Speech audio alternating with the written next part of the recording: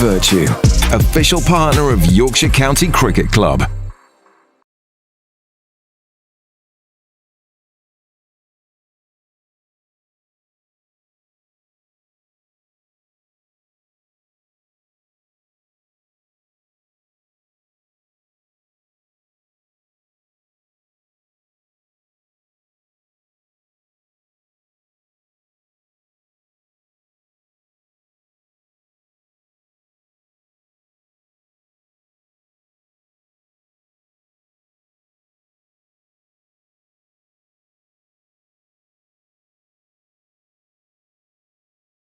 Spoken to Johnny Bess, the Yorkshire captain, of course, who came out on the wrong end of that toss. But let's give you the team news first of all, and introduce you to Mike Taylor of BBC CWR and WM. Liam Thomas, England disability cricketer, is with us, our third voice today. We've also got a fourth voice in Matt Henry of BBC Sport Online. But Yorkshire, Adam Lyth and Dom Bess will open the batting, having been put in by Warwickshire captain Alex Davis.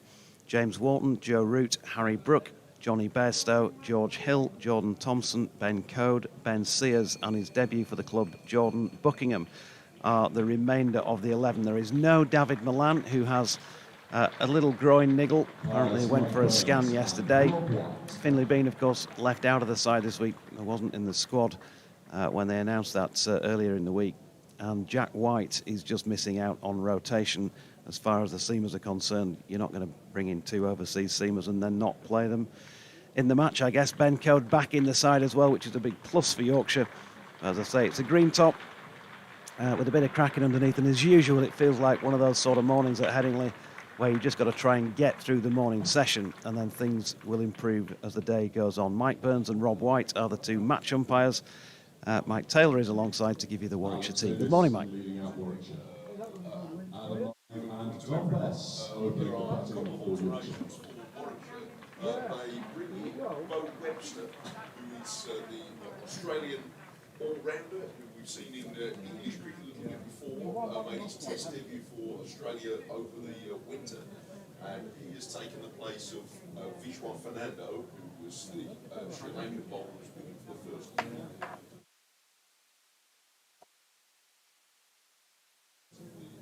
Change and a notable one. That's it. I can hear myself now. So My apologies. Spoiled everybody's day. Technically. Yes. The two change for Warwickshire then. Webster, Bo Webster, the Australian Test all-rounder for Vishwa Fernando. And they're without Sam Hain. I'm trying to see if we can establish exactly why. But Zen Malik, who was brought as the extra batter in the squad, makes his first-class debut.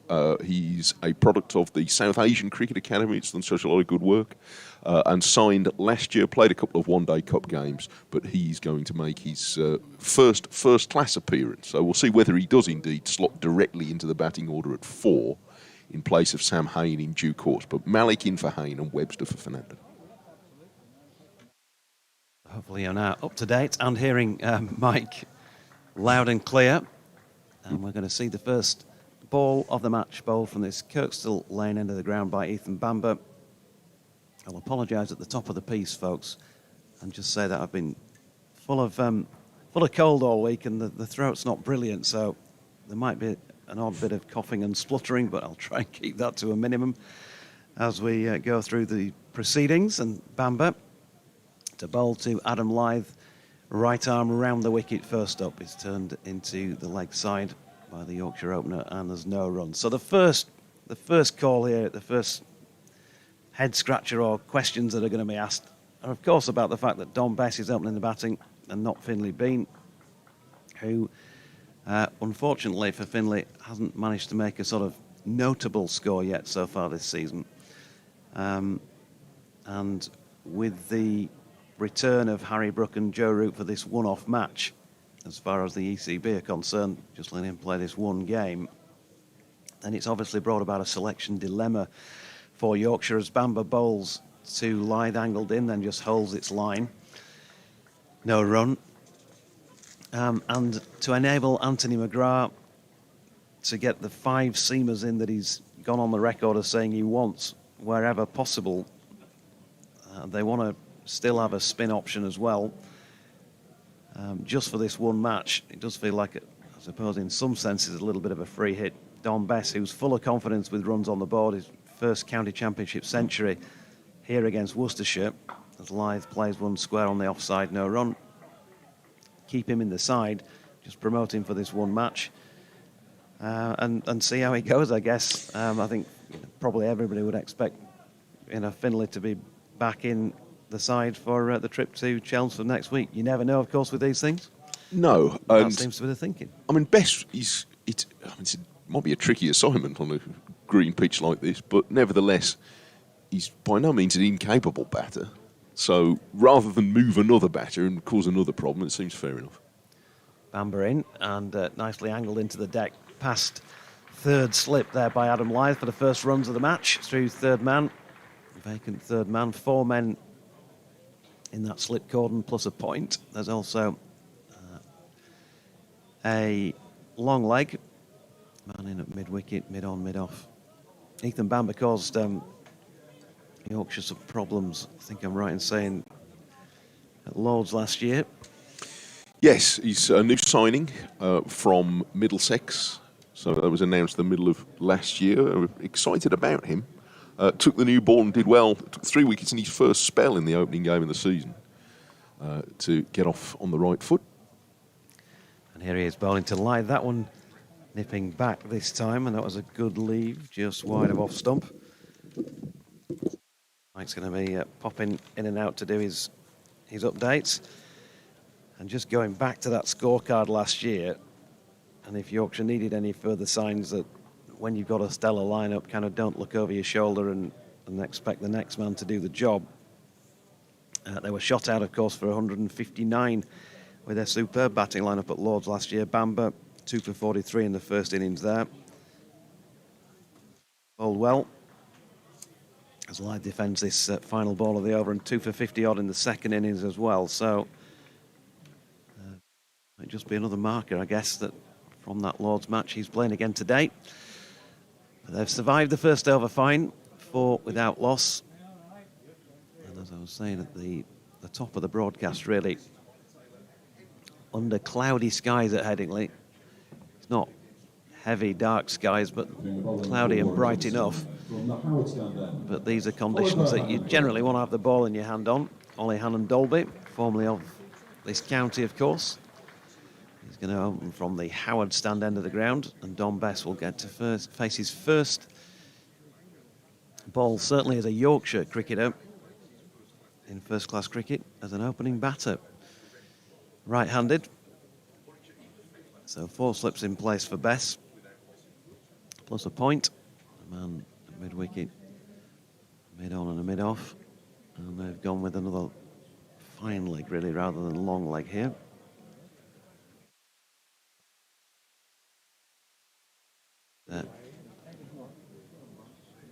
Bess just sets himself. Mike's back alongside. Let's take you through this one. Hannon Dolby back on familiar ground. Bowls from outside the off stump, and Bess is watching carefully to see the first ball he receives go through to young Kai Smith. And a good turnout already. You would think that 1 or 2 of the names on the team sheet with respect to those they've replaced. But Joe Root and Harry Brook won't harm the gate at all. Bank holiday weekend, so weather forecast not too bad. Good place to come and watch your cricket over the weekend if you can make it. Hannon Dolby bowls a little closer to the off stump, but not close enough to have Bess offering the stroke. Don Bess always comes across as a fairly phlegmatic character. He doesn't seem like the sort who'd be fazed by being thrown in first. I don't know. I think he's put his hand up to say he'll do it. Good. There is that, but he also he wants to dot all the I's and cross all of the T's. So he might have had been an interesting night's sleep last night, I think. He's a fidgeter. Hannon Dolby bowls, and Bess advances a pace and then doesn't offer a stroke at a ball that was a fraction closer to the off stump than the previous 2, which is that's going to be an interesting method.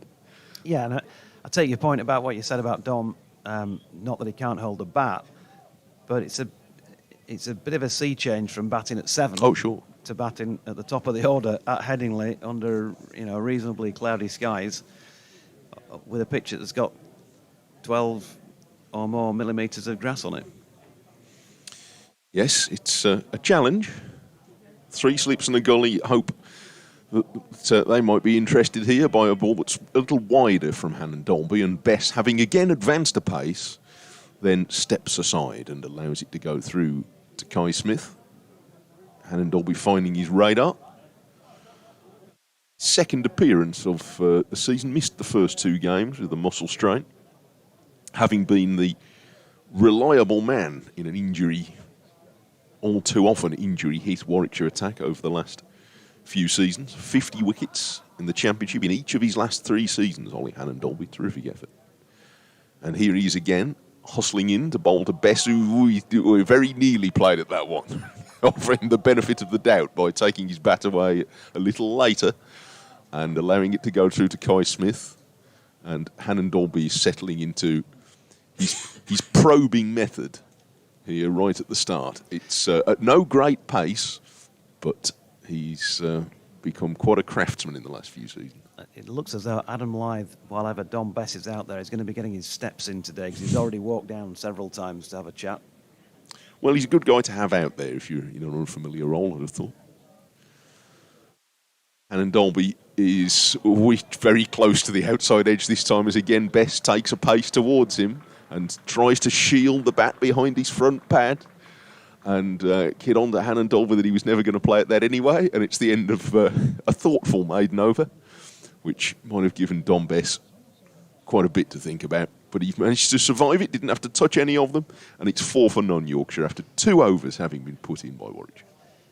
Yeah, I think that he will, as I say, he's put his hand up for this, Don Bess, to give it a go, and he'll learn a lot, won't he? If he can stick around, he'll learn a heck of a lot. New ball, green pitch, but he's at the non-striking end at the moment as Bamber comes in here to bowl to Lythe, who opens the face and runs it down back at a point. And that single will bring Bess onto strike. Don Bess, he's got a pretty good record here at Headingley. That first county championship century, it wasn't his first-class ton, because he got one of those in 2018 in one of those whoever against whoever type matches. Yes. But his first proper one, if you like, in a county champo game. 107 he made. He's averaging 35.68 on this ground in his first-class career. He's got 5 other 50s to his name. So, he likes batting here, and I think for a bloke who's batting at 7, that's a darn good record. 28 innings that's come from. So it's not just a very small sample size. That's a good performance. You got the job, Dom. But it just, adds a little bit of confidence, I guess. And he's nicked one between keeper and first slip for 4 to get off the mark for the first time as an opener here. That's a good delivery by Ethan Bamber, who'll feel very unlucky not to have picked up a wicket, but it was after you, sir, wasn't it, between the 2 fielders? And 4 runs, the result. Well, he's got away with one there, because that was a proper nick, and he immediately snapped his head around there, Don Bess, to, I think, expect the worst. But it flew through directly between keeper and first slip. Oh, they'll be cross about that. They will, because they could have looked upon it, I guess, as a 7 being promoted to 1, gets out early for nothing. Free wicket, really, at the top of the game. But he's survived it. Can he make him pay? Bamber in again, and this time Bess plays with the full face of the bat to mid-on. I think that's the captain at first slip. Alex Davis next to Kai Smith. Rob Yates at second has been especially reliable over the last couple of seasons. Promising opening bat. Bamber making his way in again then, over the wicket to Bess, who plays quite flamboyantly, really, trying to get away one of his shots, if you like. He's strong square on the wicket both sides, and he was probably trying to hit that fairly square through the offside. but a bit of a flash. And it did draw a bit of an from one or two people on the third floor beneath us. We can hear on the effects mic. It zipped through a bit as well. Yeah. Smith juggled it a bit. Definitely good carry. And there's Bamber again, and this time he goes back foot and punches Don Bess. He'll feel a bit better about life as a result of that, because his first couple of runs from a shot that he was trying to play. 6 not out and 11 without loss. Yes, that's a more confident stroke. He was into position early to push it through that extra cover gap. I don't know whether it's been as dry here as it has in the West Midlands for the last few weeks, but unusually for this time of the year, quite a lot of the outfields on the big grounds just got some slightly barer patches than they would normally. Bamber in, and Bess solidly behind this to complete the third over of the day then. So it's not been without its scares so far for the hosts, or without its opportunity for the visitors, but they haven't yet managed to take a wicket. 11 without loss as the sun just offers to peek through here in LS6. And no, there's been no rain of any note at all for weeks up here. Yes, and gardening is not my strong suit, Jonathan, to be honest with you. I'll let you know when I discover what it is, but it definitely isn't that. But I would have thought that for a ground staff long-term planning, stuff like preparing an outfield, you don't budget on it not raining in April. No. Think about the conditions this time last year. Oh, yeah. It was very, very wet, wasn't it? Ankle deep. And the Bradford League, I think I'm right in saying, delayed the start this year by a couple of weeks. You know, maybe thinking that they might be in for similar conditions, and they would have been, they'd love to have played, I'm sure. Yes, chasing the weather is always a bad move. Hannon Dolby starts a new over, bowling for the first time to the left-handed lie, the right arm over the wicket, and angles this across the left-hander, and well wide through to Kai Smith. So Bamber went round the wicket to Lythe, but Hannon Dolby is going to try from over, from the football stand end, which if you haven't been to a Headingley for a few seasons, many of you will be listening, will be regular here, but if you haven't been here for a few years, it's a much bigger stand than it used to be. Dolby runs away from it and drags his line a little closer to off stump, but not close enough to make Lythe play. He lifts the bat above his head and out of the way. Yeah, the size of the stand actually, Mike, does draw its own problems certainly in times of rain. Oh, yeah. You know, because sunlight is at a premium down that far end for about probably at least 20 yards, if not more. Yeah, I think that was an issue with Warwickshire's pavilion when they first built it a few years ago. Hannon Dolby hurries in again, and Lythe this time is forward, very gently, just half a pace forward, and securely nudging it away into the offside. There are 3 slips, then a bit of a gap to Hamza Sheikh at gully. Backward point, very orthodox early overs field, mid-off, mid-on, square leg and long leg. Warwickshire with a mainly seam attack. They do have the spin options of Rob Yates and Dan Mosley, but 5 seamers essentially. Hannon Dolby bowls, drifts onto the pads of Lythe, who's going to get a run here, nudging it round backward of square leg. Malik scampers after it to field, and they take 1, taking Lythe to 6 out of 12 for non-Yorkshire. Yeah, and you just see, and this is absolutely zero disrespect to Bessie, who's up the order today from 7 to 1 or 2, but you just see the comfort with which Adam Lythe played that shot against the same ball on the same pitch at the top of the order, and you begin to appreciate just how good he is. Yes, it's such a particular skill. Hannon Dolby bowls and Bessie's forward, checking a drive. Oh, and they've changed their mind. He's sold his mate Adam Lythe short, and he would have been run out by a direct hit. They've had 2 goes at it, and now they're going to get overthrows.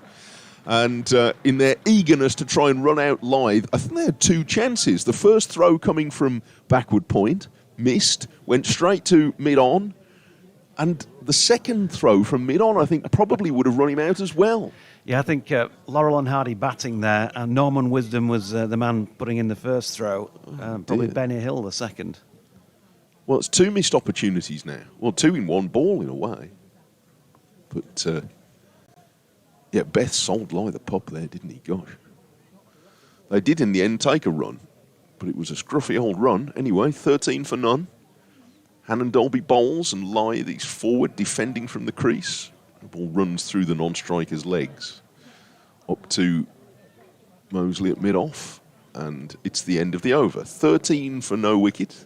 A slightly charmed life for Yorkshire's openers, Lythe 6 and Bess 7. Yeah, relatively rare, isn't it, at this level, to get the bowler back behind the stumps to take the bails off. And so it was a fair way out with the throw. And obviously, you either hit or you don't.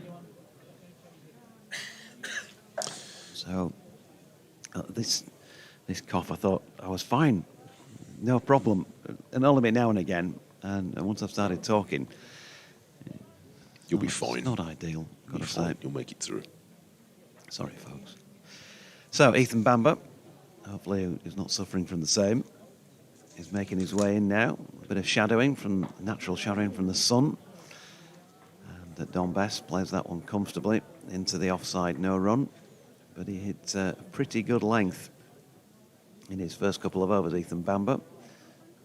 And obviously created an opportunity that wasn't taken, wasn't even attempted at being taken by either Kai Smith or Alex Davies. Clearly both thought it was one for the other, and there's not a massive gap between them either. Bamber makes his way in again. Another one which is on the rise as it goes through. Really is good bounce and carry. You're going to be excited by this as a fast bowler. And Bess does have a go at it again, and then does a bit of gardening. I'm not sure how much lateral movement there is. It's not wild, just a little bit, but that tiny bit of bounce that Bamber is occasionally getting, he's quite awkward now. That's twice he's been past that forcing stroke that Bess is trying to get away. Yeah, he's seen that big gap, hasn't he? Through the covers. And this time he gets his elbow up high and walks into a defensive push into the onside. As you'd expect, day one of a match here at Headingley, for one thing, and then the additions of H.C. Brook and J.E. Root to your 11 has drawn in a few extra spectators. So quite a good crowd in. The Western Terrace side of the ground never open for these championship matches, nor is the top tier of the Howard stand this season either, as Bamber is in and Bess draws the bat back out of the way to leave it. A relatively rare lead from him so far this morning. Yes, he's he's trying to choose his strokes carefully. Nicking that one early on probably hasn't helped the decision process.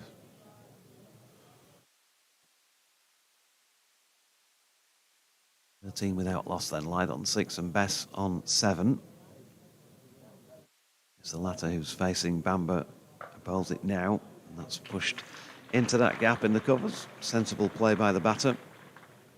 Single to him. If I can keep it together voice-wise, might have a quick look round the grounds and see what's going on elsewhere in the early stages. Because I'm not very organised and I've entirely forgotten the instructions you gave us before the start. I'm not hogging the ball. When is Liam coming in? Half past. Half past, right, okay. Not that I don't take direction well, Jonathan, but I've forgotten already. No, you've forgiven my short-term memory. Sorry, what was your name again? As Bamber's in, and that's pushed into the offside by Lythe. Final ball of the fifth, 14 without loss. So Essex down at Taunton are batting first, having been put in by the hosts Somerset, and they are 9 without loss in the fifth. And what else have we got in this division? Durham against Hampshire at Southampton. And Durham 12 without loss, having decided to bat first on winning the toss down there. In Div 2, Kent 10 without loss in the fifth against Middlesex. That's at Lords. Sophia Gardens, Glamorgan 17 without loss.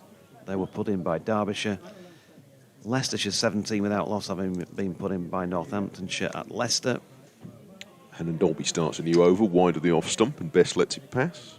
And at Old Trafford, Lancashire 13 without loss in the 5th, having won the toss and decided to bat first against Gloucestershire. That's a quick check around the ground, so not a single wicket in the first few overs anywhere in the county championship, unusually. It is always a relief at this end of the season, just that all the games have started. Very much time lost so far, by and large. Lost quite a chunk of the last game at Edgbaston, although Warwickshire weren't complaining that much. Hannon Dolby bowls tighter to the stumps this time, and Bess is very carefully forward. He's got time to get into position and pushes it back up the pitch to Hannon Dolby. It's quite a choice of options for Alex Davis. Webster, he's got ready to come in. I don't know whether he's quite as tall as Hannon Dolby. He wouldn't be far off. But be keen to have a look, I'm sure. Ed Barnard, very reliable seamer, and Michael Booth, who's probably been the quickest of the Warwickshire seamers in the early games and the most successful with 13 championship wickets so far, so he's got quite a choice. Best checks a drive up to mid-off. He slips as he goes to pick it up. They don't get a run. So both teams essentially going with the same shape of attack, aren't they? 5 seamers. Rob Yates, the opening batter, be the first spin option, and then Dan Mosley, if required, bowling his darts. Which brought him a lot of joy in white ball cricket in particular. 4 slips are ready. At 14 for no wicket. Hannon Dolby bowls. Oh, and Bess is poking this off an inside edge down just past his pad. Might even have gone behind his pad, but he was a bit worried where it was going off the inside edge to start with. It's fallen safely. He's not good for his heart rate, is it, Don Bess? Doesn't cut the figure of a fellow who's having a wonderful time out there at the moment, but he's hanging on. No. He's doing the job. He's definitely a man who's up for a challenge, well, so he's taken one on here. Fair play to him. Hannon Dolby on his way from the football stand end and pitches this right up to Bess, who drives, not quite out of the middle, but low and straight to mid-off. It's what you'd want a willing victim. If the coach goes into the dressing room and says, "Look, fellas, one of you lads is going to have to open. Root, I know you used to do it for England, but not you." Yeah, well, so, Harry Brook had a go at opening for Yorkshire a few seasons ago. Yes, he did. So they're excused. So yes, noble effort by Bess. He's 8, waiting for Hannon Dolby, and he gets a nice juicy one to drive down the ground and a stylish stroke, and on drive for 4 runs. That'll settle him down a bit. Good stroke. He's 12, and after 6 overs, Yorkshire are 18 without loss, and they're distinctly happier after that stroke. Yeah, sign of a good player, isn't it, usually? Get it on the deck through that area. So, nicely played. Martin Bloomfield says, an interesting ploy to use Dom Bess to open. I heard JB say that Dom volunteered, so good on him. He's proven himself in the past to be a dynamic night watchman, so it may well turn out to be a cunning plan. Looking forward to watching our meaty pace attack when they get their turn. That is BBC West Yorkshire Sport at gmail.com if you want to get in touch. Neil Dutton's done the same.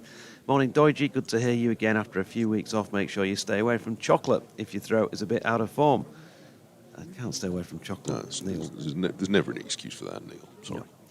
No. He says, very interesting to see Bess at the top of the order. Certainly been in form with the blade in 2025, but still a challenge for him, as it's proving. But he's still there at this moment in time. As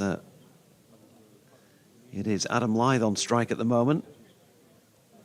Ethan Bamber bowling round the wicket to the left-hander, who pushes into the offside and takes a single. Trevor Mason says, Bess opening, exclamation mark. What's going off out there? Thanks for the good wishes, the throat. Yeah, it's not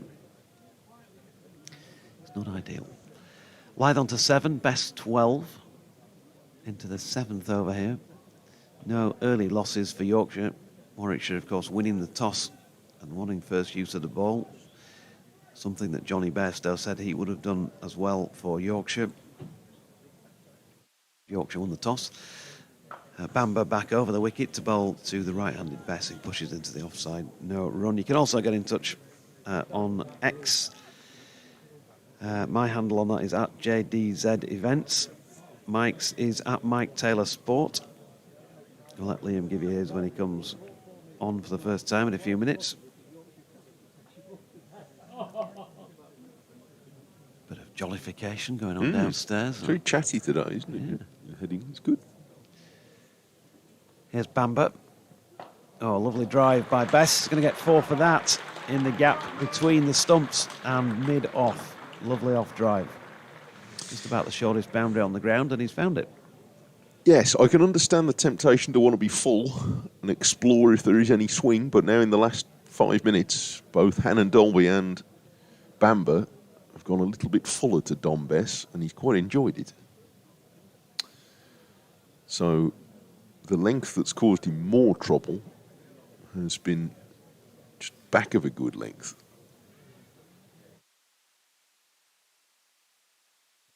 Yeah, very much. And he's been kind of slightly limboing a couple of times, on leaning back to try and smash it away through the offside. Ooh, good delivery, and he's got him. This time, a good comeback from Bamber. He dragged his length back. There was a bit of nip in towards Dom Bess and an inside edge through to Kai Smith. And Yorkshire are 23 for 1. Bess gone for 16. Yes, that's exactly the length that he wanted, and that was a pretty good ball, I think. Came back just a fraction. He was forward to it, but he was then awkward length where it wasn't really clear where he wants to be forward or back. And nicely taken by Smith, moving away down the leg side, so he'll feel a bit better after missing out early on. I don't think that was such a bad experiment in the circumstances for Dom Bess. It might have thought differently if he'd have ended up running Adam Lythe out, but that aside, then I reckon having knocked off nearly half an hour's worth off the new ball, that's not too bad as a result, I think. See how things work out in the longer term. James Wharton in his accustomed position of 3. Going out to bat with Adam Lythe. Bess getting a warm round of applause from the home support, who I think would also acknowledge that that was a good delivery by Ethan Bamber. And you always like to see people learn, don't you, when playing sport, and that was, I think, a case of immediately doing so, having just thrown it up a little bit too full the ball before.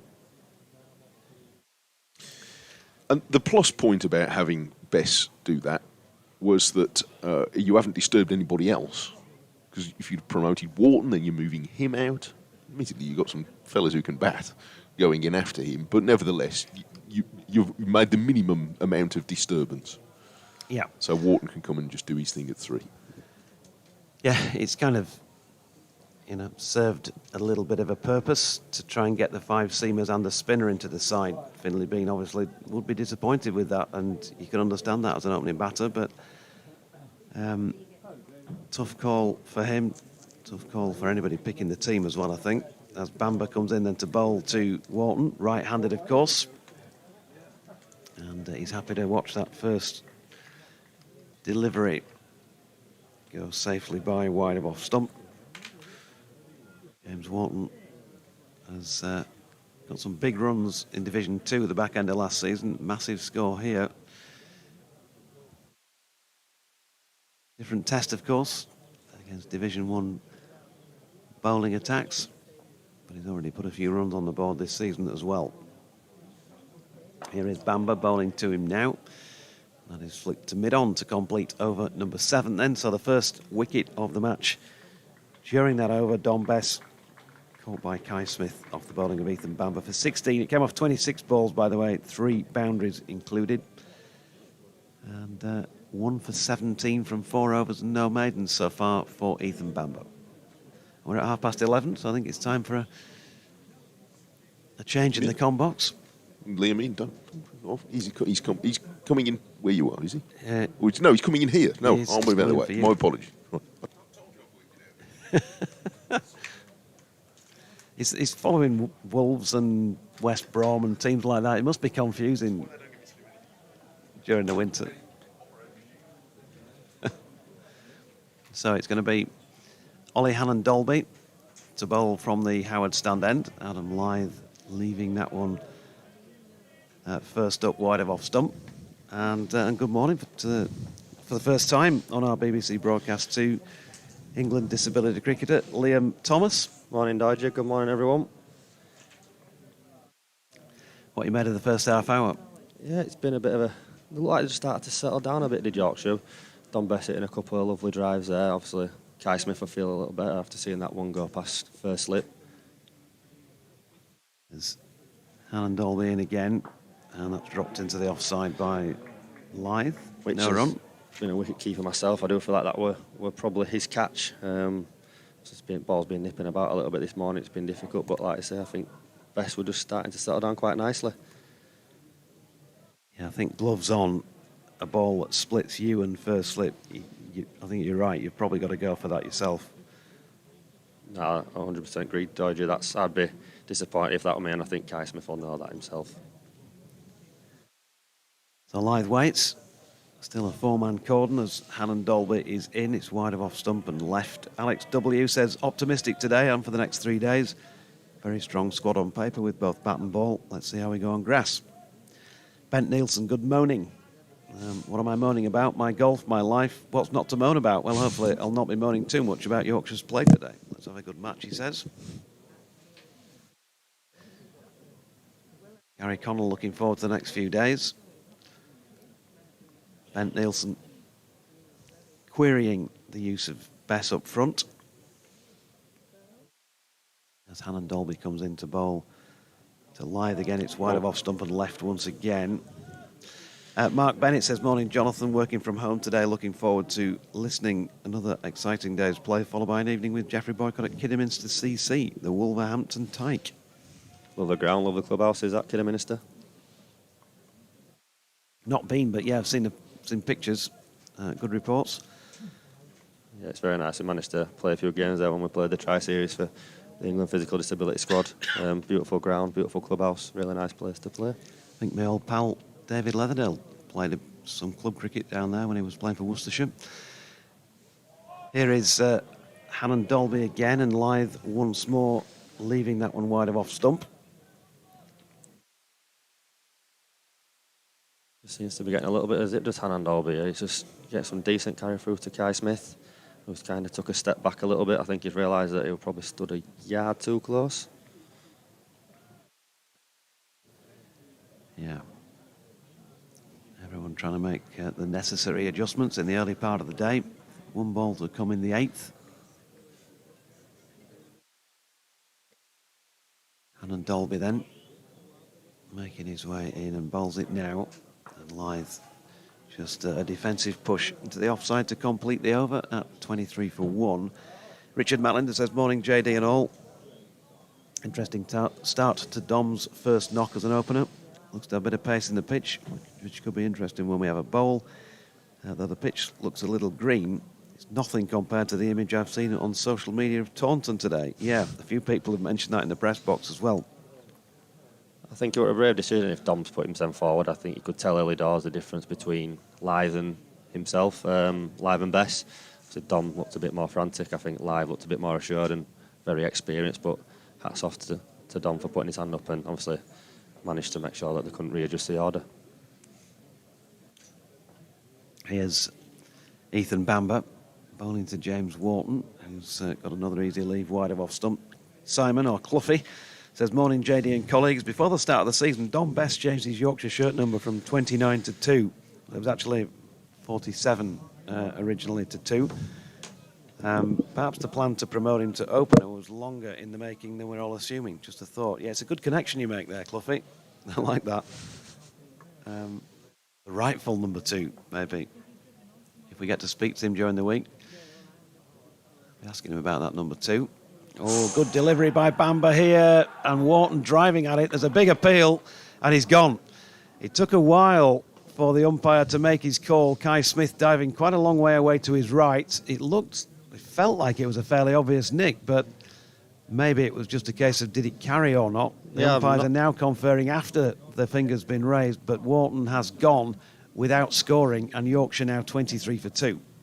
Yeah, he just fumbled it there, didn't he, slightly? I'm not sure if everybody were a bit confused whether it stuck, but I think he managed to grab it in the end.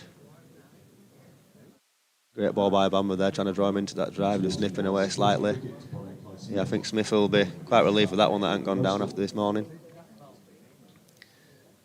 A disappointment for James Wharton. Caught Smith, bowled Bamber, second wicket for Ethan Bamber.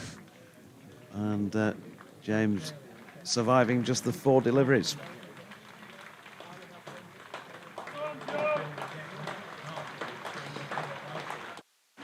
Quite rocker from the crowd now, and rounds of applause for the man striding out to the crease right now, which is Joe Root. Yeah, it's not bad, is it? You first go on air on a BBC radio commentary, and within 6 minutes, Joe Root's walking out to bat. Couldn't have timed it any better. I could have died you. Absolutely thrilled with this. But it's not going to be easy for him. Like I say, the ball's nipping about a little bit. There's a little bit in this pitch. So both bowlers have got it nipping it both ways. Obviously challenging that outside edge. Yep, won't be. And this is what you've got your big players for, isn't it? For situations like this, this is where they've got because they're able to get through these difficult periods. So he's certainly not going to back against Joe, but won't be easy. 8.2 overs in, and Yorkshire have lost 2. Bess for 16, Wharton without scoring, and Bamber bowling to Root, who is advancing down the pitch first ball and playing and missing. Seems to be a bit of a ploy from the Yorkshire batters, I think, to try and negate that movement. He's just take a couple of steps down, try to move the bowler's length a little bit, get him to do something different, but it seems to be nipping about quite a bit, so going past the outside edge quite frequently.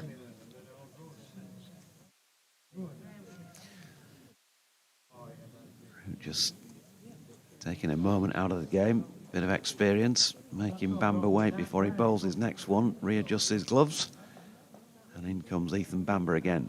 Kirks the lane end, and this time top of the bounce. Root drops it into the offside, no run. Malcolm Palmer says hi JD, was just about to write that Beth looked the part. That's cricket, eh? Still think we should get a decent score batting first, though it'll never be easy. Yeah, nobody's going to argue with that, I don't think, Malcolm. No ball from Ethan Bamber there, he's going to have to bowl it again.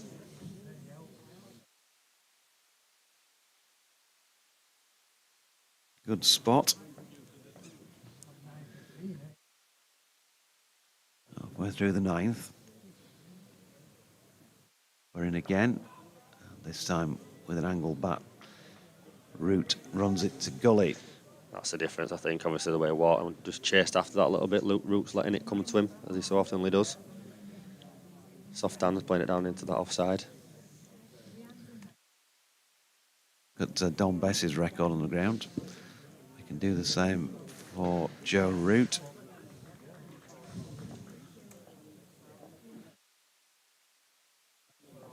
As in comes Bamber once again. And Root once more, visibly walking down the pitch just before the bowler lets go.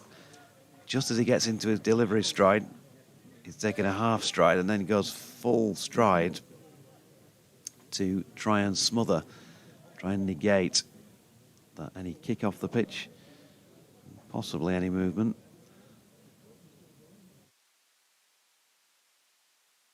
Ball of the 9th to come.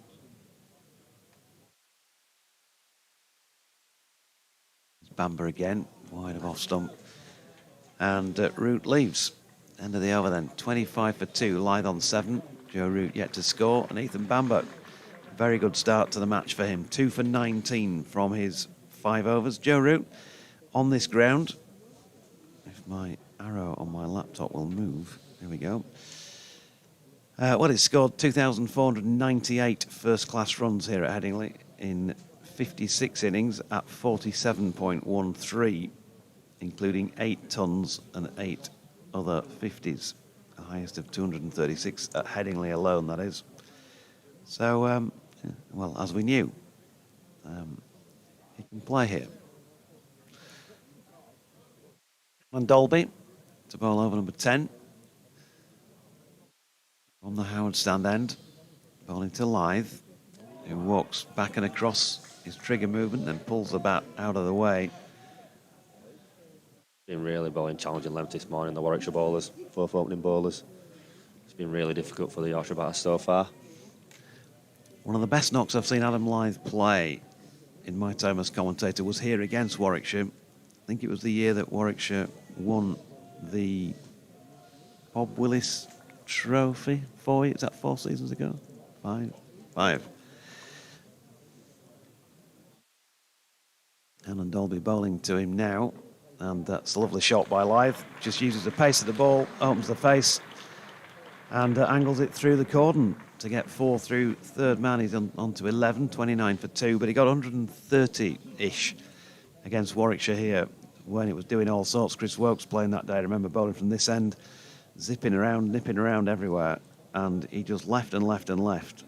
A bit like his knock at Hampshire a few weeks ago when he got 100 first up. But he was more fluent here, if you like, than he was down there. When he wanted to play, he could. At Hampshire, it was almost like he was working his way into the season with a bit of a net in the middle. And got some fluency as he went on. Here he's slightly cut in two by a ball that nips on him. From Alan Dolby, turned to mid-wicket, no run. I think that's the key, Dodge, if we can get through this period, make the bowlers tired, and hopefully cash in a little bit later on in the day. Hopefully we can replicate that score again today.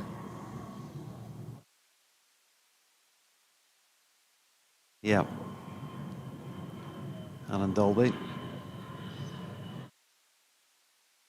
Bit of experience, of course. Playing against Adam Lythe in these sort of matches. Has he got a trick up his sleeve to try and get the Yorkshire opener out? Not with that delivery. Wide of off stump and left.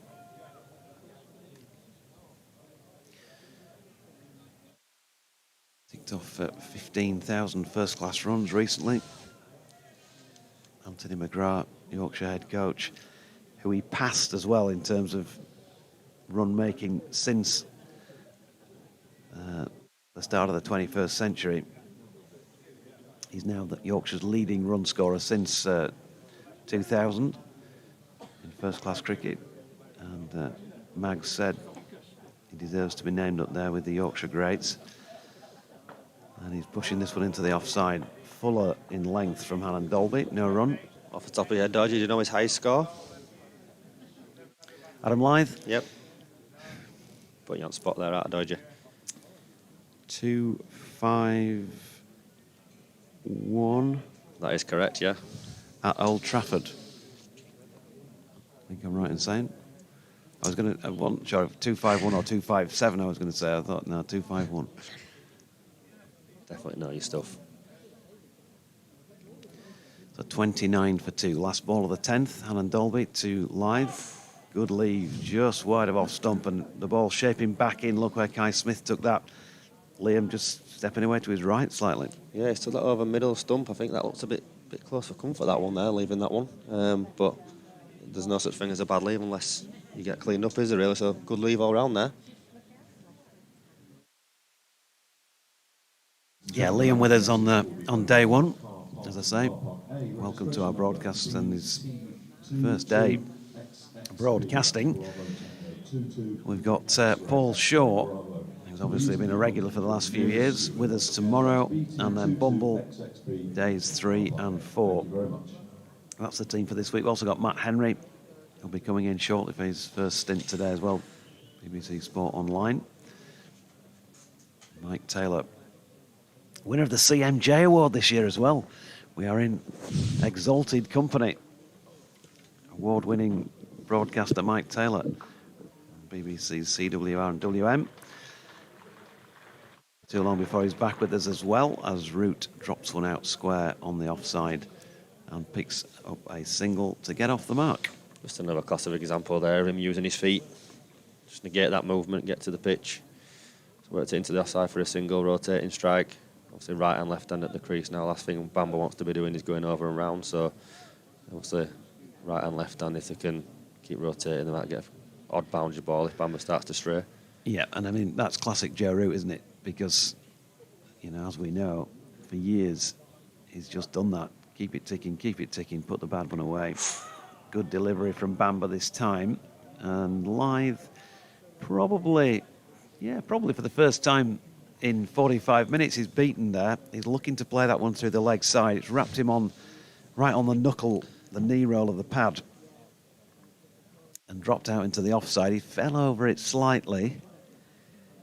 So that'll offer more encouragement to Bamber, who's bowling well. Comes in round the wicket, this time angled in but wider, and holds its line off the pitch. Lythe with easy leave. I think he's just trying to draw him into that loose shot outside off stump, but Lythe's not being drawn into that yet. It's pretty good cat and mouse here from both of them, from batter and bowler.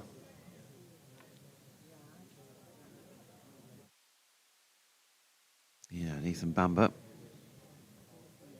Tail up, but how long will his spell last? You've got to be starting to think as well. He's getting towards the end of his 6th over here. He's in again. Lythe once more, really compact. Lets that ball come to him and runs it to gully. Jonathan says, hi guys, Yorkshire's changes in the batting order have mostly been forced due to the need to accommodate Root and Brook. Given that they were only ever going to be given one game each, could they not have played in different matches to cause less disruption to the team? I don't think so, is the answer. I think the reason that they're both playing in this match is because this was the match. It sounds like they were allowed to play in. Certainly, as far as I'm aware, as Bamber to Lythe, and again, slight discomfort from Adam Lythe as he plays that, but he safely negotiated it. Bit of warming up going on. Warwickshire, unhelpfully, don't have numbers on the back of their sweaters, so if you're not familiar with people who you're not seeing every week. Don't know if it's Bo Webster warming up down there. 30 for 2. Bamber in, and Lythe again. He's just feeling for that ball. He's got it towards the inside edge of the bat and diverted it to mid-on. So Bamber continues to ask questions of Yorkshire here. He's come up with the right answers on, well, 3 occasions really. He's taken 2 wickets. He could have had another one early doors. A really good challenging over there, challenging his inside edge. He's been taking it away, and then obviously bringing a couple back in there.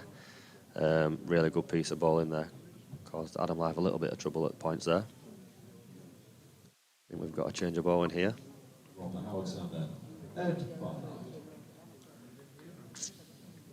Yeah, Ed Barnard is going to have a go at the Howard stand end.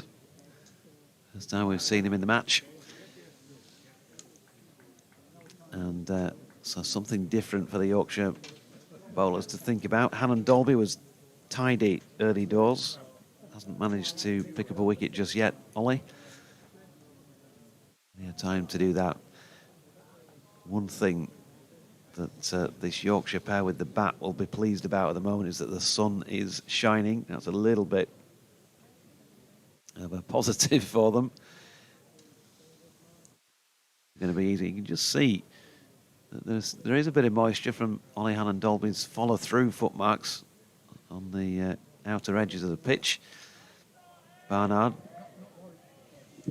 wide of off stump with his first delivery, trying to get loose, and Root happy to watch it go by.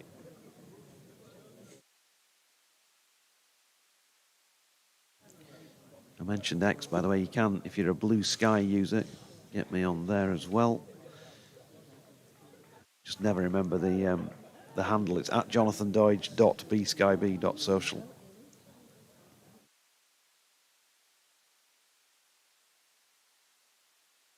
There is Barnard again, dear me. That one swings a long way after it's pitched. Look where Kai Smith took it, almost 1.5 slips. Got across a long way in front of Alex Davies. Very, very generous from the umpire there. Great stopping then by Kai Smith. Took it in front of Davis. Been made to work this morning, is Kai Smith.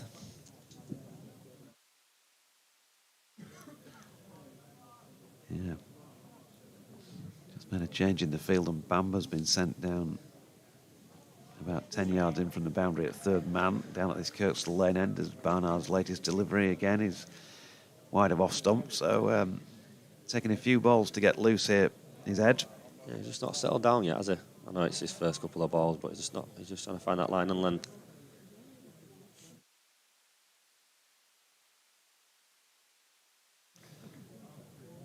Just the 3 slips. And he comes in then to bowl to Joe Root. Gets the ball straight this time and turns it to leg. No run. So the latest field setting. Mid-on, Ollie and Dolby. Mid-off is a bit tighter. There's still a gap through the covers. There's a man at point, third man, 3 slips in place. Fine leg. And a mid-wicket. And here's Barnard again. Just starting to get into a rhythm towards the back end of the over. That was better. Root deposits it square on the offside, fielded at point. Yeah, I just think they're leaving that cover region open just to try and entice him into a drive, especially with the ball moving around as it is. But I just don't feel like Ed Barnard's settled into that right line of length yet. Maybe go a fraction fuller, just trying to draw that drive. He's bowling back of length at the minute.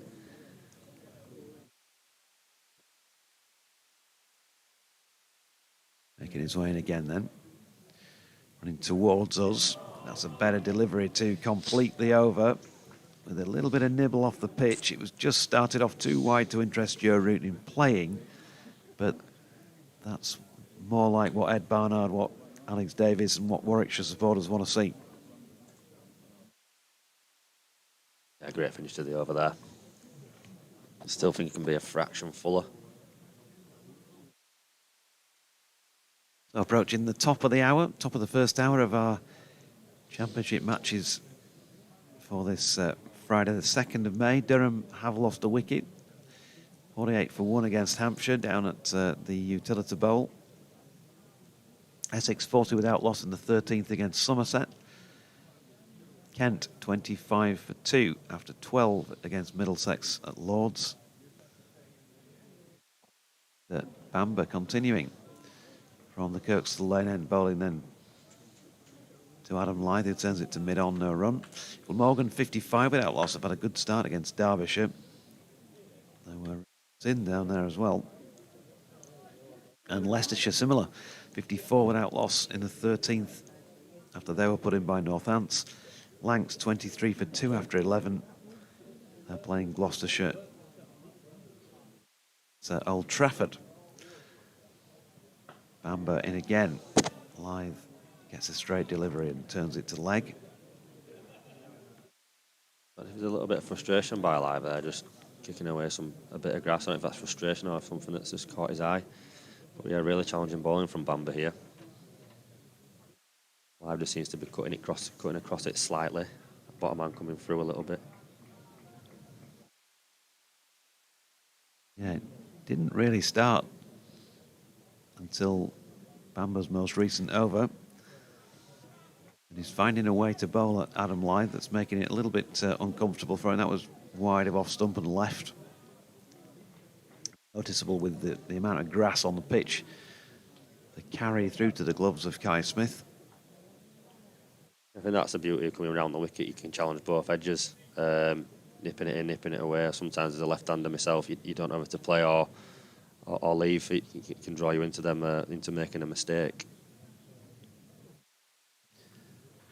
Yeah, Bamber in again. Ooh, Lyth. Does have a little swish at this one. Goes past the top edge. It's a real sign of frustration there from Lyth, as we mentioned previously. Root going down to have a word with him now, just to tell him to reset. Trust his instincts, trust his process. I think part of that was length. He didn't seem quite to know whether to commit fully to playing from the crease off the back foot. So probably a little win morally for Bamber, who's in and bowling at him again, this time straighter and a little bit fuller. And Lyth able to play half forward and defend back to the bowler. Yeah, it's a good little battle going on here between these two. Going back to that shot, it kind of lacked a little bit of conviction, as in he didn't know whether to play or leave. And I think playing that shot on this pitch with the bounce and carry, it could have easily caught the outside edge, really. No good little battle here.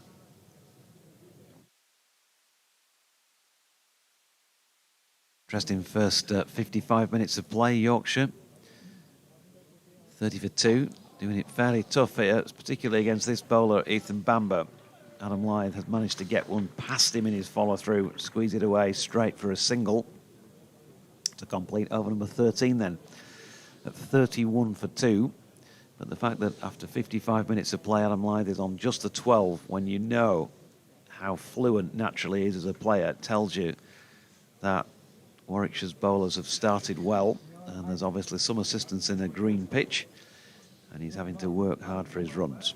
I think you could say the same for Joe Root as well. 1 off 12, normally pretty good at ticking over, rotating. So I think he's just taking some time to bed back in and reassess, and say the best players always catch up later on. So yeah, interesting period. Brook, of course, due in next. And when you've got players of that quality, you want to make sure that you're giving him as much chance as possible. So big job for this pair to do.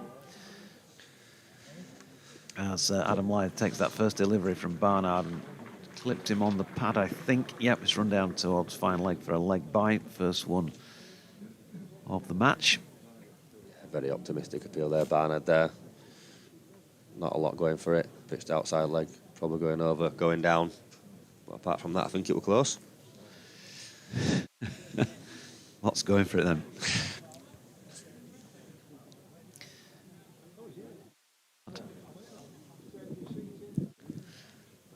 Making his way in again.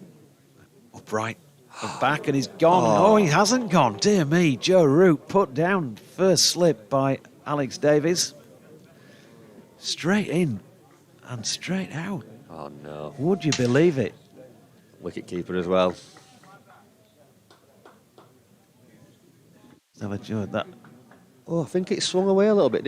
I'm not trying to make excuses, but I don't know if it just started. It's a good delivery. Yeah. Angled in towards him, and it nips away. He has a little push at it, straight to Davies. It looks like he might have hit the heel of his hand, something like that. But really, you've got to take those, haven't you? And particularly when you've got this fella on strike. Bigger miss could that be? Barnard in again. Root coming down the pitch to try and negate that movement that we saw the ball before. Maybe a bit of bat, certainly some pad involved in that. Nipping out. Yeah, he'll be fuming. I think Davis, how much he's going to be suffering with that one there. That's all. One chance. Big scalp. Joe Root. Fairly well. Regulation. Fairly easy. Harry Brook in nice and early. Barnard coming into bowl again. Joe Root. Defended into the offside for one. Well, for a dot ball. Yeah, Root. Well, what a let-off. What a let-off for him. And again, just, I think, goes to show, doesn't it? First knock of the season for him, of course. Entitled to be a little bit rusty himself, but that was a good delivery, and that would have found the edge of many players' bats. Here's Barnard again. This one angled down the leg side, and Root misses out. So just starting to feel like there's a bit of frustration among this Yorkshire pair, despite all that experience that they've got. A double change in the combox. In fact, probably a good time for Liam to step out right this moment, and we'll bring in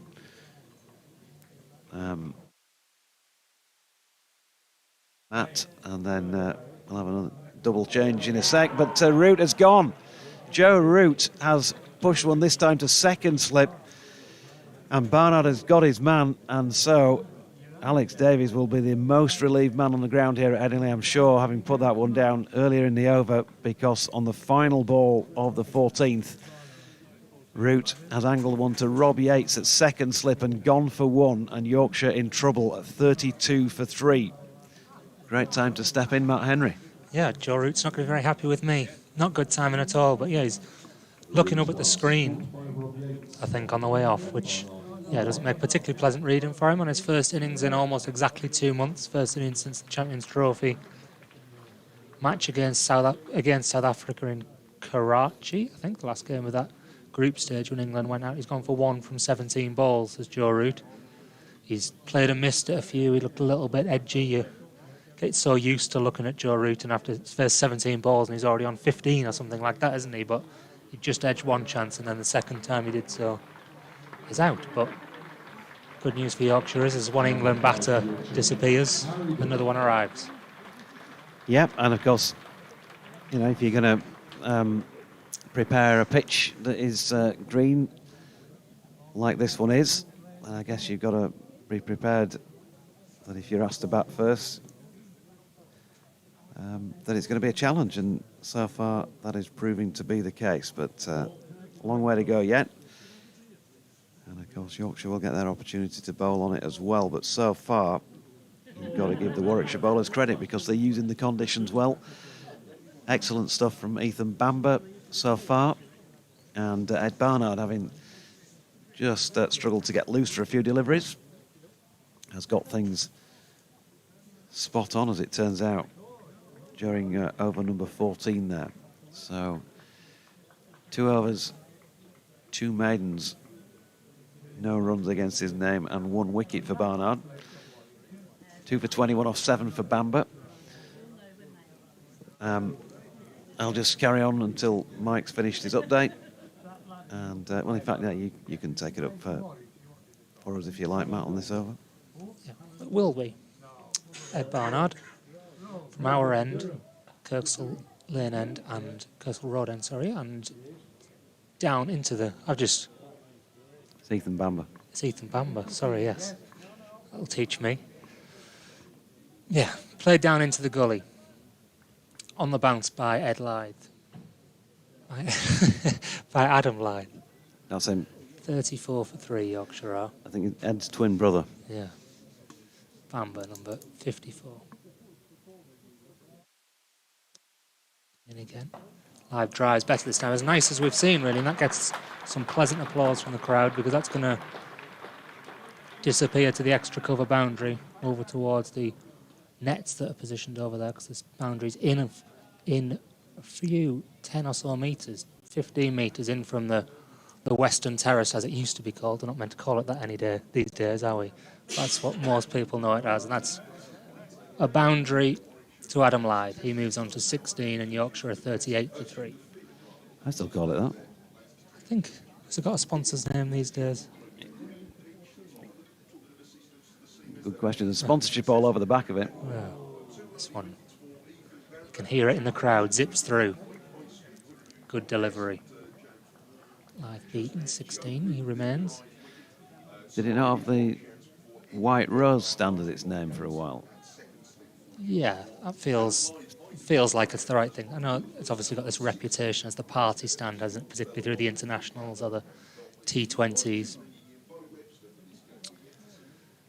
It's empty today. They've closed off that side of the ground today. There's a fair few members in to our left. Bamber in again and driven again. This one straighter by Lythe. That's a good shot as well. I don't think he's going to get 4 for it. It's being chased. Well, pull back in, but Lythe will get back for 3. Throws a little wild. I say a little wild. Kai Smith's got to run 10 yards or so to his left. Field it in front of third slip to take that catch. Yorkshire move on to 41 for 3. Yeah, well, just bring Mike back in. If you want to just step out for a second, swap over this side. Just take this next delivery. Well, that's going on. 41 for 3, as Matt says. Adam Lythe has had to work very hard for those 19 so far. And Harry Brook, another player with a great record on his ground so far, and he'd love to enhance that in this, his first Headingley innings of the season. And by the looks of things, his only county championship appearance of the season. Just making Ethan Bamber hang on a moment or two while he goes through his pre-first delivery routine with a bit of a bat twiddle. And he's going to come in and bowl it. Now then, Bamber to Brook, who does have a little fish at his first ball wide of off stump. Probably a good time for me to step out. And so welcome back, Mike Taylor, and Matt Henry will follow me in the chair. Thank you, Jonathan. I think what we're seeing is that no matter what reputation or record you might have, it can be pretty tricky, and it's interestingly, it stayed just as tricky even though the sun has come out for the last half an hour. You would think that might ease things a bit, but it hasn't noticeably. Bamber's running away from us and bowling wider of the off stump, and Brook having nothing to do with that, a flamboyant leave. But it always used to be the sort of maxim that it would swing when it was cloudy and not so much when it isn't. And that feels to be the case here more than anywhere else, doesn't it? It feels like it gets mentioned Yes. at Headingley more than anywhere else. If it's cloudy, it seems around here, but it has moved quite significantly today on what is a very green pitch. Something there. Bamber has Brook defending from the crease. It's the end of the over. 41 for 3. And fortunately for Warwickshire, the drop of route didn't have a lasting consequence in that Barnard got him in the same over. They might have had Adam Lythe as well, who was battled through very well, but was almost sawn off by his mate Dom Bess in the early overs. Yeah, dodgy run out. I was upstairs with Kevin Howells, who's here for 5 Live listeners, and it's a bit of chaos, wasn't it? I think you said it on. I think I heard you through Kevin's headset saying that could have had him out 2 or 3 times with the throw that came missed from extra cover, missed again Missed from mid-on. Yeah, I think it could have been run out both times. Scruffy old run that was. Anyway. Yeah, it's going to be Barnard from the far end. I'll get my B's the right way around this time. It's a lie. Adam Lythe's on strike. This one's defended into the covers. It's not going to be a run there. Lythe's had to battle risky moments early on. Hadn't got many away, but those 2 drives in that previous over, probably the best 2 shots he's played so far. Yes, and if he hangs around till lunch, then Warwickshire really will regret not having taken the chances to remove him, although he hasn't offered a chance yet off his own bat, so to speak. Barnard again from in front of that Howard stand at the far end, left blown out by Adam Lythe outside off stump, left-handed Lythe, and he's down to prod the pitch, and there are already a few footmarks on the pitch, I guess because it's so green. They're clearly kicking up a bit of soil and a bit of dirt as they come through, because Dom Bess won't mind the look of that. I guess a few footmarks already. It looks as though it's damp underfoot, doesn't it? Which living in Leeds personally, not been much rain around the last few days. Barnard again. That one seems to bounce a bit more, but Lythe's got his gloves and his bat high to leave it alone outside off stump. No, and it's been sort of unusually dry almost everywhere, which is reflected in the outfield. This is from here, if you're looking at a photograph, it looks more of an August outfield. And this is by no means unique to Headingley at the moment. It must have been very, very difficult to judge planning that this season. Barnard. O'Gannon Lythe attempts to force it off the back foot, but picks out the fielder at point. He's up there. Seen fewer and fewer of the big woolly jumpers as the sun's come out during the day, which hide the numbers on the shirts. Yes, Warwickshire have gone back to the cable this year. Nice, aren't they? First time I've seen Warwickshire play this season. No, they're very smart indeed. But the Commentators Union has had a word. Barnard, 2 balls to go in this over. Lythe leaves it alone again outside off stump. He's watchful here. He knows that the job is to get through to lunch. This is the 16th over. 41 for 3 Yorkshire. Joe Root. As we say, first game back, first game of the season, out for 1. Yes, mind you, it occurs to me that I'm old enough to remember when it was thought heinous that cricketers should have numbers on the back of their shirts anyway. It's just easier, isn't it? Makes everything easier. The modern world. Lythe steps across his stumps on the back foot again. He's going to get a single this time, is he? Yes, he is, eventually. Harry Brook calls him through as the ball goes down towards third man. Takes the score to 42 for 3 at the end of the over. This is, of course, Brook's first game since being named England white ball captain as well. We're here for that month or so ago. Yes, and that's quite an honour for him. Still, it feels relatively early in his career, even though he's got such a lot of top-grade cricket behind him already. Harry Brook. Well, I think in the announcement in the announcement that Rob Key made when Brook was confirmed, he admitted that the chance had come round for him quicker than many people expected, that this was sort of the plan that England had, that he was the next in line to be the white ball captain, but they'd got to this position quicker than expected because Jos Buttler had those 3 difficult, 2 World Cups and a Champions Trophy, and the change had to be made. Well, it's a new challenge for him. It's a challenging enough situation he's got at the moment, although he's at the non-striker's end for the new bowler Michael Booth, Warwickshire's leading wicket-taker in the early weeks of the season, and probably the quickest of their attack in these early weeks, and he bowls down the leg side. His first ball taken acrobatically by Smith. For those who don't follow Warwickshire regularly, to whom Booth is a new name, he played 1 championship game at the start of last season and then was troubled a bit by injury. But he has South African roots, but Warwickshire found him through Durham University. But he's a strongly built seamer and bowls onto the pads of Lythe, who's easing this away to mid-on for a run to go to 21 out of 43 for 3. Scoreboard is very, very good here and very quick. 43 for 3. But Booth is a muscular figure. His pace, and there is a bit of pace about him, but it always, I think, it comes from the shoulders here. He's a big, strong lad. Not dissimilar to Fergus O'Neill, who I watched a bit the first game of the season when Nottinghamshire were playing Durham at Trent Bridge, and maybe it's just the undershirt that he's wearing under his shirt, but he's not dissimilar in a bowler to that. Yes, he does look as though he's dressed for March rather than a sunny start to May, and he has Brook thinking of nibbling at a ball outside the off stump. Perhaps the benefit of the doubt to, actually looking at the replay, I reckon he did push at that. He was quite glad not to touch it. Just seemed a fraction away from Brook, who is yet to score. Yorkshire have already lost this morning's Bess 16, Wharton no score, and Root 1. To be 43 for 3, having been put in the 17th over. Booth bowls Fuller, and this is driven firmly down the ground for 4 runs by Brook. It'll scoot over the shaved outfield there.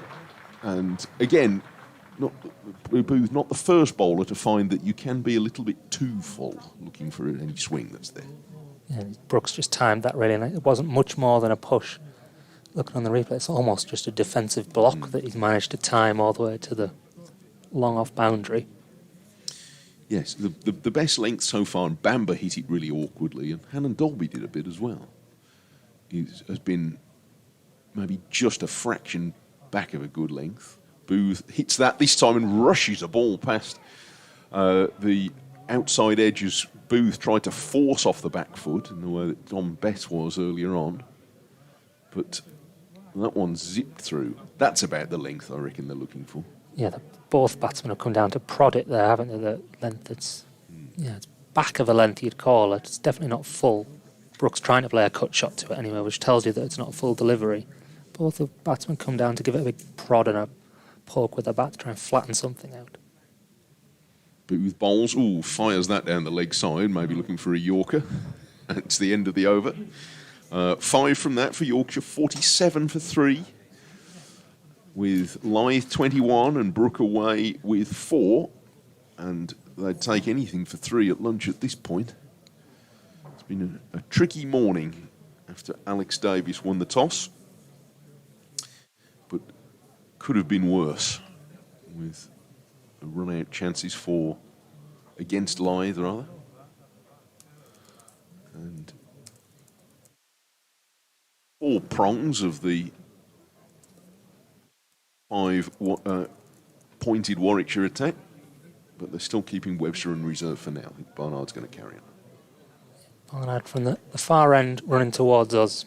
Adam Lythe's got that step across his stumps that he makes. It's not full Shivnarine Chandapal from back in the day, but it's a bit pronounced the way that he starts outside leg stump, but he lets this one go again, as he did quite a lot in the previous over as well. Yeah, Barnard's just probing away outside off stump. Webster, because I spoke to Cameron Green a few weeks back, who obviously the other very tall Australian fast bowling all-rounder who stands at third slipper in the gully. There are a lot of similarities between the two of them. He's not bowling, is he, during the spell at Gloucestershire? This one's on the pads from Barnard. Tucked for no run, but he's not bowling because he's coming back from a back injury. But Right, Webster is bowling during this, but he's here as a proper all-rounder, isn't he, for Warwickshire in this spell up until the Test Championship final in June, isn't it? Yes, he's only landed this week. They have this sort of patchwork of overseas players signed for this year, Warwickshire, of which Webster is one of 4. Well, I've beaten the ball, or just poked it a bit wide of Webster there. He's a tall man to get the ball around in the gully, or in third slip, really. But he does get a singles. Adam Live to me at 22. Yorkshire to 48 for 3. Yeah, Webster's almost big enough to be able to field at third slip and gully at the same time, isn't he? Huge wingspan. But he, as you say, is here for the next few weeks. They had signed Tom Latham basically for the whole summer, but he broke a finger in the nets batting for Canterbury, New Zealand. So he hasn't come yet, but I gather he's likely to be here by next week. And then they've got Hassan Ali to fill in the gaps as well around that. So it's a useful lineup if they can get any 2 of them here at the same time. Yeah, then you had someone like Chris Wilkes if he can manage to get over this ankle injury as well, obviously. Brook's on strike now. He's going to get a single as well, just guiding the ball down to third man through the gap there. Chris Wilkes, ankle injury. England are announcing their squad for the Test match against Zimbabwe today. In fact, they may have already done so. Yes, Chris Wilkes is, well, he's not playing today, so he's not going to be a part of that because he's struggling with his ankle injury. No, I think probably would have helped if he was fit today. He's been sort of inching closer to being fit for the last few weeks. Chris, but Warwickshire will be glad to have him when he is. Lads on strike again. Now that one's hit on the pad, and there's a big appeal for LBW. It looked a little high to me from this angle, and the umpire isn't really interested. Big appeal from both bowler Barnard and from behind the slips as well. It felt high. Yeah, it's above the pad that's hit. Looking at the replay. And from that angle, if it's hit him in line, which it might have done, then it's going to be doing well to go on and hit leg stump. Because he came round the wicket there, Barnard, and was reasonably wide on the crease. It's a good bowler. Yeah, now come in to finish the over. Lyons played a strange shot at this one. He's tried to perhaps run it down again. It's a third man, but he's only managed to hit the ball on the bounce into the fielder at the slips, And there is no run, 49 for 3 at the end of the 18th over. Well, it's twice in that over that Lythe, who has been making some pretty good decisions up to now as to when to play and when not to, twice in that over he's attempted to leave and managed to nudge the ball down, perhaps inadvertently, maybe even off the face of the bat, but nevertheless, he didn't really want to be playing that one. So that's a promising line for Barnard, who's now through 4 overs. Boothie's starting a new over from the Kirkstall Lane end and has Brook defending firmly off the back foot. And Warwickshire keeping this attacking field as you would in these circumstances with 3 slips. Been there as they have been throughout, but they have now got a third man back. It's cover point, mid-off is a little bit wider. Perhaps the normal, mid-on, and then 2 back out on the pull. And this is Fuller and driven, square driven for 4 runs with some authority by Brook. That's twice now that Booth has tried to really pitch the ball up to him, and twice it's been dispatched. Another good shot.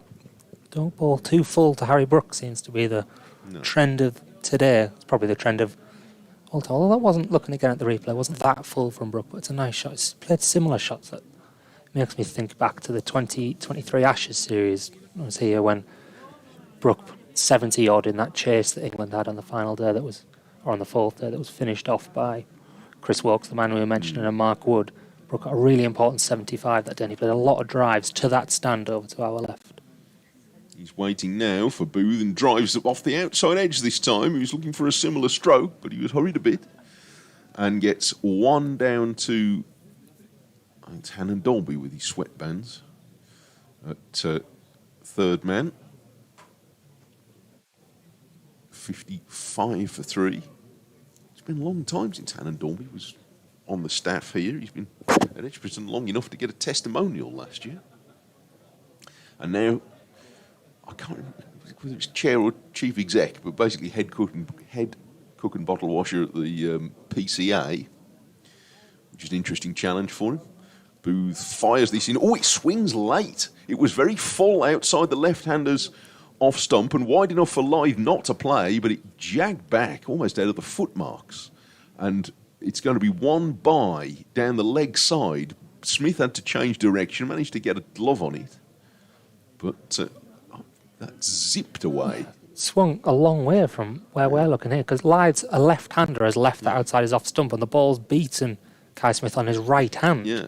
Which tells you how, because the angles, if you can work out in your head, the angles just tell you how much that's swung in. I wonder if it just flicked out of the footmarks a bit. This is turned off his pads by Brook, and he's going to get run through mid-wicket. There's a big chase around the boundary from Malik, who is going to haul it in now and gets his throw on the way, but not before they've completed 3 runs. And again, just a shade fuller, and Brook able to get into position easily to drive that one through the leg side this time.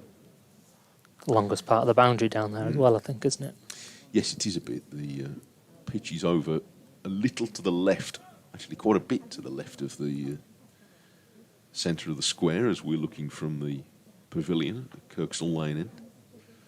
Booth bowls, fires this in again, wide outside the off stump, looking for a full length. Lythe's having nothing to do with that. Acrobatic take by Smith in front of the slips. And it's the end of the over. 19 overs complete. Yorkshire 58 for 3. Lythe 22 and Brook up to 13 now, starting to get that drive going. Yeah, I mentioned England announcing their squad for the Test match against Zimbabwe this morning. I don't think we've run through it, so I may as well just here. Harry Brook's out in the middle, and while he's been out here, has been named in that squad as you'd expect. So that squad's Ben Stokes, Gus Atkinson, Shoaib Bashir, Harry Brook, Sam Cook. First call up for him, the Essex seamer Jordan Cox, Zach Crawley, Ben Duckett, Ollie Pope, Matthew Potts, Joe Reach, Jamie Smith and Josh Tongue. Brook faces the first ball of this new Ed Barnard over, gets a single out to third man again. It's been a profitable area for him, nudging the score onto 59 for 3. I think there'd be a fair bit of applause from county cricket supporters generally that Cook is getting a chance after And a deserved a long time, yeah. Massively deserved chance. He's taken close to 200 wickets, isn't it? At less than 20, I think his record is. Outrageously good record of seam bowling in domestic cricket. Lythe defends. One from Barnard, no run there. Yeah, it's good to see those performances rewarded, isn't it? I guess to go back to the other man that we've mentioned, Chris Woakes' absence helps him sort of, because England, you tend to think, and they've made no secret of it, that they don't really want to pick 2 bowlers of a similar sort of low 80 mile an hour, a seam bowler, a skillful seam bowler. They don't want to pick 2 of those. So that since Jimmy Anderson has retired, that position's gone to Chris Woakes since. Whereas he's injured for this first test of the summer, so Cook's come in. Lythe defends another one off his pads. Yes, I mean, to be deputy, as it were, to Chris Woakes in that role in the squad is probably not a bad place to be at the moment for someone like Cook. Because Woakes, although there's still a bit of him that looks 21, he's obviously well into the second half of his England career, to say the least. Lythe waits again with his bat high up behind him. Defends off the back foot for no run. Yeah, Woakes strikes me as the type of bowler, I think the stats back it up, that he takes a bit of time to grow into series and into summers, doesn't he? He likes to have had a run at it, a build-up to get really into his rhythm, whereas you compare him to someone like Mark Wood, who seems to not play for 6 months. First ball will be 90 mile an hour. He just fires it down there, whereas Woakes is someone who likes to build just different ways of being a bowler, isn't he? He likes to build into not just a spell, but almost into a summer. So that would suggest Cook will be around later in the summer as well. Lythe defends again off his pads from Barnard, who's been accurate in this over. 1 ball left in it, 59 for 3. And again, zooming out a bit, it feels right that sort of role should be done by or taken up by somebody who has served, a good apprenticeship in county cricket, because that's where those skills are learned. Whereas the more explosive kind of bowler is maybe a bit different. On at the end of his over, an accurate one. Ends with another ball defended off the stumps. That is, as I say, the end of the over in Yorkshire, 59 for 3. Adam Lyth has 22 and Harry Brook, his first innings since the Champions Trophy, on 14. Well, with a little over half an hour to go until lunch, it'd be some sort of success for Yorkshire if they can get there without any further damage. Still with a fair bit of batting. It's on the face of it, a very, very strong batting lineup that includes Lyth, Root, Brook and Bess. You think they've taken Dowd Malan out of this, Yeah, and it's still sure. a remarkably strong batting lineup. Very fearsome. Booth bowls, and again he's looking to go full here, but Brook is easing this off his pads away to long leg for one run. In the meantime, speaking of long legs, Webster is starting to go through. Is that Webster starting to get? No, it's not. I thought it was him going through various flexing exercises. It's Rob Yates, in fact, who's doing that.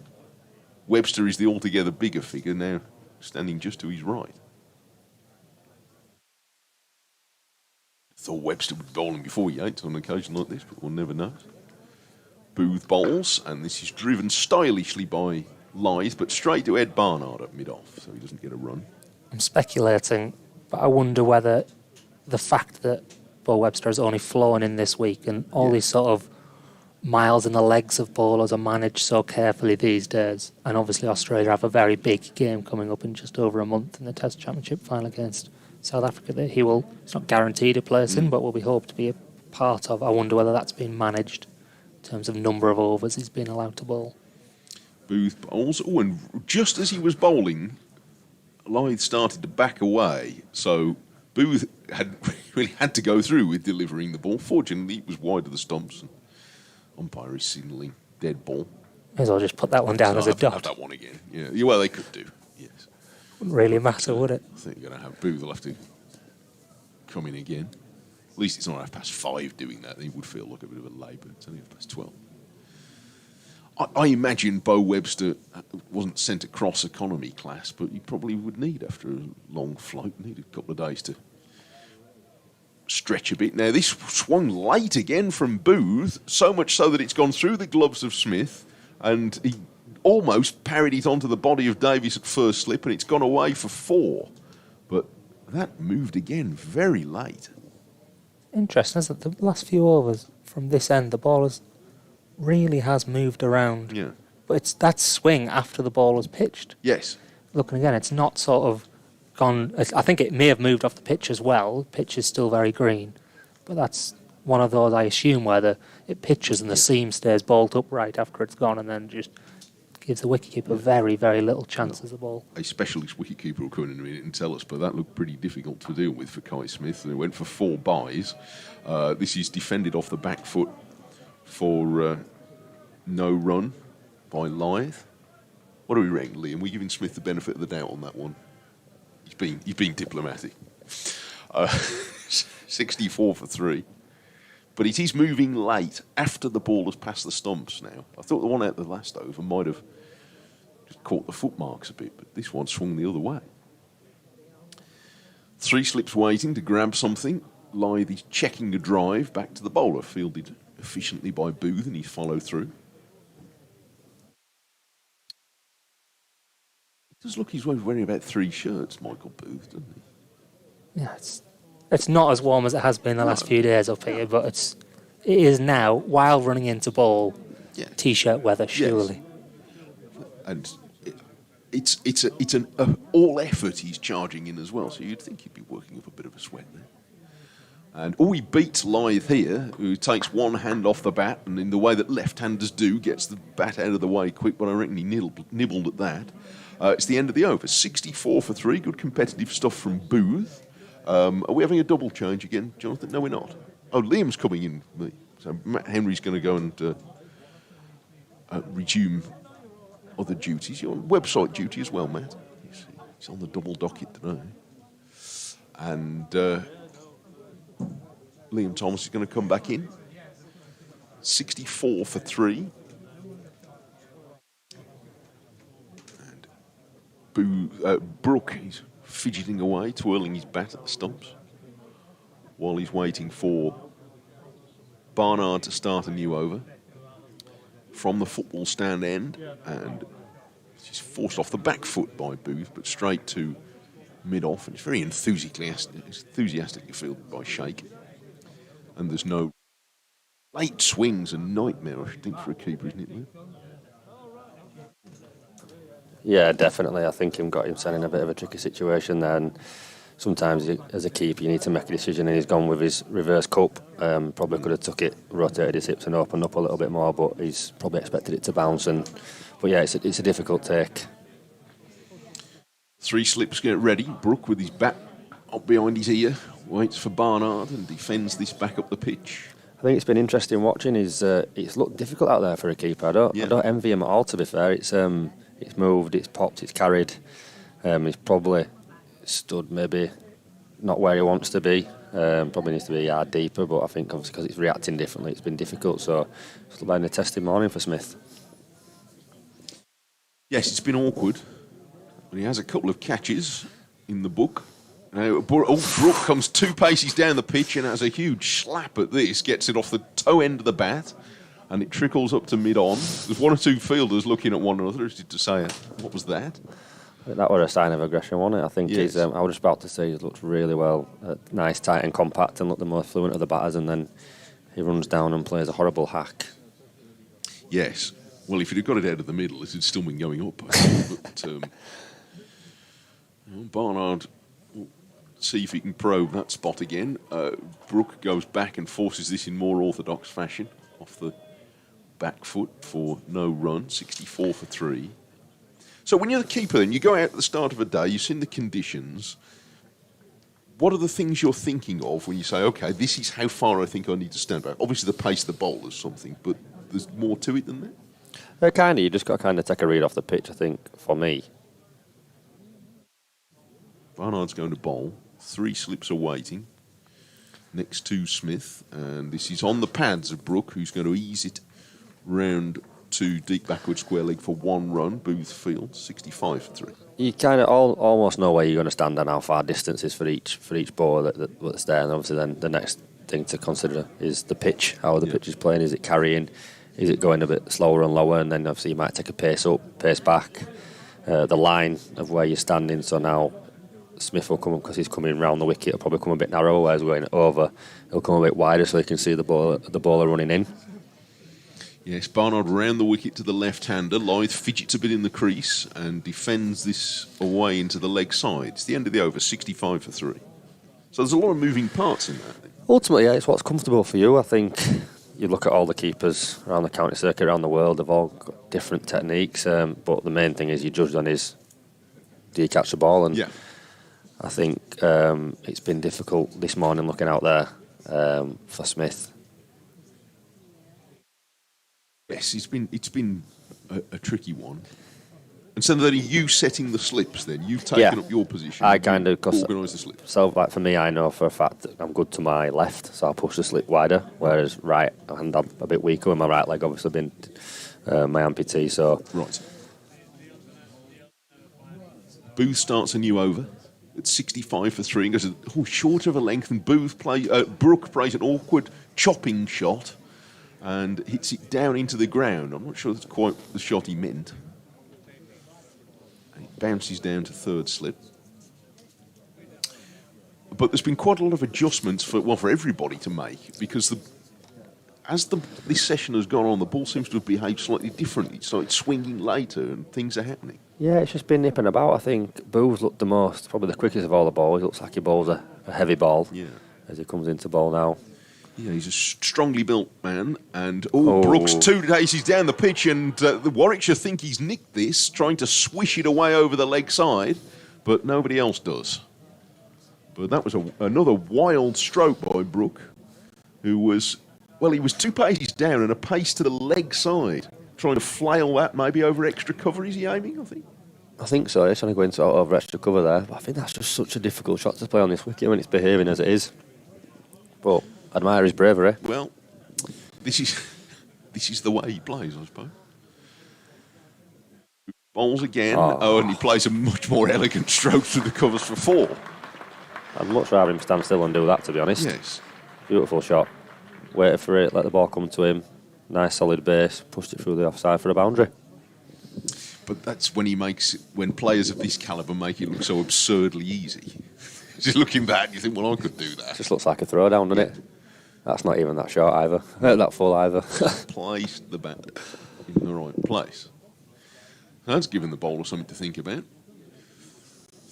He's got deep square leg out, so he's obviously got that option to bowl a bounce if he wants to. Yeah. I haven't really seen any of those yet. No, I think it might be a time for one. See if Boo's going to test him out. Pitches off. Oh, and that's nicked something on its way through. Maybe the pad, though, because it seemed to take a lot of pace off it. Smith took the catch, and again, the umpire is going to disappoint Warwickshire. But my feeling was that it just seemed to lose its pace. Yeah, it took the pace, way didn't through. it? It did seem to... Thigh pad, is it? Yeah, off the thigh pad. Back thigh pad. It's a tricky delivery. It's nipped back a bit. It's beaten Brook on the inside edge. I don't know if I were in a Smith's position, I would be asking for that myself as well, as a wicket keeper. Definitely be asking for that, pleading, especially as it's Harry Brook. Yeah, well, that's good. Encouraging for Booth. He's beaten Brook on both edges in this spell, in this over. 69 for 3. Booth bowls and Brook defends onto the offside. Everybody's alert now. Brook's immediate first thought was to see if there could be a run. Fielders are scampering in. It's had a bit of all sorts this over, hasn't it? This is good cricket. Bit of excitement. Yeah. Brook running down, swinging and missing. Lovely cover drive. Couple of appeals. A chatty crowd in. There's one or two sections. Most of the crowd are over to our left-hand side because that's where you're nearest to the cricket today, on the eastern side of the ground. But the upper tier there is almost full. Booth bowls full and Brook drills it into the offside, and it's well fielded or half stopped at extra cover. They're only going to get 2 runs, a foot either side of the fielder, and that was 4 for sure. But it's just 2 to Brook. Another beautiful stroke from Brook there. Well fielded. Took all the pace off it, managed to just limit them to two runs. Well, that was good competitive stuff. 71 for 3 with 25 minutes or so to go until lunch. And it's been it's just been something for everybody in this session there. Yeah, it's been a really challenging session. I think Yorkshire will be happy to get through this session only 3 down after the way the ball's behaved and how well Warwickshire have bowled. And I think Warwickshire will be slightly happier at 3 wickets, but they'll probably like 1 more before lunch. With Hanan Dorby coming back onto ball now. Yes, he's going to have a go. So, again, they're easing Webster into it in the sense that we haven't seen him bowl as yet. Hanan Dorby bowled his usual accurate spell first up, 5 overs for 10. Bamber 2 for 30 in 8 overs. Barnard's first spell brought him no wicket for 5 in 6 overs. And here's Hanan Dorby from the football stand end, bowls full, and this is stroked through the covers for 4 runs by Lythe with an economy of movement. Just placed his front foot in position and stroked it through the gap. I think that's where you see that his trigger when he starts a long way outside leg stump, but the way he gets away back and across into the ball just allows him to hit from that really nice solid base and put his weight through the ball. I do really like his trigger movement, to be honest. People might not think it's conventional, but it allows him to transfer his weight back through that ball and play lovely shots like that. It's a method, isn't it? I fear this will be before your time, but it's half a Kim Barnett. For those who remember, Kim Barnett scored thousands of runs for Derbyshire. Hanan Dorby bowls and Lythe's right in line to defend this out on the offside. Kim Barnett, who used to start way outside the leg stump. You'll remember this, Jonathan. He used to start miles outside the leg stump and take sort of 2 paces into position and then thump it through. He was a good player, scored tens of thousands of runs for Derbyshire. But it was a unique method. Once again, it's finding what works for you. Yes. And that seems to work for Live. Some of us are still looking. 75 for 3. Hanan Dorby is running in. Oh, he beats Lythe on the outside edge. He's out. It's claimed by Smith. And Hanan Dorby looked rather nervously over his shoulder then to check that the umpire's finger had gone up. But it had. And Lythe, who's hung in for 100 minutes, is dismissed in Hannon Dolby's first over of a new spell. Caught at the wicket by Smith, his third catch for 26, and Yorkshire 75 for 4.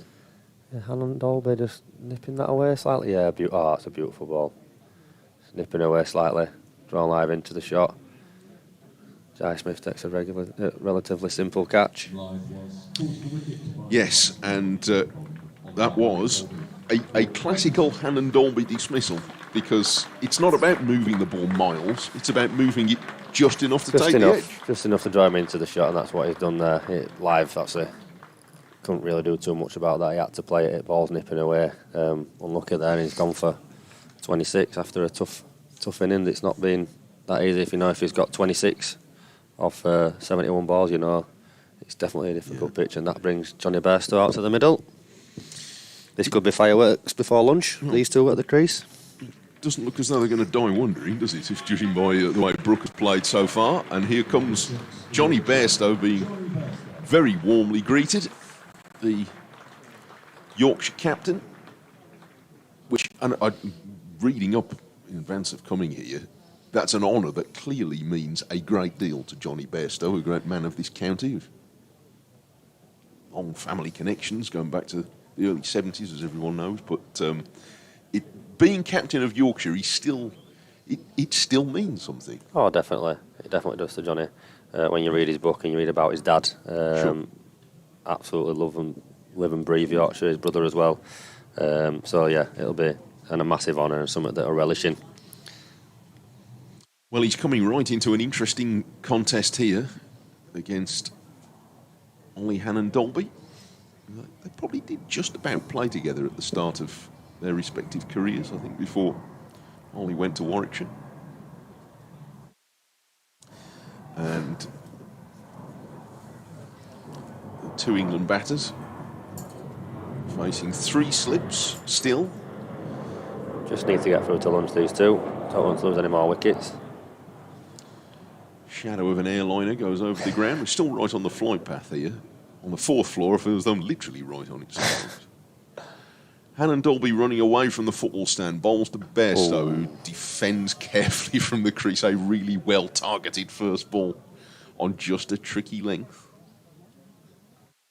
Bairstow dabs it away into the offside. I think Johnny's still reaping from them the ashes. He's asking the wicketkeeper and the slips if he's allowed to go. Yes, that'll stay with him forever now, won't it? Gets a little bit low, that one, nipping back in. Johnny Bairstow did well to dig that out then. It's been a good start to a spell from Hannon Dolby, picking up his first wicket of the game, and runs in again to bowl to Bairstow, who's very carefully forward, defending back up the pitch to him. It's been a great comeback after that boundary, picking up the wicket of Blythe. Been a remarkably reliable Oliver Hannon Dolby in the last few seasons for Warwickshire, and they've really needed him, especially last season when he was more or less the only seam bowler who was consistently fit. Just putting deep square leg back, just Hannon Dolby, just tinkering with the field. Don't know if he's going to target the stumps more a little bit here now. Just one to come in this over, and Bairstow just flinches a little bit in defending a ball away on the offside. And it's the end of a successful over for Hannon Dolby, 1 for 14 in 6 now, 75 for 4. Brook 22 and Bairstow no score. I think after putting a team in 4 wickets in the first session, especially the calibre of some of those wickets, is a pretty good return, especially now the sun has come out. So any more they can nip out in the next 15 minutes. Warwickshire, and I reckon they are very much in bonus territory.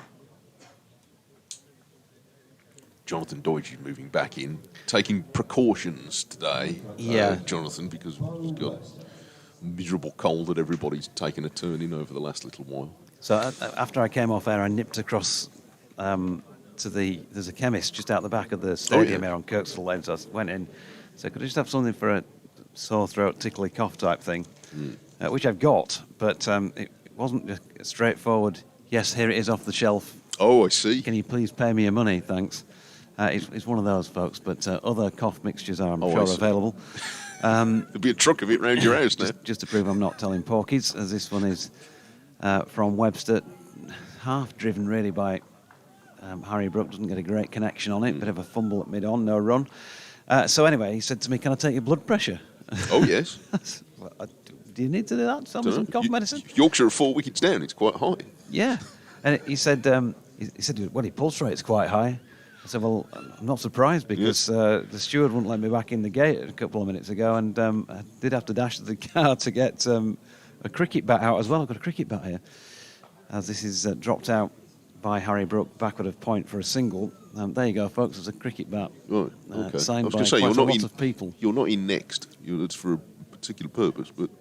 Yeah, I'm not going to bat next, no. And certainly not with those signatures on it, because you want to preserve those. You would. But it needs a couple more, if you know what I'm saying, Okay. from players that are playing in this match. It's going to a good cause, by the way. It's not for me. 76 for 4. Brook 23. Bess, though, without scoring so far, is on strike here. And a quick burst of Bo Webster for the first time in the match for this over. He'll probably get maybe 3 overs before lunch here. Yeah, he's not short, is he? Dear No. me. I think they might have needed to extend the 1 and the 2 on his back to make it look in proportion with everybody else. He's a tall figure of a man, and he's in and bowling. And that is turned to the leg side by Bess, though. No run. So I thought I'd better come back and earn some money for a few minutes before lunch. But Oh, okay. I'm trying to just keep everybody out of my misery. Was it today. that expensive, the cough mixture? $6.50 for a bottle Is of it? cough medicine these days. Dear me. £6.50. I'm from Yorkshire. Say that, I can't. I was having a laugh. Halfway through the 25th over now, and a bit of a swish from Bess to a ball that passes him on the rise, wide of off stump. They've suffered 4 losses. They could certainly do without a 5th. But things are not quite as bad as they were at Lord's last year, but they're sort of going in a similar way. Stellar lineup, but at the moment, finding it tough. Yes, I mean, it certainly wouldn't be for me to talk batting tactics to the calibre of lineup that Yorkshire batters have got. However, Bastow pushes into the offside, no run. some of the strokes have been interesting. Oh, no ball. So, have that one again. There's been some dramatic strokes played in the circumstances in the last little while. Maybe there's a method which says, look, in a minute, there's going to be a ball with your name on it. So try and score some runs in the meantime. I don't know. Yeah, by the same token, they will all know that, you know, if you get through this morning session at Headingley, then you do tend to prosper as the day goes on. It's always tricky as that delivery just nips on Bairstow, and a little bit of kick as well off the pitch. Hits him amidships. Yeah, I mean, the 4 wickets have gone down. There might have been as many as 8 altogether, if you think about all the near misses and the run out they've had. Although, as it happens, all the batsmen who've been reprieved or almost out, the one that they appealed off, Brook came off his slow pad, all those batters are now out. Yeah, good delivery again from Webster that nips in on Bairstow, plays it one-handed. It's something you see Johnny do quite a bit, so it's not such a rarity to see him play that one-handed shot, but he'll often take one mitt off the rubber. End of the 25th over then, and a very interesting morning's cricket. 78 for 4. The wickets have fallen. Don Bess used as a one-off, we think, opening the batting. Made 16, caught Kai Smith, bowled Ethan Bamber, who bowled well in his opening spell. He also had James Wharton caught by Kai Smith without scoring. That was when the score was on 23. Root caught Yates at second, slip off Barnard, having been dropped by Alex Davies a couple of balls earlier. That was at 32 for 3, Root making 1, and then Adam Lythe, who toughed it out but was caught by Smith as well off Hannon Dolby for 26 4-4s from his 71 deliveries. 75 for 4 at that stage, 78 for 4 now. I thought he did okay, Bess, in the circumstances. I know it's... I'm sure it'll be a discussion point, but it was tough out there. Keepers up to the stumps for Hannon Dolby's new over to bowl to Brook. That's an interesting move, and it's pushed away on the offside, the first ball by Brook. Well, I mean, whatever you say about it, Mike, when you look back on the scorecard, he got 16 runs. Yeah. And two of the players who've since been out got 0 and 1. Yeah. Who would have been expected to score more. So Yes. in the cold light of day, I guess that's just the facts now. Not saying he's a better player than them. No, but on this day, and look, opening the batting is a specialist skill, and it's not easy to be just dropped in. I can understand the thinking process behind it happening for this game with the Root and Brook coming in just for one match. This is played a little jerkily by Brook, guiding it down, I think more or less deliberately, short of Webster at second slip, but it was an awkward stroke, and it's a canny move to put the wicket-keeper up to the stumps for Hannon Dolby, and he was clocked last week at Edgbaston in the sort of mid-70s in terms of pace, but a very skillful bowler. So keeper standing up to the stumps just to try and keep Brook from going wandering, although he hit that one right out of the middle. It wouldn't matter where he was stood, he hit it so hard off the back foot through the covers for 4 runs. Stand where you like for that. Yeah, and this is a feature of his play. We love to see that touch play when he gets that right. The Adam Lyons of this world as they do, but Harry also gives it a real crash on occasions, and he did that. It's a fine stroke. 82 for 4. Brook is up to 27. And of course, if he does hang around for any length of time, he will make the scoreboard move. Hannon Dolby bowls, and Brook here is very carefully defending back up the pitch. I was going to say make the wheels rattle around on the scoreboard, but those days are long gone. Absolutely terrific scoreboard. One of the best in the country here at Edgbaston, or at Headingley, the 2 scoreboards. It's clear and it's quick.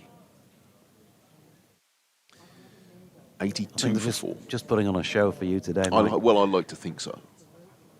You know, and with young Howells here as well, I think we well, yes, what his agent says. It's command that sort of respect, I think. Brook is guiding the ball to backward point, where Webster runs round to field and they take 1 run.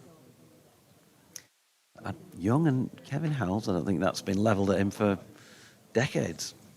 Depends how much you owe him. 83 for 4. Brook is up to 28.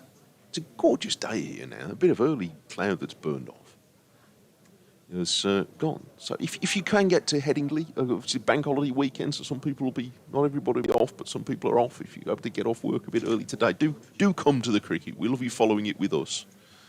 But it's never quite matching being here yourself. Bairstow's going to score his first run here, flicking this Fuller delivery off his pads down to long leg. 84 for 4 at the end of the over. Bairstow is 1. Brook he's 28. But there's a good crowd in, and I keep occasionally seeing the gates open away to our left and more cars coming in. But nice day to be at the cricket. Nice weekend for it, hopefully, although I think the temperature is set to drop a bit on Sunday. It is. Good conditions in terms of sunshine for batting in, but it is still the first session. There are 7 minutes of it remaining. We'll probably get 2 more overs in.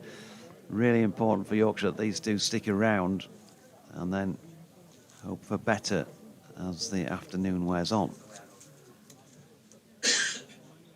Here's Webster coming in from the Kirkstall Lane end, wide of off stump, and having said that, Johnny Bairstow kicks up one of his legs and has a bit of a yahoo to one wide of off stump and misses out, and then decides fancies a further word with Harry Brook.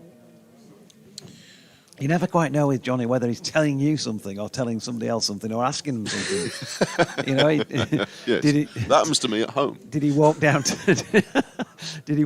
Harry there and say, "What do you think to that? Or did he walk down and say that should have gone over the stand for 6? It's just that sort of way of communicating, because he does it with you as a person yourself as well. Sometimes when you're expecting a question, you get a statement, and vice versa. He made a statement there because he shouldered arms very clearly to a delivery wide of off stump, and there was no run. I get that a lot at home. The statement usually, the broadband's not working, which is both a statement, the broadband's gone down again. And can you get it sorted? And what are you, and, well, not can you get it sorted, but what are you doing about it? Yeah. Don't know. Yes, we've all heard those. I can't carry that bag of shopping. Oh, okay. Well, that's a shame. As Webster is in, and that's wide of off stump, and Bairstow leaves. I can't carry that bag of shopping. Well, that's unfortunate. It's a bit of a blow. Yeah. 84 for 4. Oh, you want me? Oh, right. You want me to Yes, do that? yes. So halfway through the 27th, crowd, well, it's probably not gone the way they would have wanted it to when they turned up and paid the money this morning. Not the Yorkshire contingent anyway, but it's been an absorbing morning of cricket. This one feels like it's a bit slower from Bo Webster. Don't know if that was an optical illusion or not, but no illusion about the shot. That's a proper cricket shot from Johnny Bairstow. A ball short of length, and he's crashed it away square on the offside for his first boundary. Yeah, you can still slightly get the sense that the gears are grinding a bit in Bo Webster, having got off the plane only 2 or 3 days ago. How big a plane seat do you reckon he has to have, a fella of his size, to Yeah. travel 24 hours on the plane? You're definitely going to be asking for extra leg room. You'd think so, wouldn't you? Yeah, here he is again. And this time playing away from his body slightly, and with the man now having dropped back to sweep square on the offside. Bairstow, well, uses all that experience of a player who's played 100 tests and just pushes it square on the offside for a single. More to the point, the fella in the row behind him will be asking for extra leg room.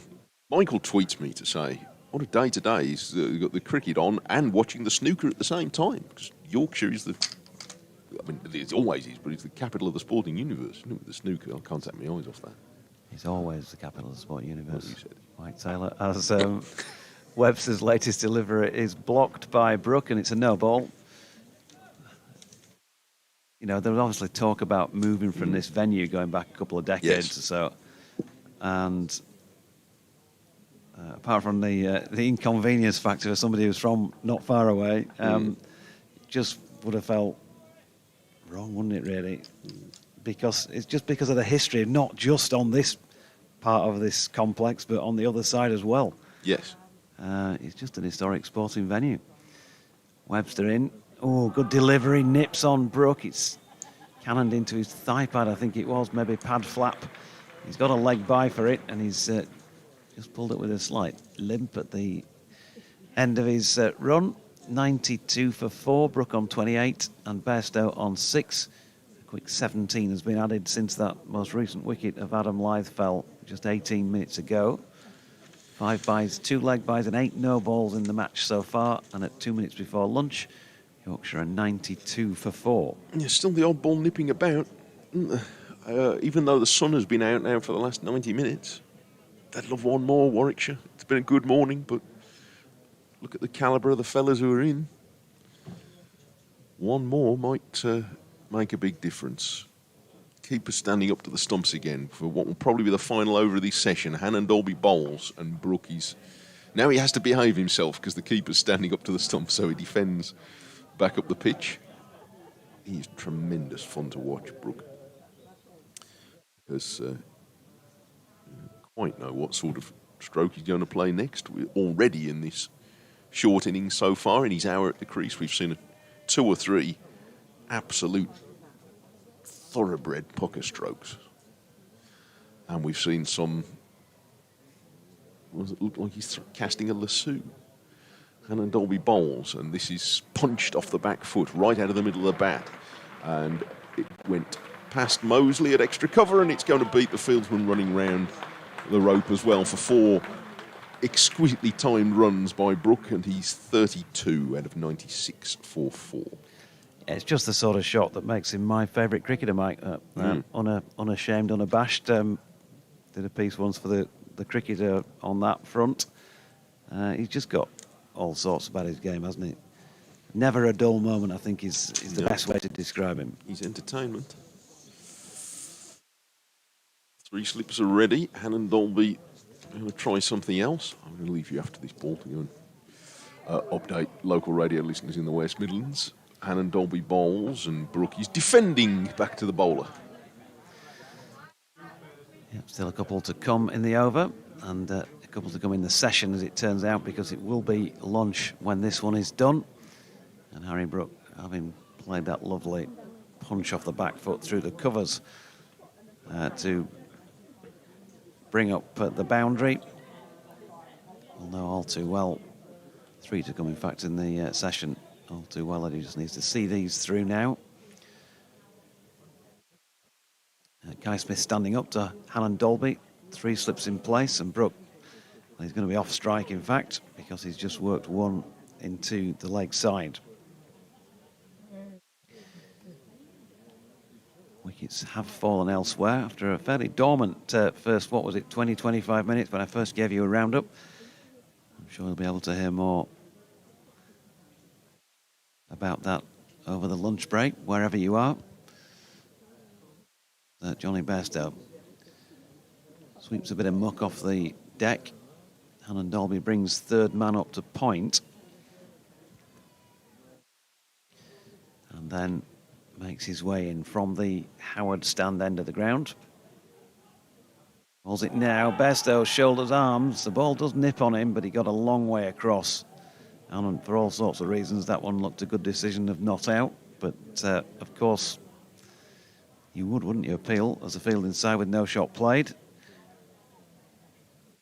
Bigger wicket could that have been just before the lunch break.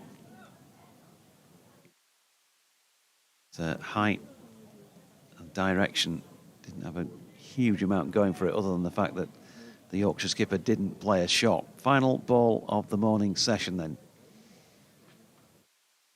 Hannon Dolby started to make his way in, but there's going to be another change. Alex Davies is just bringing point up a little closer. He's just making Johnny Bairstow wait in his own way here for this last ball, see if he can create something. So mid-on has come into 4th slip, and point has gone across to mid-on.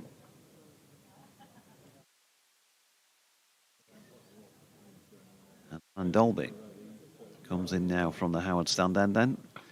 Bairstow with a solid defensive push into the offside to complete the morning session. Yorkshire then 97 for 4. Harry Brook 33. Johnny Bairstow 6. A partnership so far worth 22 for the 5th wicket. 28 overs have been bowled. It's been a good morning for Warwickshire. Yorkshire are 97 for 4. We'll take a break and I'll hand you back, our 5 Live Sports Extra listeners, back to Kevin Howells. And we'll have more as well during the afternoon session with Liam Thomas, myself, Jonathan Doidge, Mike Taylor and Matt Henry, our commentary team for the day, but we'll take a breather just like the players.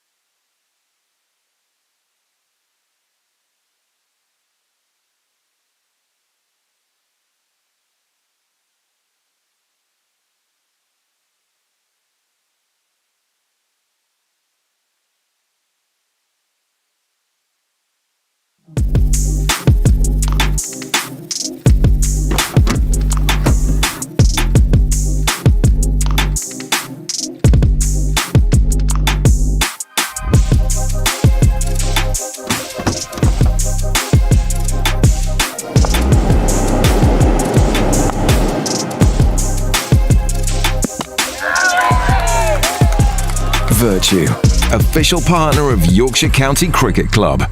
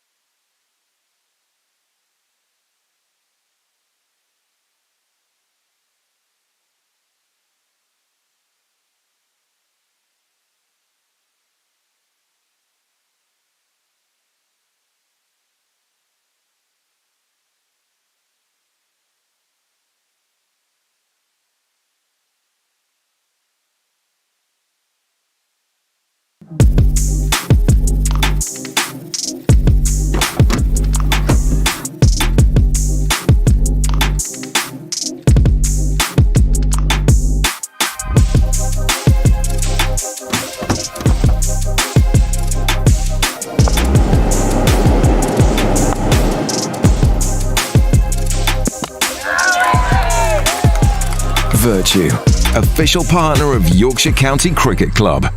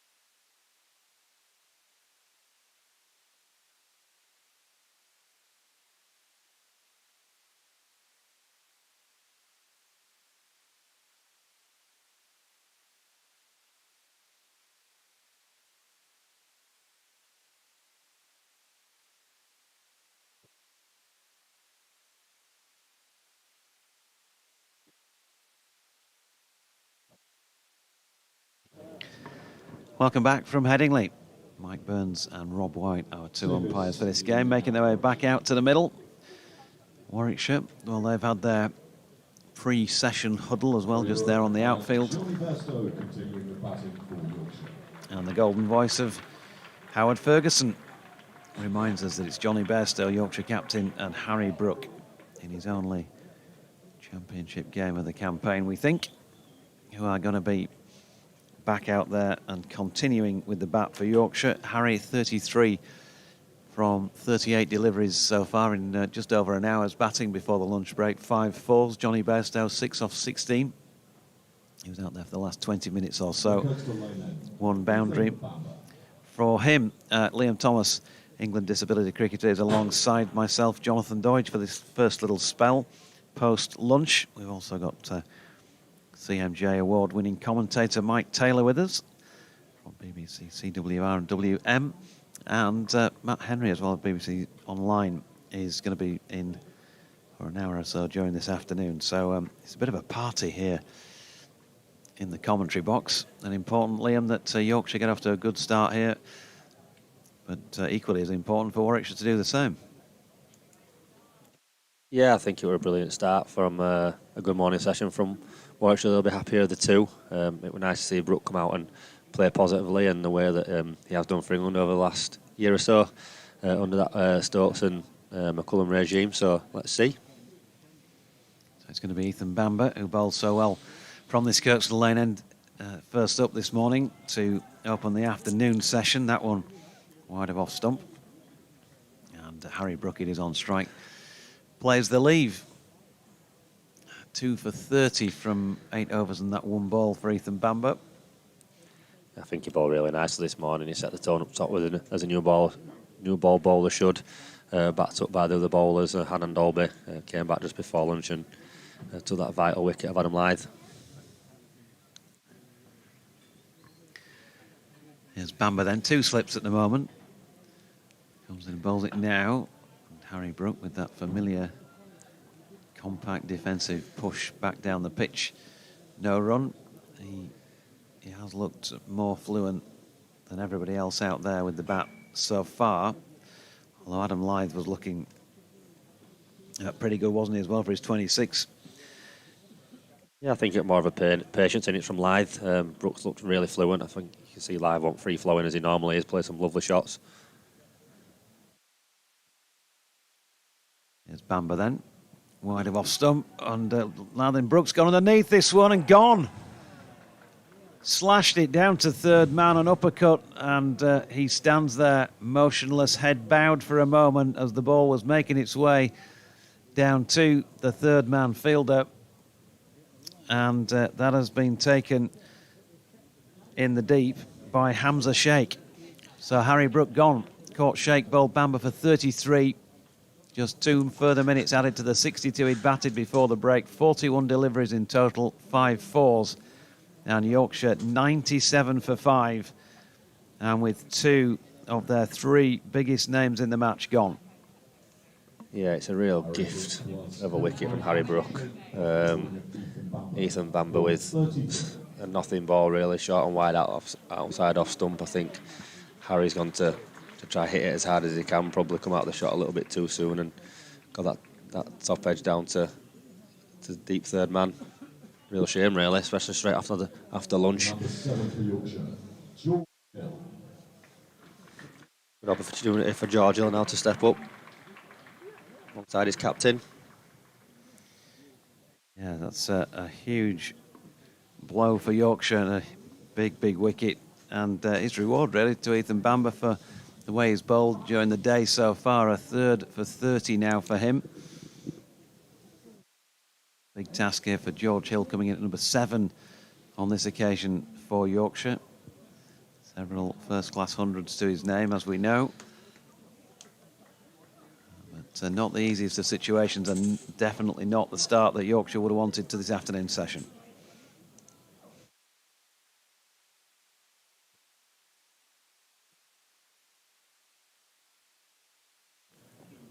So he's taken his guard, right-handed, of course, George. Right arm over the wicket, Bamber, And George Hill solidly behind that first ball of the afternoon. Well, is history repeating itself? 159 all out at Lord's last year. On that occasion, there was no Johnny Bairstow, but Shan Massoud, Adam Lyth, Harry Brook, Joe Root.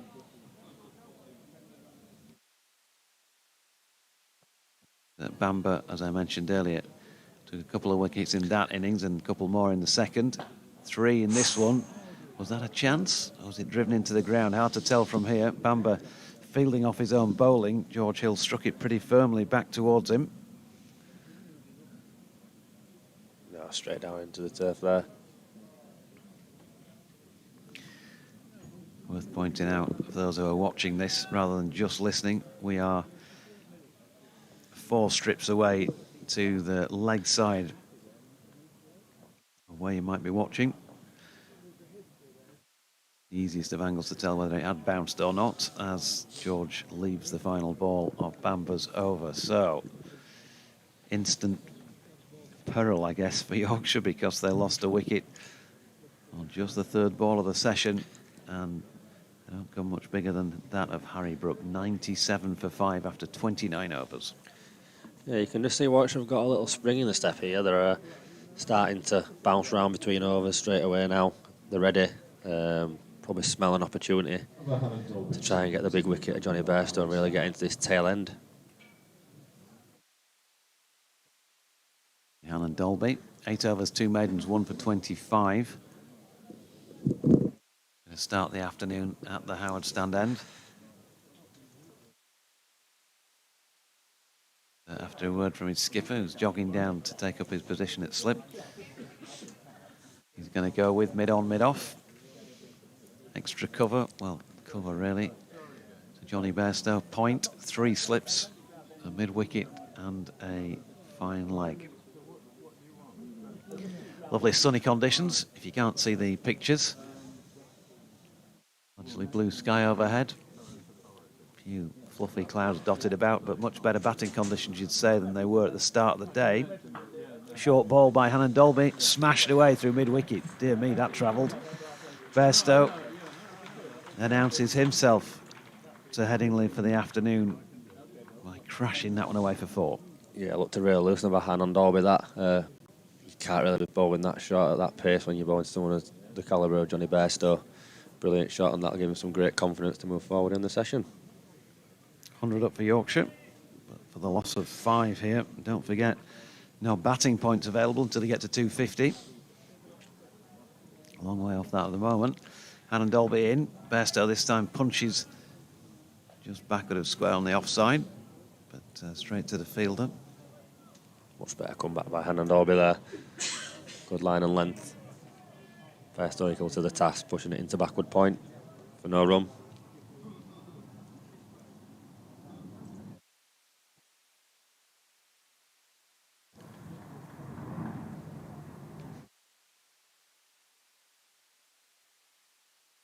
Dolby then makes his way in again. Bairstow this time. Straight elbow. Plays that to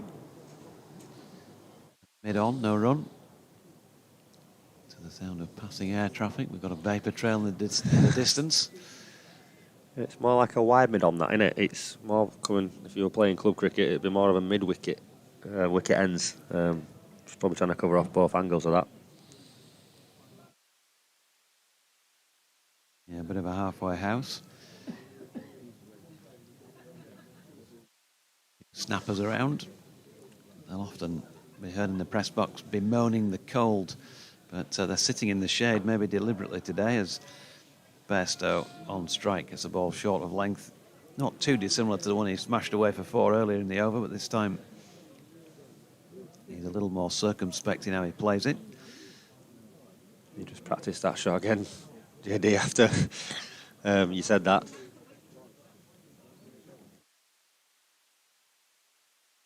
Sure he needs to ask for any coaching tips. Me, 2 to come in the over. This to the 30th of the match. Reminder, Warwickshire skipper Alex Davies won the toss, and Bairstow driving at this Hannon Dolby delivery, gets an inside edge onto his pads, drawing an ooh from the Warwickshire fielding contingent. One or two tans out there in the east stand. I can see at least one fellow with his top off. That's Mike back at comms box with his top off.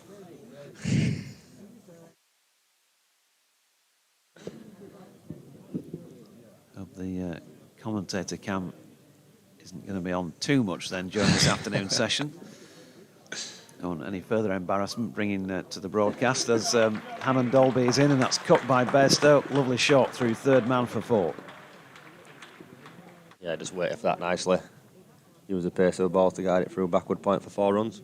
Brilliant shot by Johnny and great start to the session for him. Ollie Hammond Dolby, you'd say, generally speaking, consistency of what he delivers is underpins his performances with the ball. And I'm not sure if Mike would bear this out or not, but it always feels to me like it doesn't cost you a lot of runs even on days when he's not taking wickets. But he came up with a couple of poor deliveries in that over. Short one smashed away round about middle stump, and then that one short and wide, and Bairstow just used the pace of the ball, guided it very nicely. 105 for 5 then. Bairstow on to 14. George Hill, meanwhile, would like to get off the mark. And here's Bamber bowling to him now. George defending back to the bowler. Been really impressed with Bamber so far today. Been really consistent, hitting a really good length. Challenged batsmen's both edges inside and out.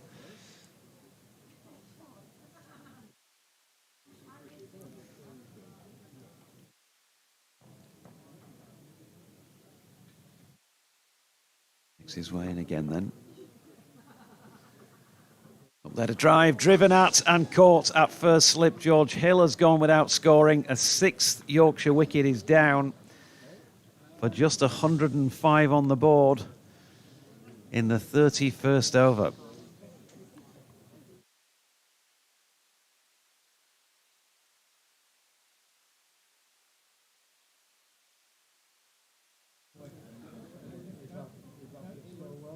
George walks away disconsolate. George Hill was caught by Alex Davis after bowling of Ethan Bamber. Alex Davies doing the catching. At first slip it was pretty similar to the one he put down at this end of the ground early in the day, but this time he got his mitts around it and held on. And just a 5-ball stay at the crease for George Hill. This is looking like it could be a short game. Yeah, it's a really good piece of bowling by Bamber to draw him into that shot full of length. Just going away slightly, catching the outside edge. Good catch by Davis. Regulation, straight in. Brings Jordan Thompson to the crease, left-hander.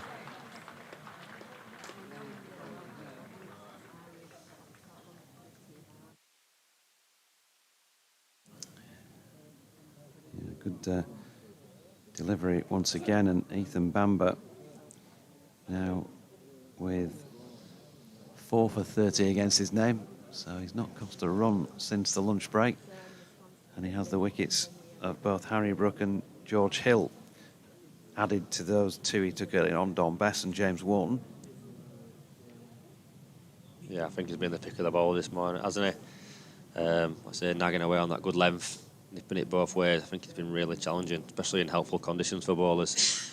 I say I've been really impressed with Bamber, spearheading this attack. Switch then to bowling round the wicket. At the left-handed Jordan Thompson, third man and fine leg in place, 3 slips a point, big gap through the covers, mid-off, mid-on, mid-wicket. That's the setup. Bamber spears the first ball in towards Jordan, who pushes at one on its way through to the gloves of Kai Smith.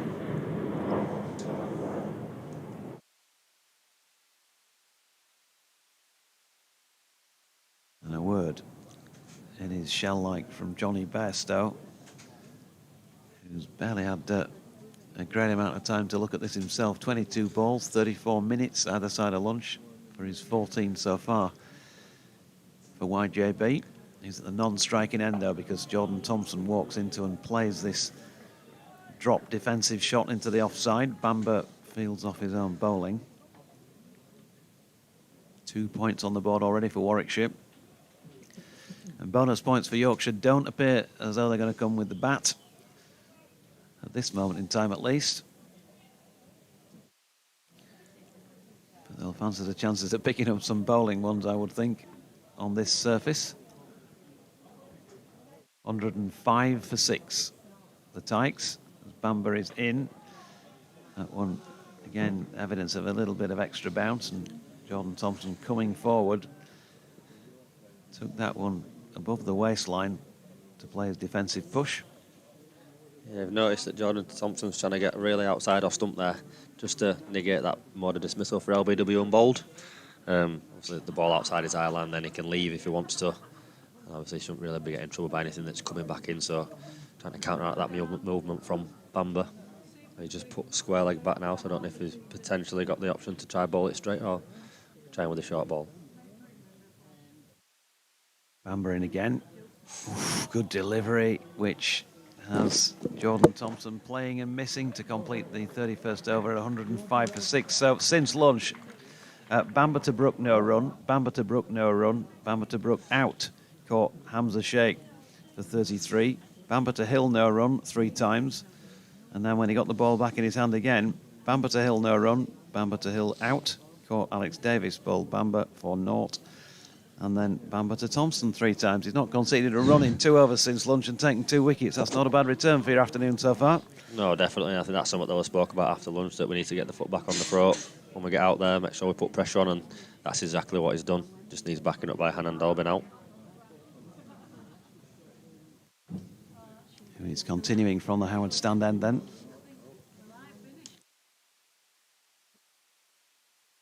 Johnny Bess on strike. Can the Yorkshire skipper grab this one by the scruff of the neck? It's been very difficult for anybody to even remotely do that as he turns the first ball into the mid-wicket region.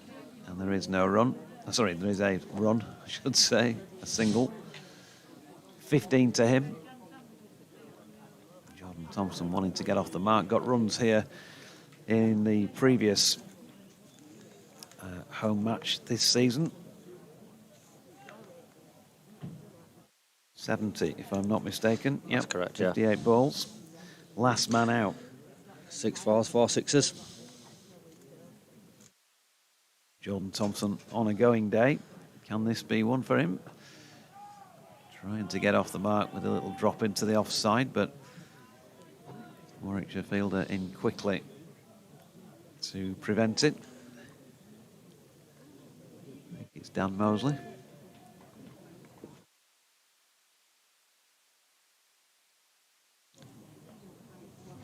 So 106 for 6. Eventful day so far.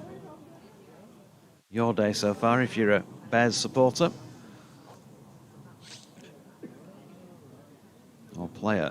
Hanan Dolby in, and good length delivery means that Jordan Thompson can't get forward to that and plays with a slightly angled bat. Not a lot of conviction about the shot really, through to the gloves of Kai Smith. Yeah, I think that's been a really difficult shot today, that square cut. I think obviously with the bounce that it's getting and the carry, I think it's a really tough shot.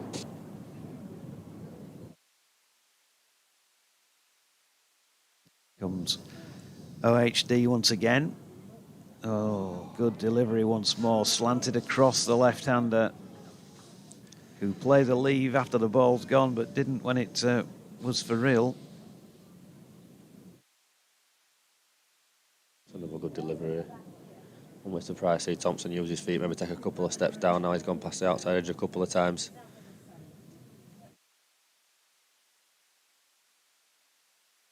Trying to get that movement. Hanan Dolby then, making his way in once again. And Thompson again takes a ball short of length and drops it out square on the offside this time. As 2 o'clock flicks over on the scoreboard. I'll leave it with you for a sec.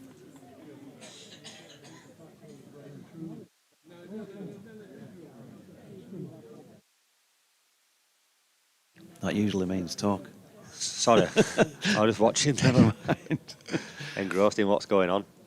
Good little battle here between these two. I just couldn't quite complete that sentence because of what's going on in the throat. Here's Alan Dolby, and Thompson pushes it square on the offside. And there is no run to complete over number 32 then. So we're at the point that we should really have been at 1 o'clock, at 2 o'clock. In for the usual late county championship finish. Ethan Bamber hands his cap to the umpire. Jordan Thompson and Johnny Bairstow have a chat in the middle about how they might go about getting Yorkshire into, well, first of all, what you'd call a recovery sort of position in the contest, because they're well behind it at the moment, 6 down, with just over 100 on the board. Remember, they were shot out for 121 first innings of the season at Hampshire. They chased that game really well, to be fair to them, with the ball, and there's no reason why they can't do that here either. But you just want to be in a position, don't you, where you feel like you've got a bit in hand, and you certainly could not say that at this stage. Warwickshire very much could. Bamber in. Bairstow flicks at one down the leg side. Good take, tumbling away to his left by Kai Smith. No run. Fantastic take there by Kai Smith. I think Bamber will be happy to have a go at Bairstow. His confidence is up. He's coming in, steaming in at Bairstow. Says hopefully Bairstow will be up to the task. Could be a good little battle, this. Just 2 slips in place for Bairstow with Bamber bowling.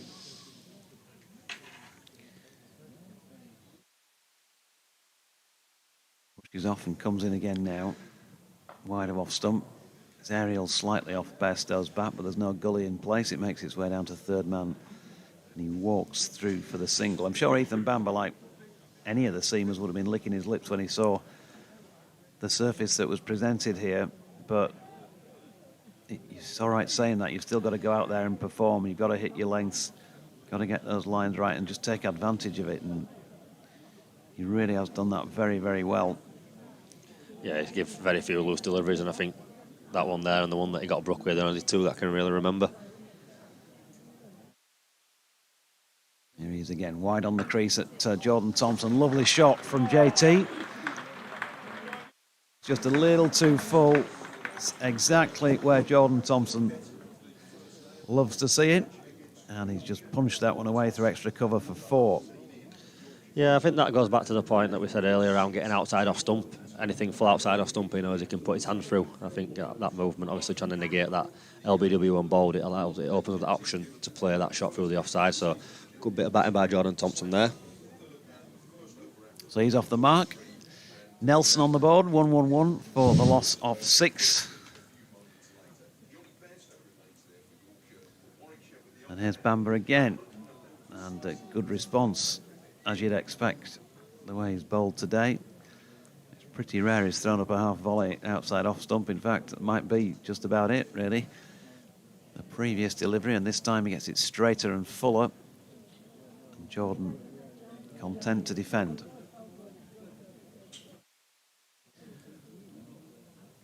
Whatever Yorkshire said to each other at the lunch break, I'm sure it wasn't with a further loss of 2 wickets inside the first 12 minutes of play in mind. They've got to deal with that now. Lovely shot by Jordan Thompson. Ethan Bamber, well, he's human after all in this over, because he's over-pitched again, and Jordan, driving through the line, has punched that one away down through long off for 4. Yeah, probably just got a little bit greedy there with that ball because it's been moving about a little bit. It's got a little bit full there, but so Thompson up again to the task and drive beautifully through mid off for 4. Good over for Yorkshire so far. Yep. He'll play his shots if he gets the opportunity, Jordan. So there could be a fairly brisk counter on the cards if he sticks around for a while. I think that one wide of mid-on and picks up a single. So 9 off the over for him. Bamber, well, he's kind of put up a little bit of a hole in his figures. 4 for 40 now from 4 for 30. We were singing his praises for not going for anything and taking 2 wickets in his first 2 overs. So I guess he's got to take a little bit of a rap for that. 11 overs, 2 maidens, 4 for 40, 116 for 6. Yeah, really good batting that by Thompson. Just working it into the leg side for a single. rotating strike. Just need to take a little bit of pressure off the Yorkshire now, and they can do that by rotating the strike, getting the odd boundary, and try to put that pressure back on. Alan Dolby to continue at the Howard stand end. First ball whipped off the hip of Thompson. Tell you what, that's not too far from falling into the hands of the man in front of square leg. They'll get back for 2 because he couldn't get a full contact on it. And leg or long leg coming round to sweep up.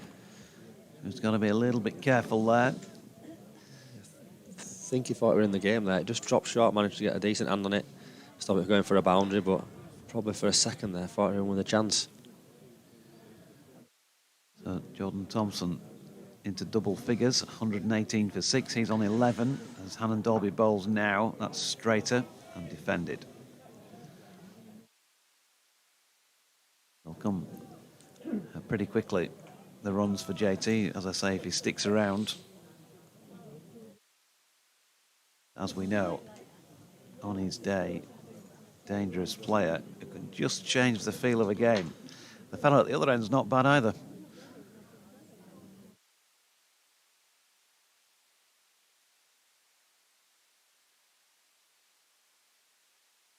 The 34th over then. Hannon Dolby in again.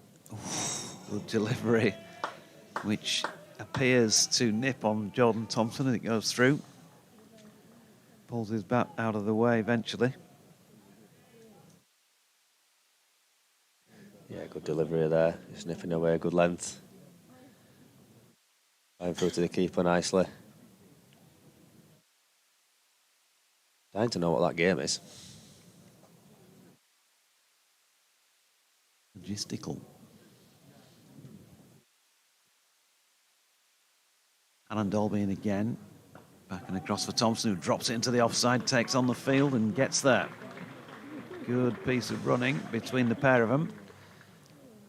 Yeah, you can just see Hannon Dolby there telling them all to calm down a little bit. I think it's really good what Jordan Thompson's doing here. He's just trying to put that pressure back on by taking quick singles, rotate strike, and by doing that they can get to 20-25 partnership. They've just took the sting out of Warwickshire a little bit, and ultimately we don't want to be losing quick wickets again like they have done all morning.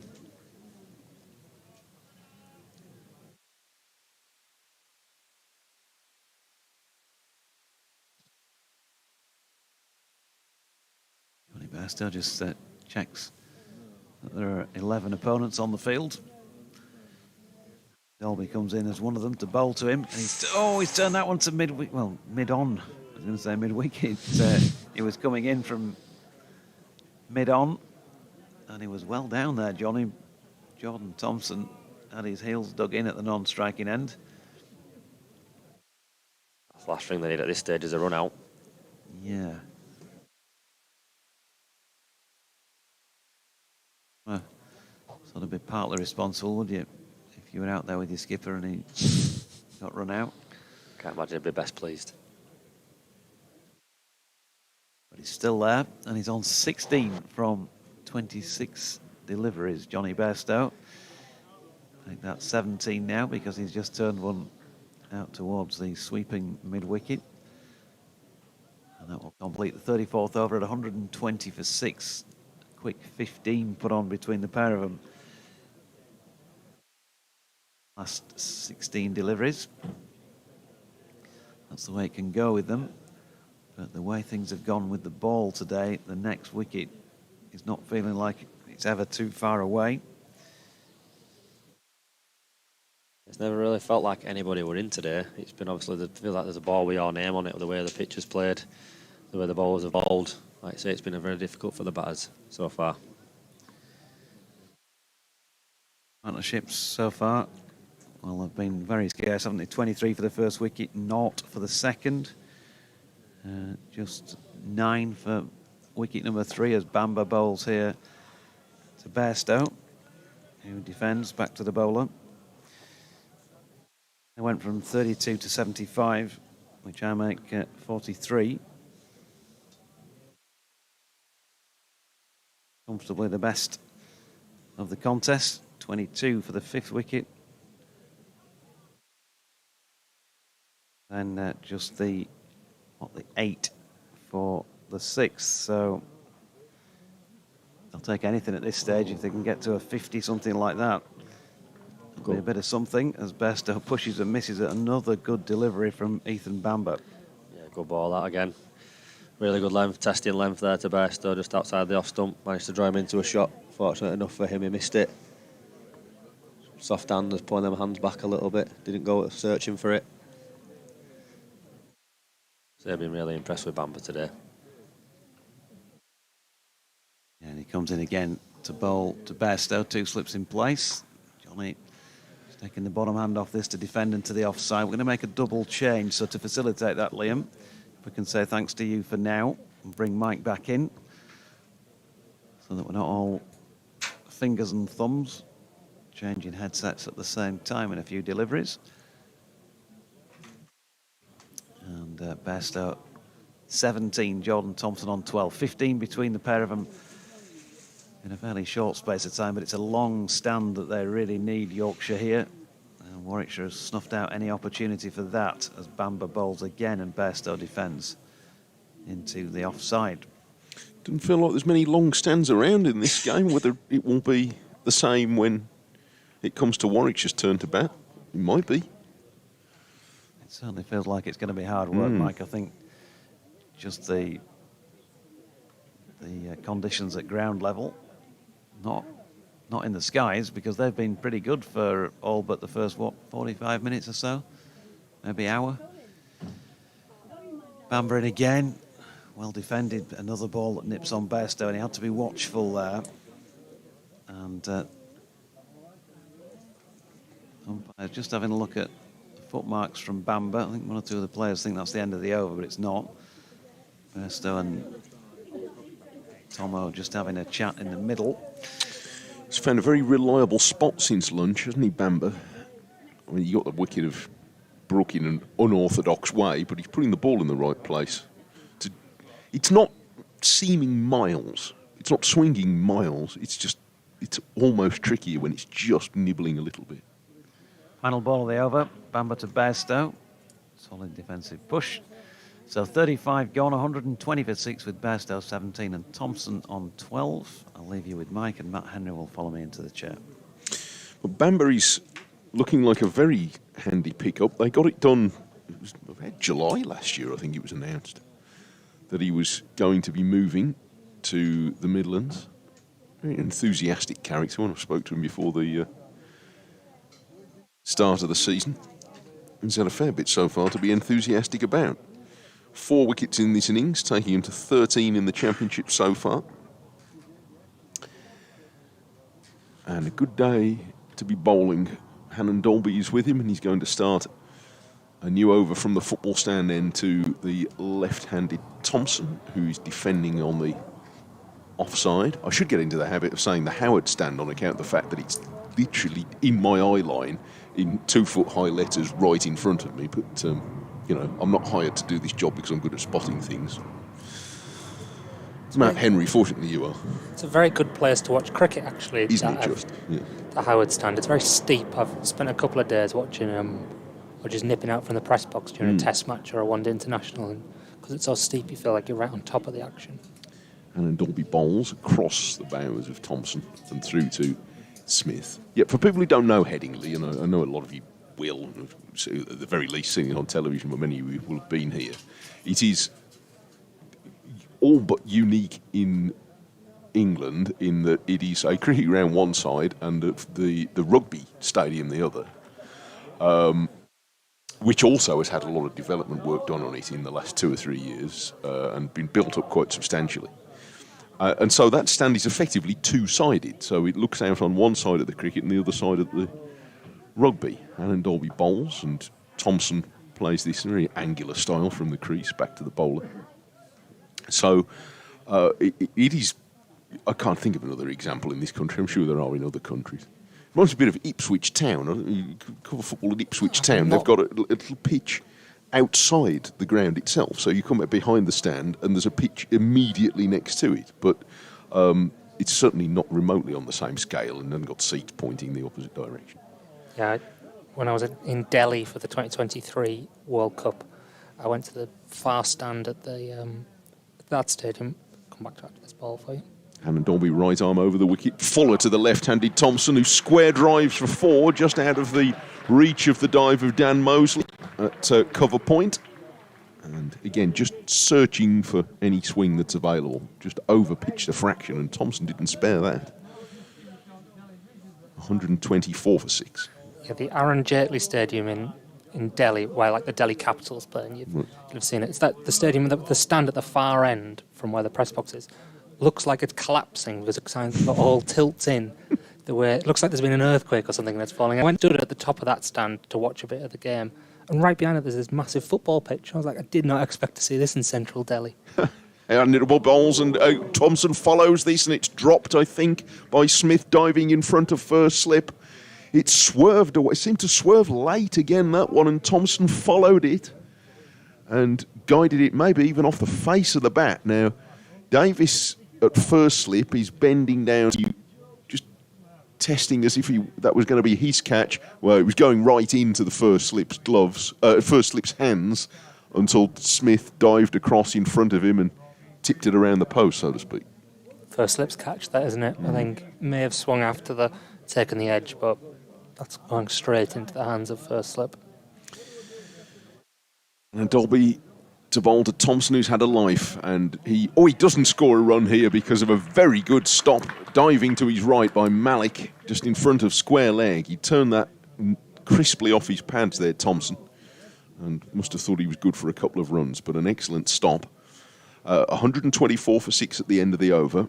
We saw one earlier on where it went between keeper and first slip and neither of them moved. That was Bess, wasn't it? Yes, right at the start of the day, and this one, it seemed to move so late, and whether that's, well, he tempted Thompson, but once Smith is committed, I suppose he's following it, isn't he? Oh, keepers, nobody knows Liam. Liam's looking on the back of the box. Yeah.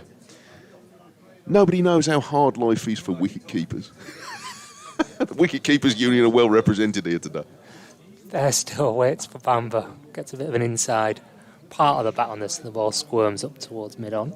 If you're playing club cricket this weekend, be nice to your wicket keepers.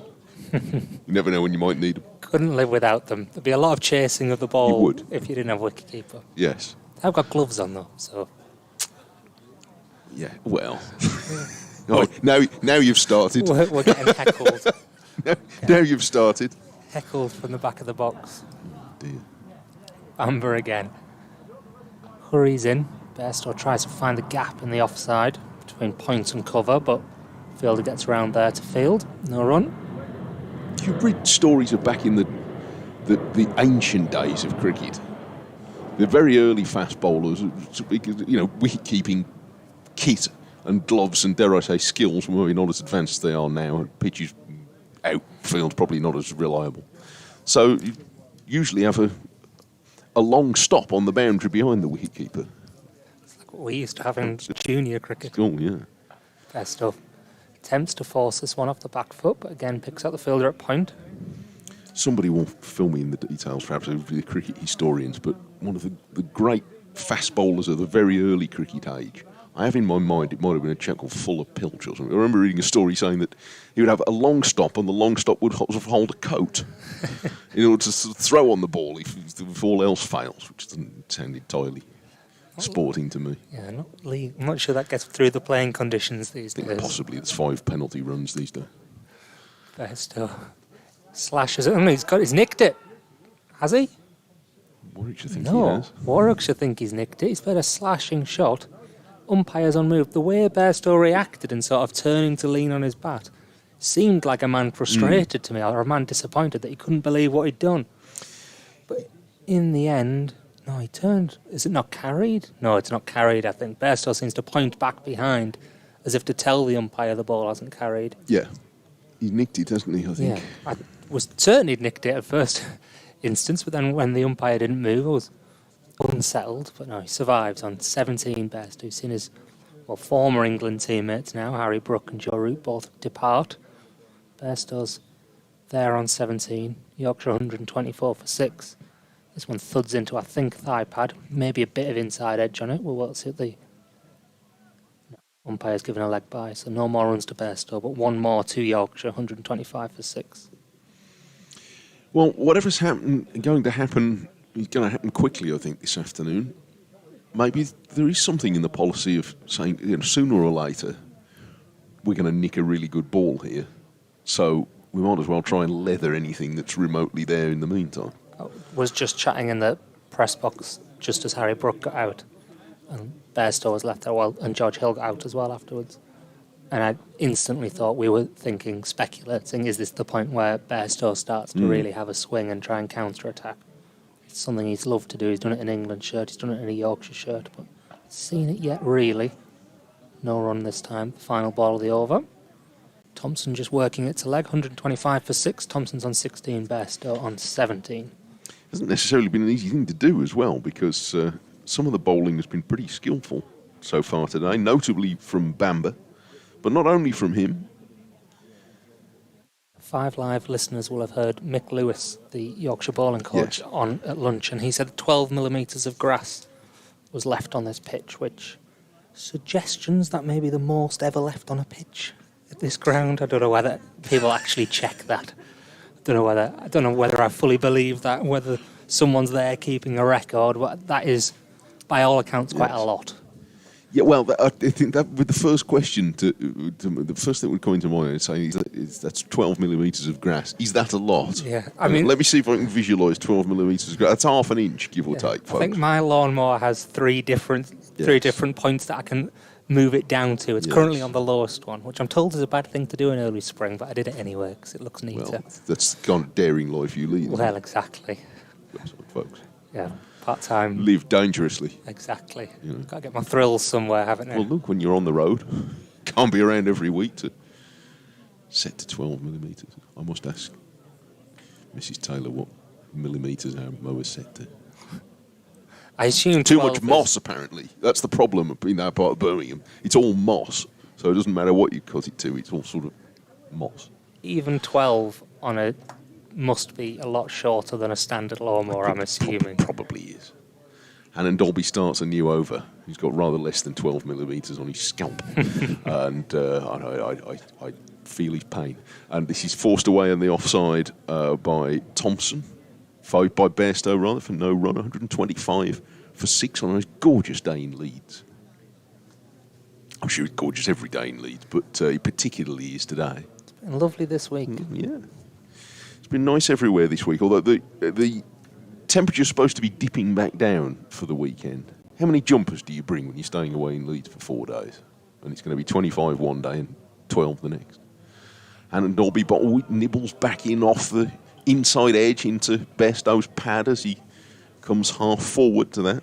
That's the really awkward length for Hannon Dolby to hit, I think. I thought you were going to say the awkward temperature for you and your suitcase. Every temperature's awkward. I'm at an age now where everything is awkward. It's too hot or too cold. Too wet or too dry. I use that as an excuse for when I need to go for a run. Nope, too hot today, Oh, too right. windy, too cold. I see. It's got to be a perfect about 15 degrees. I think I can see where you're going wrong there. Hannon Dolby bowls and Bairstow goes back in the crease and forces it away on the offside. It's the impulse you've got to get past. Yeah, I have to go for a run. it's a struggle. It really is. Too hot today. Or definitely too hot yesterday. Is it? Wasn't doing that. I haven't tested it today. Okay. So if you're on the streets of Leeds later on, you see a tiring cricket journalist coming past you. Blame the heat. You'll have a lot of time to see me slowly. It's like I'm going to race past. Yes. Hannon Dolby bowls, and this is driven firmly on the bounce back to the bowler, who bends down quite a lot. He's got quite long arms, Ollie Hannon Dolby, as well, so he doesn't have to bend down all the way from 6'7". I think he's probably slightly taller than Bo Webster, but Bo Webster's standing nearer to us at the moment, so can't tell. One small and Hannon Dolby far away. Yeah, one of those where they stand back to back. I'm sure they'll be stretching every little bit, getting up on their tiptoes to try and... Webster would have an inch maybe of hair, as you mentioned, over Hannon Dolby. But he's a big lad, Webster. He's second slip now, isn't he? He is. Covering third. No problem changing the light bulbs in Warwickshire's dressing room this year. Hannon Dolby bowls, and this is forced off the back foot by Bairstow, but it's field after a slight fumble. at extra cover. Barnard, and there's no run. Just 2 slips now. Warwickshire, we're in the 38th over, but it doesn't look as though things have flattened out particularly, but I wonder what they, as the defending team, as it were, in this first innings, are thinking, well, we wouldn't want them to get any more than X, 250 certainly. He's flicked off his pads by Bairstow stylishly, but there's a man out at deep mid-wicket now. Malik, who's very efficient in the field, gets that throw in.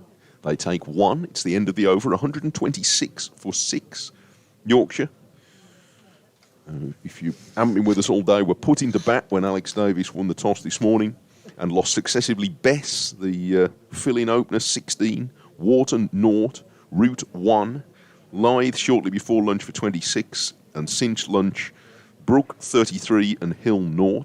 4 wickets to Ethan Bamber, who is now going to get into already his 14th over today. He's not feeling the heat.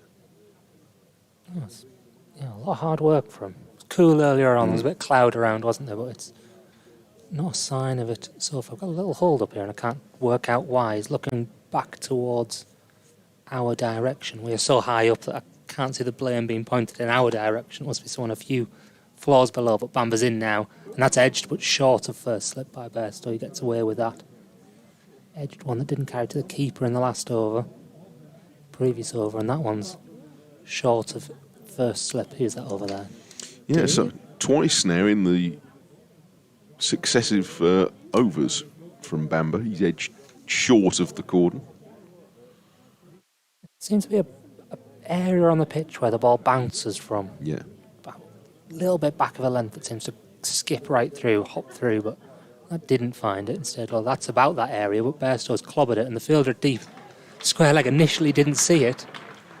Recovers well to stop the boundary. He was holding his hands up and staring, looking for the ball coming out of the... I guess that's come out of, as Bairstow's played a pull shot, the area of the ground that has got spectators in over to our left. Deep square leg there's looking straight into those, and I think he'd lost the ball initially. Hands up as if to say that I haven't seen that, and eventually did manage to a couple of steps to his left to stop the ball, because it would have gone for 4 Bess, so hit it hard, connected well, but only a single. Yorkshire up to 127 for 6. Yeah, it was well fielded by Malik. Big game this for Malik, getting the chance in place of Sam Hain. Bamber again, defended off the pads by Jordan Thompson. Local lad, is he? He's a product of the South Asian Cricket Academy. So he has played quite a bit of minor counties cricket for Staffordshire. He's originally from Stoke. I knew it was that neck of the woods. But played, I believe, for Glamorgan seconds last year and got a couple of hundreds against Warwickshire. So they spotted him there, signed him the middle of last summer, and he played a couple of one-day cup games last year. Definitely A positive for the game and for Warwickshire. Thompson's flicked this one down to fine leg for a single. A positive that's another route into the game. Well, that work from the SACA, South Asian Cricket Academy, has produced a number of cricketers who, and you might well have read about it, but essentially it's to pick up cricketers who seem to be heading out of the game because they haven't found routes in for whatever reason from the South Asian communities, of which there happen to be a lot in the West Midlands. So Worcestershire have Kashif Ali, who's come through that route and scored 200 against Warwickshire last year. Bamber in again. Bairstow leaves it alone outside off stump. And there are a number of others who have either got on county squads or are close to that. The SACA in itself, doesn't it, plays against a lot of second 11 teams, so but that program's been running for a few years now, and the fruits of it are starting to be seen in county squads. So it's been a very successful program thus far. Amber, Fuller. Bairstow's hit that in the air, but it's got wide of the diving fielder at mid-on, and he is going to get 4 for this Bairstow for a little while. Bowler Ethan Bamber might have thought he was in with a chance there of the ball being chipped to mid-on, but Bairstow's timed it well enough and placed it nicely enough to the fielder's right. He's going to get 4 to move to 132 Timed for 6. Timed that really well, didn't he? It was The best strokes today have been ones where they haven't tried to hit the ball hard. We saw particularly Brook. Brook, definitely, yeah. But occasionally others trying more flamboyant strokes, but it's the orthodox has been more successful. And that was lovely from Bairstow. Yeah, nice clip off the pads. Or, well, more than a clip because he's timed it so well. Clip you think is just a little sort of flick around the corner, but he'd put decent power behind it to get it away to the boundary. Jaffer Chauhan, who's on the books here at Yorkshire, and called up to the England squad last year, the T20 squad. He's another one who's gone through that route, yeah. Asian Cricket Academy route. Yes, been very productive, and every reason to think it will be increasingly productive over the next few years. 132 for 6, Ed Barnard replacing Oliver Hannon Dolby at the far end from us, running in away from the football stand and bowls down the leg side. And Thompson tries an array of slightly different flicks and pushes at the ball after it's gone. But he wasn't interested in the real thing. He's 17 and keeping Bairstow company in what feels like quite an important partnership in the context of what has the makings at the moment of being a low-scoring game. Around the wicket comes Barnard, and Thompson is very carefully forward. All his weight going right over the defensive bat. And he guides it on the bounce to Mosley, who's in the gully. And 2 slips, the third man is back now. Gully, extra cover. Mid-off, mid-on, square leg, and long leg. Is the field for Barnard around the wicket to the left-hander, and Thompson flicks that away off his hip, and it's chased, misfielded on the boundary by Ethan Bamber, and it goes below his dive and away for 4 runs. Thompson's starting to accelerate now. He's 21. It was one to test the fielder and just hold his hand up to apologise there as well. It was a tester, a run quite far to his right, and then had to dive, and he's gone one-handed to try and flick the ball back or prevent it going for a boundary. I think the ball's just gone underneath his hand. I think at 11 o'clock he might have got that, but after 14 overs and it's only 2:30, wasn't it? Looking at possibly the replay, not. I think he should have stopped it. He admits it. The apology, the hold of a hand up tells you that, I guess. He's in a bit of credit with 4 for 46 so far today, Ethan Bamber. Round the wicket comes Barnard, and Thompson is pushing forward, nudging this away to Mosley. He throws the ball into Kai Smith's gloves and immediately thrown back to him. Like a catching game in the playground. He throws it on to Hamza Sheikh, who looks as though he's trying to unscrew the ball. He's working on it so hard to try and find some shine. Finally, it passes back to Barnard, who doesn't waste any time, and sets off again in the sunshine to bowl to Thompson, who's dabbing this away in front of his front pad up to mid-on. Barnard stands stunned for a moment at the end of his follow-through, as if the ball might suddenly ricochet back to him. It doesn't. 136 for 6. You'd see a long way from this commentary position on a day like this.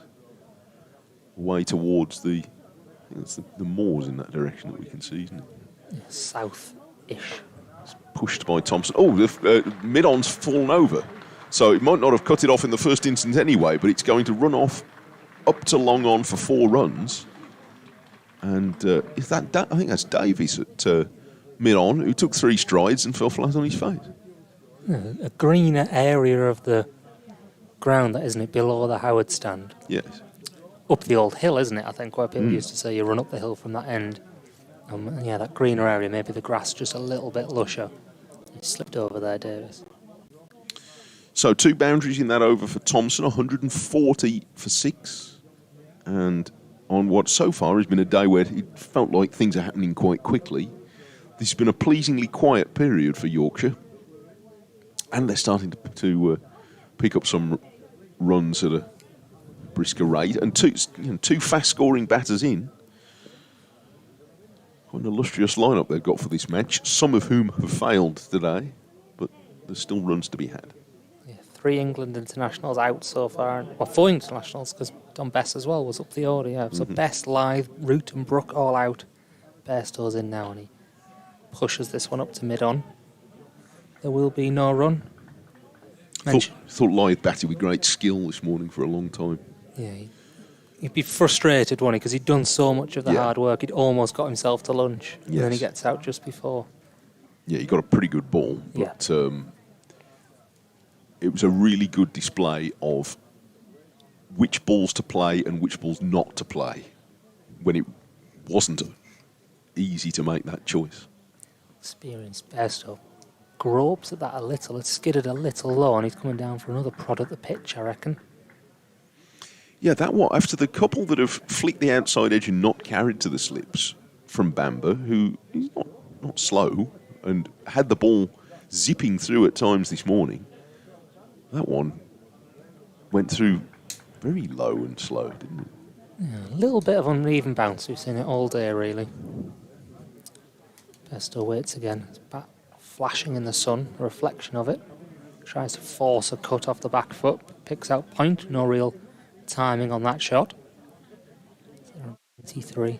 He's familiar to this situation. He was on this ground where he scored one of his more remarkable England hundreds. I was looking back earlier. England were 55 for 6 against New Zealand in 2022, and Bairstow then scored 162 from 157 balls. Extraordinary innings. Put on a big partnership with Jamie Overton, who'll be not dissimilar in sort of batting ability to someone like Jordan Thompson. No, it's true. Similar sort of position in lineup. One right-handed, one left-handed, one about a foot taller than the other. Quite similar cricketers, fiery cricketers. Bairstow drops this one into the leg side, and it's going to be the wicket-keeper, Kai Smith, who has to chase after it. Not before Bairstow's got a single. Greetings to Carol, who is listening in sunny Huddersfield. She says, I know you do football down in Brum, but my favourite ground is Gornal Athletic in the Black Country and the occasional fab brewery to boot in that area. Yes, well regarded for its breweries in that area. Gornal Athletic, very enthusiastically supported club in the Black Country, where there's a lot of non-league clubs in a very small space in the Black Country. But folks at Gornal will be delighted that you've mentioned them, Carol, so thank you. Ambers round the wicket to Jordan Thompson, the left-hander. Ball's played back up the pitch in the bowler fields. Another dot ball there. Alex turns on Twitter, where it is, a picture of Jordan Thompson opening the Hepworth and Idles new outdoor nets on Wednesday and looking very pleased doing it. Looks like it was a lovely day there too. So it's a smashing photo with the ribbon and the scissors and all that. Give it the full Lord Mayor's treatment. Well done, everybody at Hepworth and Idle. It's near me. Thompson, the man we're talking about, defends back up the pitch again. Solid defensive stroke that time. Bat and pad close together. And that is the end of the over. 141 for 6 at Yorkshire. Have the league seasons all started now? Did they start last weekend here? Yeah? First game last weekend. So, look, tell us about your clubs. Because if you've got games going on at your club or other things or opening nets or whatever it is, don't be shy. Let us know about what's going on in Yorkshire, in Warwickshire, and indeed anywhere else if you're listening to us on Sports Extra. I'm always happy to mention the club cricket scene. So if your club should have a mention on the BBC, then we can oblige with that. Tweet me at Mike Taylor Sport, and I'm sure Jonathan will remind you of all these connections in due course. But let's mention your clubs. If you've got stuff going on, then do let us know. Bairstow pushing the first ball of a new over away into the covers from Barnard. We've seen all 5 of Warwickshire's seamers so far. Only a little bit of Bo Webster, just 2 overs before lunch. They were slightly stiff-looking overs. But you can forgive a bloke who's just come halfway around the world this week. From Tasmania, isn't he? I assume that's where he's still. So it's halfway around the world and a bit further. Yeah. 141 for 6. Bairstow always flashing a cut at a ball that was only a little bit short and just offering away from Barnard. Makes no contact. Another one through to Smith, who has taken... He's had a funny day, hasn't he, Kai Smith? He's taken 3 catches. He's missed probably another 2. He's had some very difficult snaking balls to deal with. Swerving late. How is his wicket keeping? You've seen more of Warwickshire this season than me. Generally, as a wicket keeper, his batting's impressed, hasn't it? Nobody's seen that much. He's only his fourth game, he's just 20. But this will be an education for him. I don't think it's been more difficult than this. This is turned away into the leg side for no run. Yeah, we haven't seen enough really to see in the long run whether he will be a batter who keeps wicket or a wicket keeper who also bats, if you know what I mean. And these days you can be both. But his batting has caught the eye more than he's keeping so far. But it's only his fourth first-class game. This is a little bit wider and hit hard, but without great flamboyant power by Bairstow. He just positioned the bat in the right place and it zipped off the middle, punched through the extra cover for 4 runs, and he made that look so easy. 145 for 6. Am I going? I think I am. End of the over, I'm going. Jonathan's moving back in. Matt's going to stay. So you're being shuffled up and down the desk, aren't you? Is Matt going or is Liam coming? I don't know. Somebody will come and join Jonathan. Barnard bowls, and it's guided into the ground by Bairstow and fielded by Mosley. Yates, a purveyor of increasingly successful off-spin, is doing the sort of the warming up that's so gentle at first slip that you can't tell whether he's been told to warm up and he's just getting started on it, or if he's very gently trying to give the captain a nudge that he would quite fancy a bowl after standing here all day, if that's all right, Skip. Barnard's going to bowl, and this is nudged forward by Bairstow. It's the end of the over, 145 for 6. I'm going to go and top up my tan a bit. Yeah, just go half an hour off. You know, why don't you? Yeah. Am I going or am I staying? No, you're going, yeah. I am. Cut off in your prime as well. Brilliant technicals by me there. Absolutely outstanding. And Matt Henry's regretting having said, like everyone does on the morning when they arrive, all polite. Yeah, just use me when you like, he said. Just use me when you like. And so we thought, well, let's use him then. So he's back. Always happy to join you. So, 145 for 6. 40 between this pair so far is the second best partnership of the match. Obviously, little victories and all that, but it's not something that you're going to be writing home about just yet. Michael Booth, 4 overs for 20, was an experiment that didn't work early in the day, and you'd probably say, to be fair, at 145 for 6, that's been the weak link in the Warwickshire bowling on this first day, but he's got time to change all that, and he's going to come in now and bowl to Jordan Thompson. Right arm over the wicket, bangs the first one in short, and Thompson pulls, and that one has gone for 4. Square on the leg side.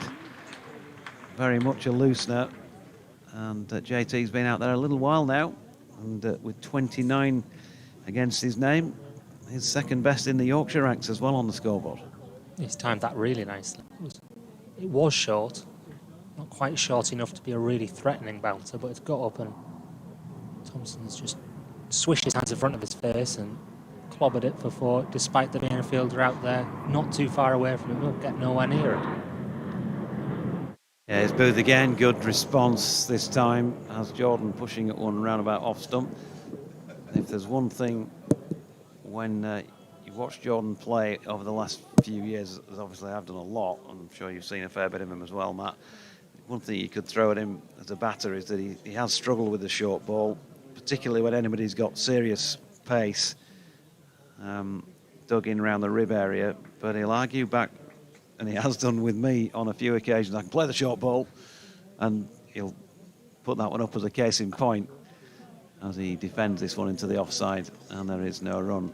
It's one of those things that can become a bit self-fulfilling, can't it? Because if a team or if opposition start to think you have a problem with the short ball, you then get a lot of short balls, and ultimately you're going to get out to one of them eventually. No one's going to bat forever. You get out to a short ball, and then that just adds to it, and it becomes a thing, even if it might not necessarily have been one. Yeah, which means that I guess if you do that and you get peppered, you've got to try and find a way to get through that period where people are having a go, as this one is wide of off stump, and he angles his bat nicely to get it away down to third man. And that single takes Yorkshire to 150 for 6, which feels a little bit better than 105 for 6 did. Thompson on 30. But yeah, maybe not in last season or so far this season so much, but certainly for a couple of seasons, he hopped about a little bit when anybody with, good pace came on and dug it in sort of hip height or hip to chest height. And so that was one of those spells, wasn't it, where the word had got around and let's just try Tomo with the short one. He's at the non-striking end at the moment, and Johnny Bairstow this time cuts in front of square, really, picks up a single. So maybe he's done enough, Jordan, to get that out of the thoughts of people's minds, or maybe it was a change of division where, other bowlers had not bowled him as much. Not sure, but anyway, dealt with that short one early in the over pretty well, didn't he? Put it away for 4, and he's back on strike here, 151 for 6. And he goes back and across, and that's a beautiful shot. Not a huge amount of foot movement, which again is probably fairly typical, but he just watched that so well. It wasn't the best of deliveries from Booth. And Jordan Thompson just opened the face and punched it away through the covers for a lovely boundary. So 50 partnership, first time in the match. It's taken 76 balls to get there, 34 of them contributed by JT and 15 by JB, who is 29 not out. And at the other end, the ball is obviously getting older now, Matt, 43 overs in. Yeah, and those 12 millimetres of grass, the pitch is drying out. Obviously, the longer and longer this day goes on, it's a powerful sun above us at least. It's not as hot as it has been the last few days, but still warm enough. Yeah, the pitch it's still green, but there's a sort of the centre section of it is becoming a more yellowy colour. Barnard from the far end is going to continue with his seam. Bairstow pushes the ball to a subfielder there, I reckon that is it. Extra cover, no run. Yeah, so Yorkshire have got to think that they can capitalise later on in the day. It's just about whether they've already been beaten up a bit too early, like you say, 105 for 6, wasn't it? Before these two, or as these two came together. And they've just got to try and Bairstow's going to lead this recovery, although Thompson has overtaken him now. He's on 34. Bairstow drives, picks out that fielder again at extra cover. It's a good shot from Bairstow, a good drive into the ground. Yeah, he looks to be striking the ball pretty well, Johnny. Going into game number 4 now. He has obviously had runs on the board, and he looked much more comfortable last week than maybe in his first couple of innings this season.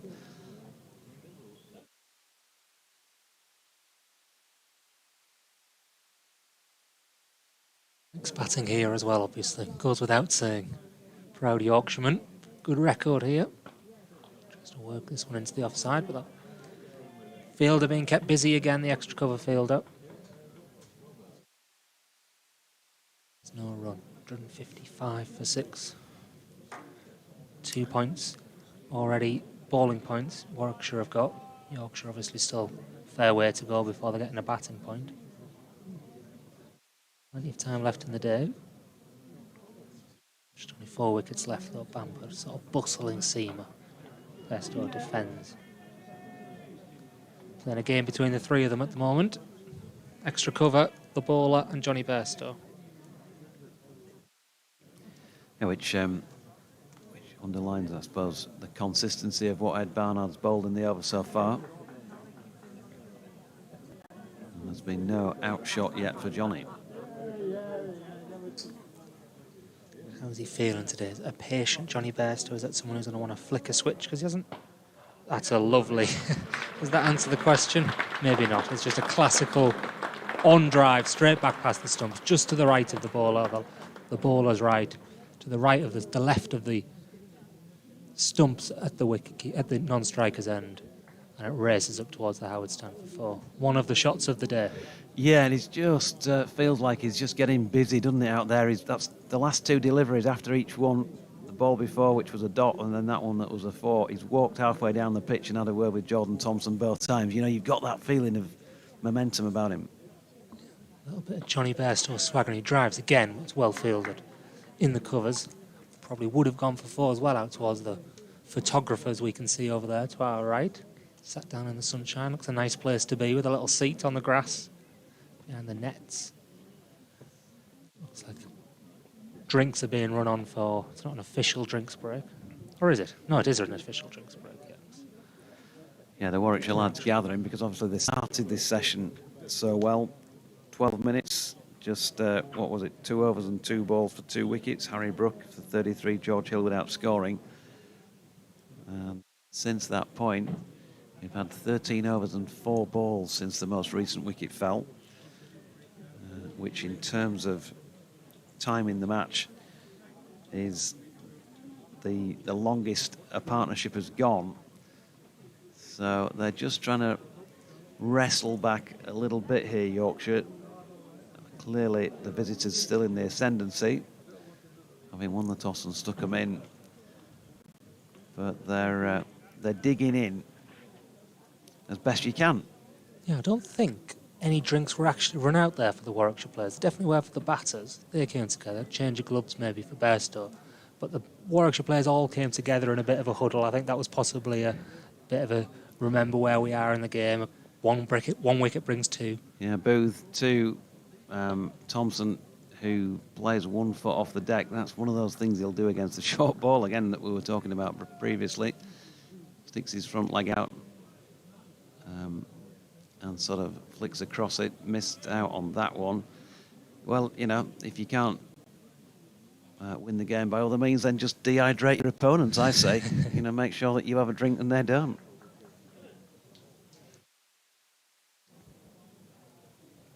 It's the new tactic. Here, meanwhile, is a good delivery by Booth. There's an appeal for caught behind. As Jordan Thompson couldn't get anywhere. It was anchored at the crease. Anything? Did it hit the back thigh, maybe? Was not sure what sort of shot you'd describe it as, really. Not sure if we'll get a chance to look at it again either. Here we go. Yeah, he's just flicking across the line, off balance. Not a huge amount right with the stroke, I'm afraid, Jordan, on that occasion. I'm sure he's well aware, but fortunately for him, didn't get anything on it, and that he plays that a little more comfortably without being particularly comfortable. So Booth zipping it through a little bit. Halfway through his 6th, he's not managed to trouble the wickets column just yet. Getting in a position where Thompson can't quite swing his hands through the ball. It's quite close to his body. It's tight. The bounce that was bowled earlier, a couple of overs ago that Thompson did hit for 4 was high enough that you could get a full swing of the bat through, whereas he's just been tied up a little bit here. Yeah, as this time he's got one angled across him. Just gives him a little bit of room there to get his hands into position and runs that one down nicely to third man. So it's the straight ball that's short of length, isn't it? That's the one that is the one that can cause an issue when it's at pace. But tucking him up is the way they usually describe it, isn't it? Yeah. But if there is any width to work with, you can still make a run from it. And as long as you can do that, keep things ticking around, rotating, and gives the bowler a different thing to think about, because he's got a right-hander on strike in the form of Johnny Bairstow, the ball that nips in on him. And the customary of Bairstow takes a hand off the bat as that comes through. We'll just get rid of the 254 into Leeds, lead Bradford for a moment. Busy today, isn't it? The flight path, I mean. It always is. I live in earshot, if you like, of the airport, and I was awake a bit too early for my liking a few days ago. I think I'm right in saying they're not supposed to start flying until 6:30 a.m.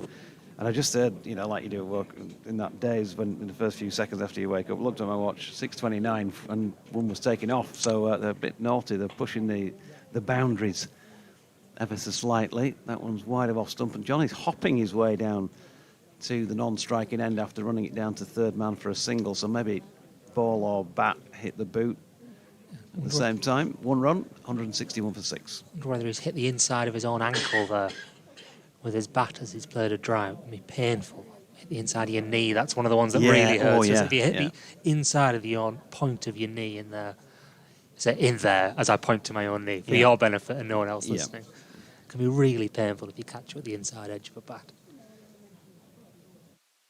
Bestow's fine though, no treatment.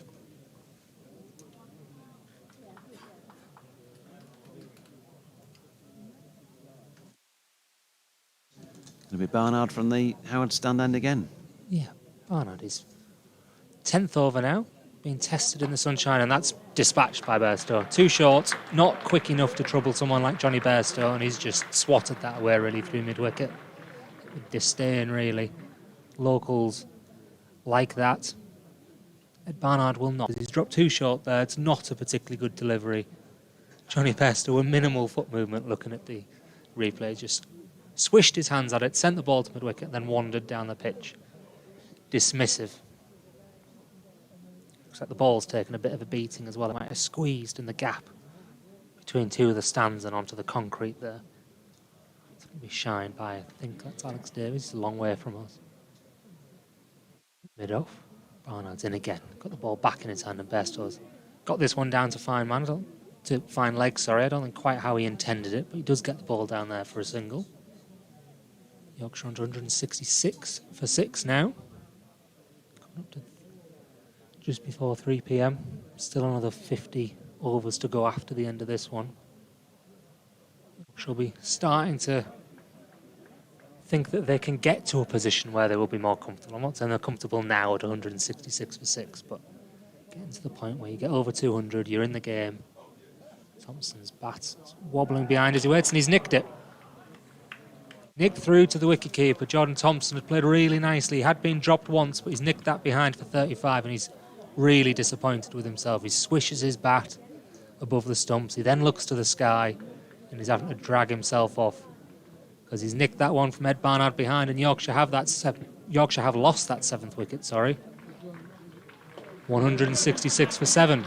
Thompson goes for 35 from 64 balls. Yeah, and the irony, I guess, of being talking about the short ball, that he gets one that's apparently non-threatening, really, outside off stump and has a little flick at it, and there's no wonder he's disappointed, really. Just those who can see the replay getting it now. Barnard angles it in. It just about arguably holds its line. You wouldn't say it's doing anything much at all, and he's just had a little flick at it. It's just one of those that you've got to credit the bowler with just drawing the batter into playing on it, because if you think about the line, you're looking really about probably 4.5 stumps, where it's certainly a good 4 stump sort of region. And yeah, he's disappointed, Jordan, who's enjoying himself out there. Batted for just over an hour with Johnny Bairstow, and they put on 61 between them, so it's a little bit of a sort of comeback of sorts, but they're still 7 down for just 166. And Ben Code is going in at number 9 here, which is relatively unusual. Yeah, and he missed the game against Durham, didn't he? He sat that one out. So he's back in the team for the first time since the win over Worcestershire, I believe. Yeah, that was mid-April. Yep. A few weeks ago now. He would have loved the coach this morning, would Ben Code, with the ball, but he's got batting to do here in support of Johnny Bairstow. I wonder whether Thompson, he could have left it, like you said, but in the end he's played a bit of a nothing shot. He's just poked it, he's pushed a little bit with his hands. Yeah. He's probably thinking to himself, if I'm going to play, why haven't I tried to whack it? Why haven't I tried to at least play something a bit more powerful or a bit more definitive rather than just a little poke outside his off stump? In the end, he's nicked it, and now Ben Code waits.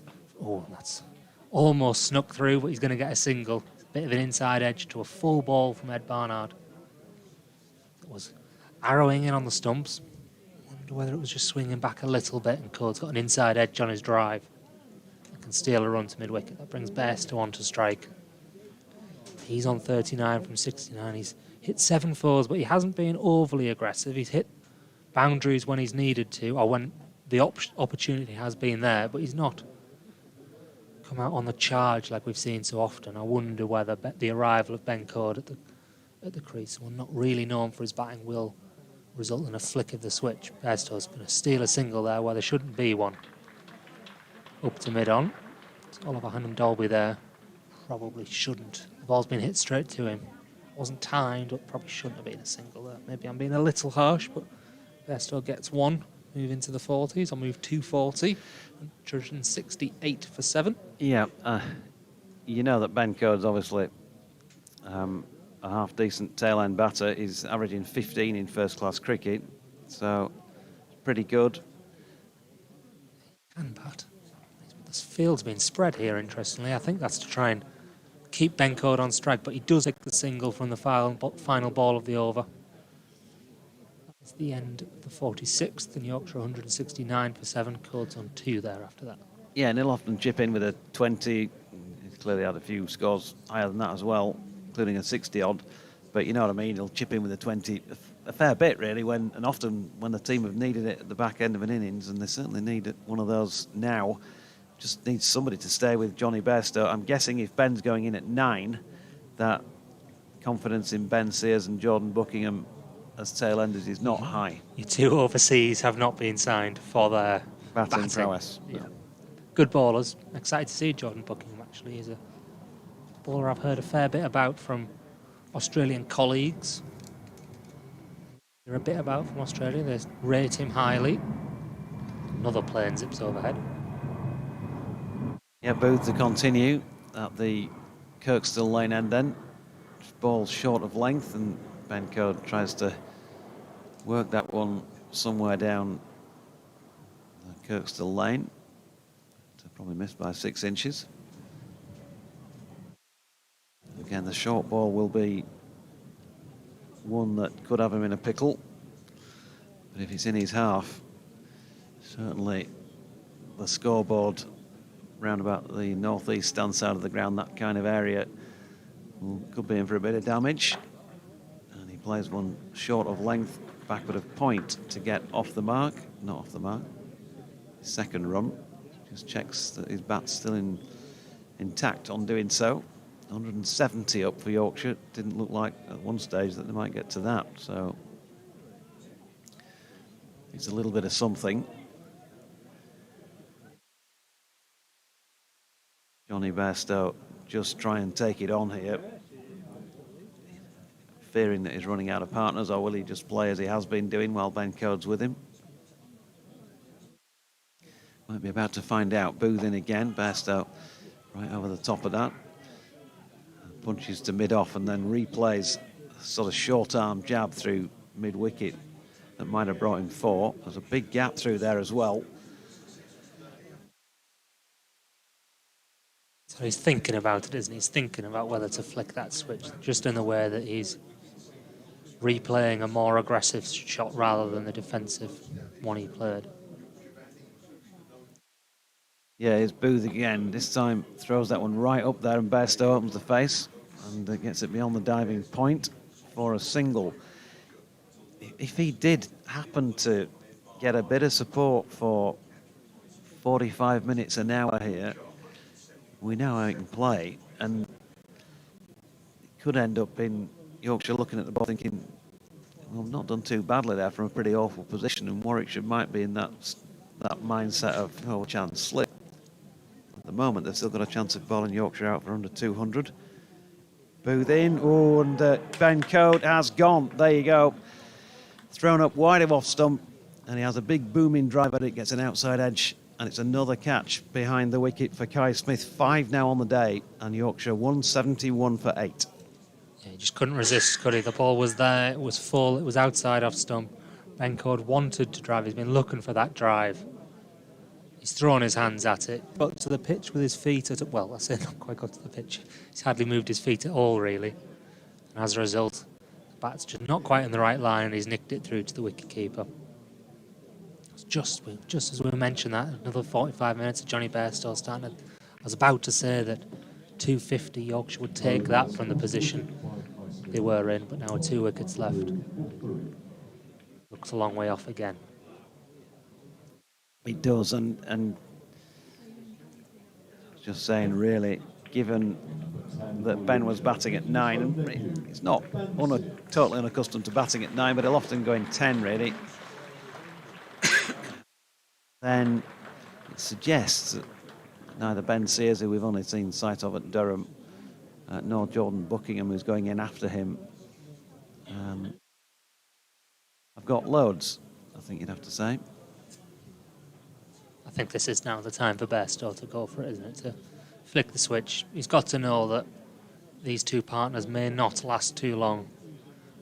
Yeah, fortunately for him, there's only one ball left in the over, I guess. Yeah, Sears has got to do his job of seeing off this delivery, and then Bairstow really starts to have a swing. The field spreads in all directions, really. He's still got 3 slips, but there's no one else within 30 yards of the 40 yards, maybe. This fielder is lurking down here as a deep mid-off. Ben Sears can have the single if he wants it. Here's Booth then. And Sears with a beautiful lead, first ball. 47 overs complete, 171 for 8. Said like a person, said like a man from Yorkshire. A beautiful leave that has done his job. Just checking that. Jordan Buckingham's first class batting average is 4 from 26 games with a top score of 17. So, yeah, we are not here to see his batting today. The Australian overseas signing in for his debut. Bairstow has got the strike now for this Ed Barnard over. What are Yorkshire going to do? What are Warwickshire going to do with the field? Do they feel that an attack could come because they're sending one man out onto the deep extra cover boundary? They've got a deep square leg. They've got a fine leg. They must have a third man as well. Yep, they do. Mid-off and mid-on are still up. Davies is bringing his third man a little finer. Does that suggest a short ball to try and cover the ramp, maybe? Bo Webster's there at slip still. Tall enough to cover the space of 2 men.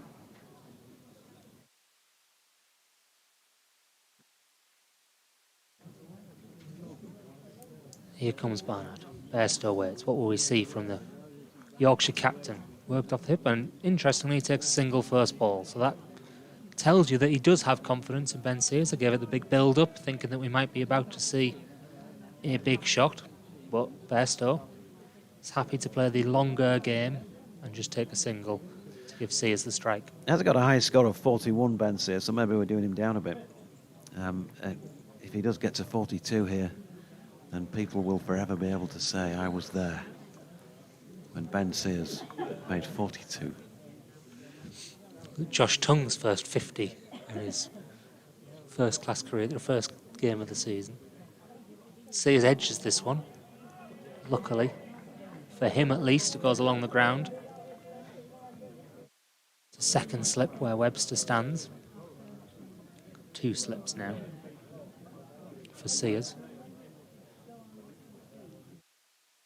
The field has come in. We've got a bit of a ring. Square legs come up, extra covers come up. Point. The singles aren't really there for Sears if he's going to try and to do something to work on his edge. This one again, and he's going to get 4 for it. Well, again, for the 3rd time we've seen today goals between that gap between first and second slip. I'm not sure whether it would have carried into the replay. This time Kai Smith, the wicketkeeper, doesn't dive across. We've seen him dive across for one today. We've seen him stand still for one today, and this time he does stand still. I think that was probably the right decision not to go for that one, and it's beaten Rob Yates, I think that is, on the half volley. Ben Sears gets a 4, nudges Yorkshire up 176 for 8, and he defends the next delivery.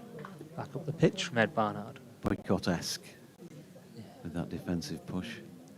Replay of that edge. Yeah, it's not carried. Sorry, Sir Geoffrey, if he's watching this, he'll be saying, what are you talking about, lad? It was very delicate. I mean, just placed it exactly where he wanted it, between keeper and slip, I thought. Place it in the gaps. Barnard's in again. This one's wide. Sears leaves. Like that man we mentioned, Geoffrey Boycott. We're going to have a double change after this delivery, so in fact I think I'll duck out now and bring in Liam, and then Mike can replace you at the end of the over. There's 1 ball left to go in this Ed Barnard over. Yorkshire 176 for 8. Field spreads again. Ben Sears can have the single if he wants it to keep the strike. Bairstow stands at the other end hoping. And he gets his wish. Sears leaves the ball outside off stump. And there goes by another over. Liam joins us. Where do you see the game? And then I'll let Mike in. Yeah, I think Warwickshire firmly on top. Currently, I think there were a nice little partnership brewing between Bairstow and Thompson there. I think Thompson were a little bit frustrated that probably played at a ball that he didn't need to. Mike, welcome back. So yeah, I think Warwickshire firmly on top, and be interesting to see how this passage of play plays out. Will Bairstow try to take it on? He's obviously rotated strike already. So trust Sears, given that single. So yeah, let's see how it plays out. Yeah, things are going to happen quickly, one way or the other. Booth is hurrying in again to start a new over. Oh, he bowls a bouncer, possibly the first we've seen today. And Bairstow allows it to pass, rises through to Smith. Every ball looks like an effort ball with Michael Booth. He doesn't ever look as though he's holding anything back. Yeah, the strapping fella, isn't he? He's, and he's got that covered out to that long boundary. He's got deep square, fine leg, so it'd be a brave man to take that pull shot on Wood Bairstow currently with the state of the game. It's looks a long boundary that way, doesn't it? Two slips are hoping they'll get something. This is short, but he rides the bounce here well, Bairstow, and guides it down to third man and takes one run. Well, he walks one run. So he's fully trusting of Sears. Played that really well then. Yeah. Managed to keep it down. Just rode the bounce very well. They're going to put an extra slip in. Davies is going back into first slip. Yates at second. Webster at third. He's a bit closer than the others. And the home ground, apart from the third man and long leg, just under the rope there in the shadow of the football stand, everything else in the sunshine, and this hustles through short. Sears bent, for a tall man, he bent down very sharply then to get underneath that. Yeah, looked like you're already expecting and chose his shot before it already came, but yeah. I don't mind that, trying to push him back and then set him up with that full delivery. So you're not probably confident that a tail end is going to take that pull shot on, as that got covered down at fine leg, but we'll try to push this one a little bit forward, trying to get that outside edge for the keeper and the slips cordon. Yes, I mean, you'd have to really clobber it if you took the short ball on to find the boundary there. He goes for a full delivery, and Sears plays it well. He meets it firmly and drives it confidently back to the bowler. Bairstow is off to prod the pitch. Smith walking through circles, the wicket-keeper. Wicket-keepers Union are having a good day. It's 5 catches. Yeah, it looked like a difficult start this morning, but Yeah. he's done some really good catches. He's obviously managed to get 5 catches, like you said. He's come back really well. Yeah, good for him. It was a testing for him earlier on, but he's come up trumps. This is forced into the ground by Sears on the bounce to backward point. Yeah, I didn't envy him early on this morning. It looked hard work, and like I say, he's rode that storm, and Warwickshire have got the just deserves, and have Yorkshire 177 for 8. He's a young cricketer, Smith, as well. He's 20, so every game you come to at the moment at this stage of his career, you'll be learning quite a lot about particular conditions like we had here at Headingley this morning.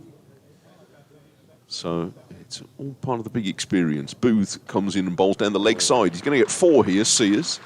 I think he just flicked that. It sounded like a wooden noise, rather than the pad. And he's glanced it very well, fine for 4. So he's up to 8, and his batting looks as though he's been rather undersold. 181 for 8.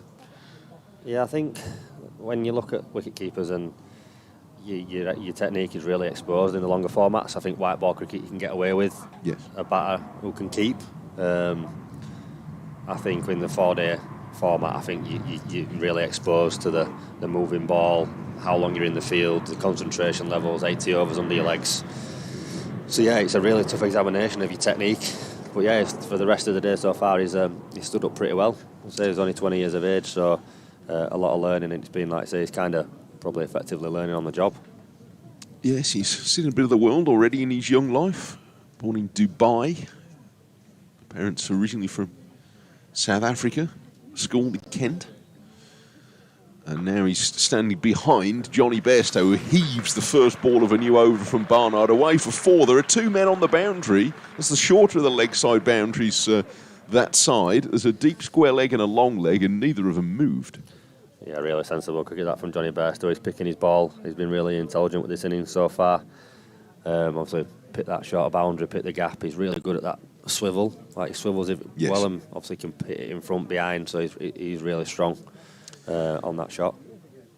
So much of today, I think, has been about selecting which balls to attack and which not. Indeed, which balls to play and which not early on. Oh, now he's bowled. Middle stump by Barnard. Drove right over the top of a ball that looked as though it nipped back a little bit. Yeah, Barnard just shaping with his hand there as he was gesturing to Kai Smith. That just seemed to duck in late.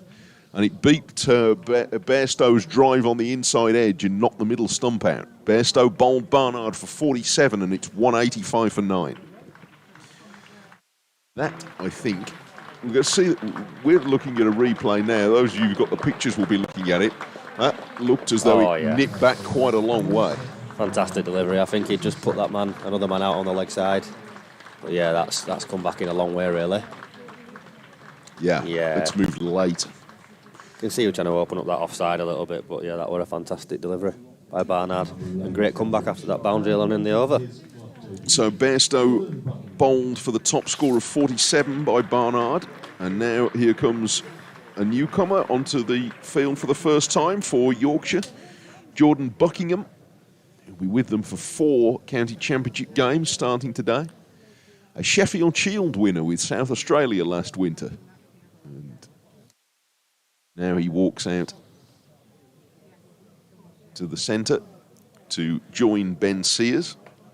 I'm just speculating the back of the box. Buckingham and Sears sounds like a very sort of high-end catering company. You know, we've hired Buckingham and Sears to do the lunches. It'll be good then.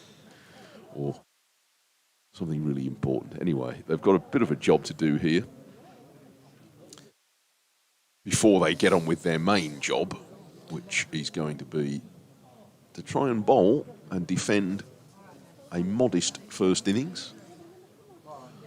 Although in conditions which, even though the sun's been out since 11:30, still might be offering the bowlers a bit. Barnard bowls, and Buckingham, who's a tall man, he's pushing forward and guiding it away into the covers and fielded by Mosley. Yeah, I can imagine Yorkshire's bowling attack, especially Coda, will licking their lips the thoughts of bowling on this pitch, which I can't imagine won't be too long before they are doing. No, and then we'll see whether 185 plus whatever change is left is a substantial score or not. Barnard bowls and brings that back late, but only after it had passed the bat, and Smith is taking it. Buckingham doesn't really offer a stroke. I can hear a plane, but I can't see it. Two come from outside. Is that coming from? They come from Leeds Bradford to here? It will be, yeah, Leeds Bradford, yeah. Cricket as Barnard bowls. Oh, and that one took off a bit. Went past the shoulder of the bat. Yeah, the previous one just kept a little bit low, and that one just shot through. So definitely 2 paces to this wicket, and obviously of a certain length, it seems to be finding a little bit. Yeah, it's almost as if there's like a little sort of ridge, isn't there? About just back of a good length. Not every ball by any means, but just the occasional ball has hopped a bit. And Buckingham will be thinking, he ought to be able to get something out of a pitch like this. Deep square leg's just gone back. Is he going to try pushing back with the short ball? Is it the old double bluff? Want to come in this over, mid-on running round at the very last moment, and Buckingham is drawn forward to push at a ball that leaves him outside the off stump. And it's the end of the over. A successful one for Barnard, in which he cut off any sense of a counter-attack from Johnny Bairstow by knocking out his middle stump for 47, and Yorkshire 185 for 9. I'm not sure that's such a bad total, though. We'll see. Yeah, obviously, you can only judge a pitch when both sides have battled on it, really, can't you? So, yeah, hopefully these two can put on a partnership from Yorkshire's point of view. Warwickshire will be wanting to wrap this up pretty quickly. And bowlers will want to get them bowling boots off and hopefully put the feet up for the remainder of the day. Just to be hoping for that. We've had 50 overs, and they're 1 wicket away. Michael Booth is going to try and get it as he starts a new over to bowl to Sears, who's shaped up very well so far. But he won't start yet because they're moving one of the slips round to leg golly, really, more than leg slip. So Booth bowls and he hits Sears. Oh, he gets 4 off the back of the bat over second slip. A good old slip drive. Hey, he was aiming somewhere wide of mid-on, and it's come right off the back of the bat. And even as tall a fella as Webster could only wave at that as he went away for 4 behind him. I think it just shows that they're going to try to target them stumps. Put in the odd short ball, odd bumper, but still allows them to pitch up with them 2 slips. And just behind point, deep gully-ish. Yeah, it's a fairly straightforward, proven policy. Now it's a shorter ball. It doesn't get up all that much, actually, on Sears, and he goes to pull and miscues it into the ground and gets 1 run. So Sears is up to 13, which is a handy bonus for Yorkshire. Leg golly is going to come back into the slip ranks, so they all move across 1. Square legs come in as well. And off goes Booth, right arm over the wicket, looking for a Yorker, and it's gone past it, almost knee height down the leg side. He's trying to fire in the odd one of those today. Turned into a full toss. Nevertheless, continuing a positive start to the season for him. 14 championship wickets so far for Michael Booth. 24-year-old, originally from Zimbabwe.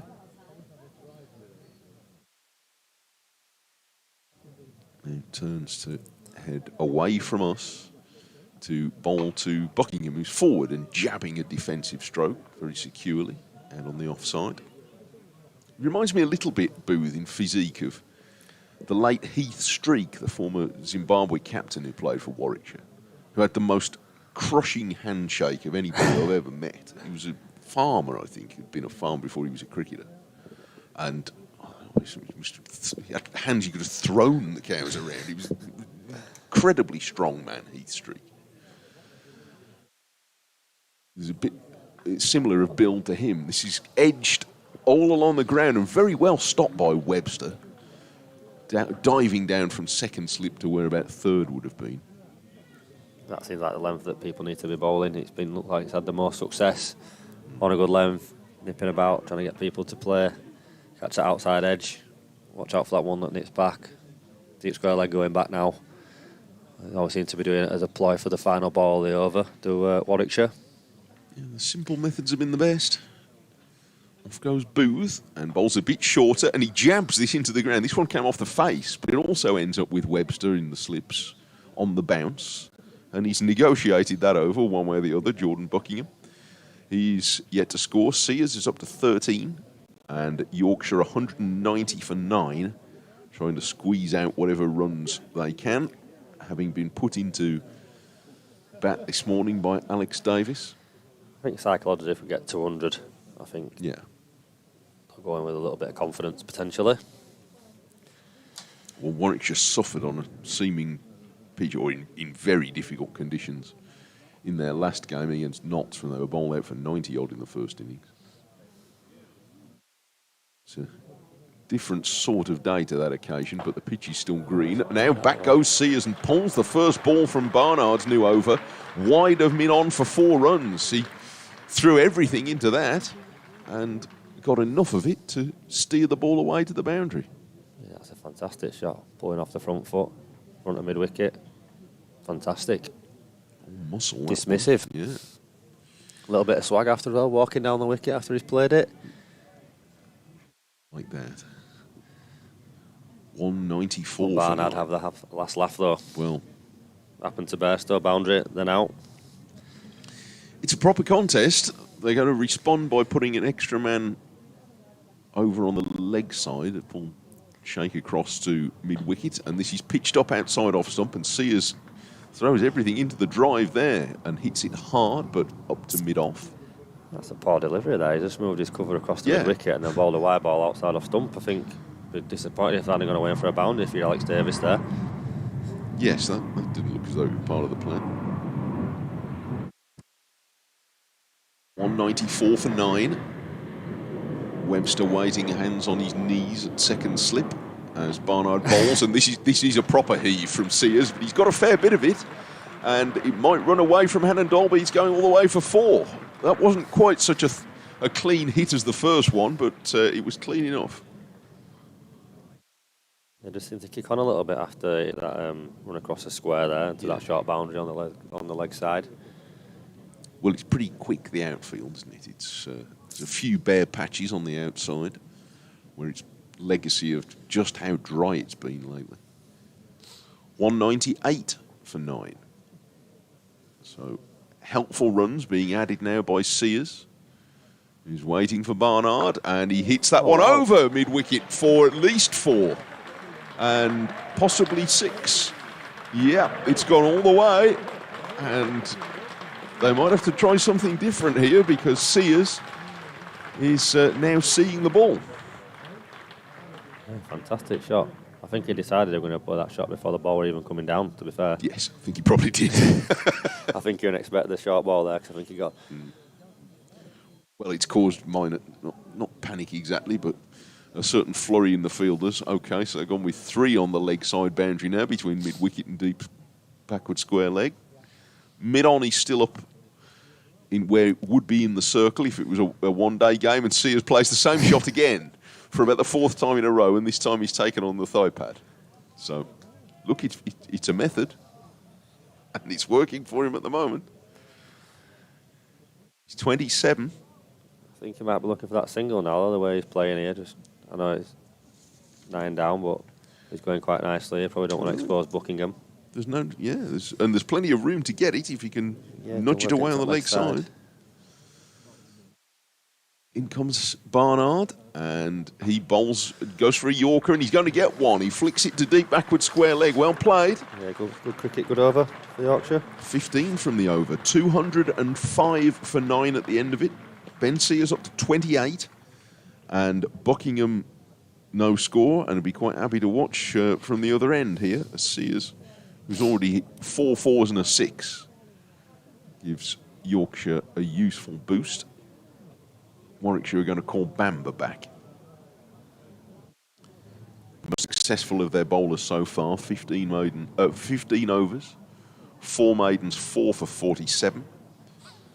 And he's going to come back and see if he can knock over Sears. I think based on how he's bowled today, Mike, I think he deserves that 5er. Played well, isn't he? 5er, not 5er, sorry. Yeah, well, he pretty might well be asking for a 5 at the end of the day. Maybe he's round. But, it was looked quite hard work in the early stages this morning he was putting the ball in the right area without quite finding the edge, but he's had his rewards in the end, Ethan Bamba, continuing a good start to life with Warwickshire. He's got 4 wickets, Barnard 3, 1 each for Hannon, Dolby and Booth. Got a bit of an in-out field, so we're going to go maybe a bit shorter, potentially. Yes, 2 slips, the only close catches.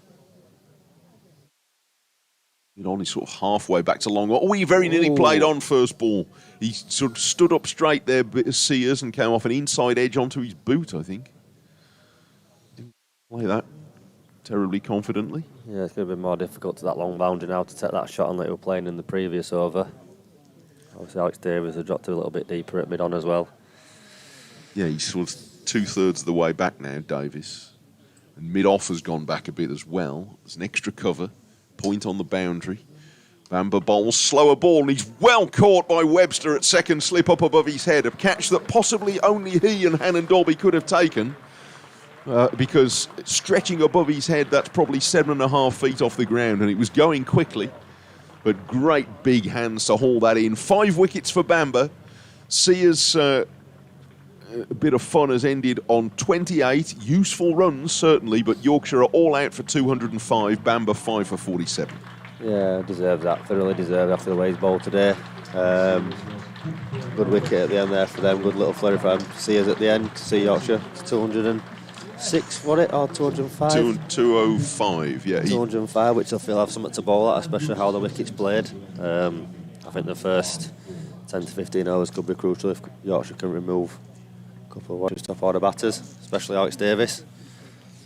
We didn't change his method there, did he? See, as he went, if he'd have got that out of the middle, we'd have still been looking for it. But a good grab by Webster.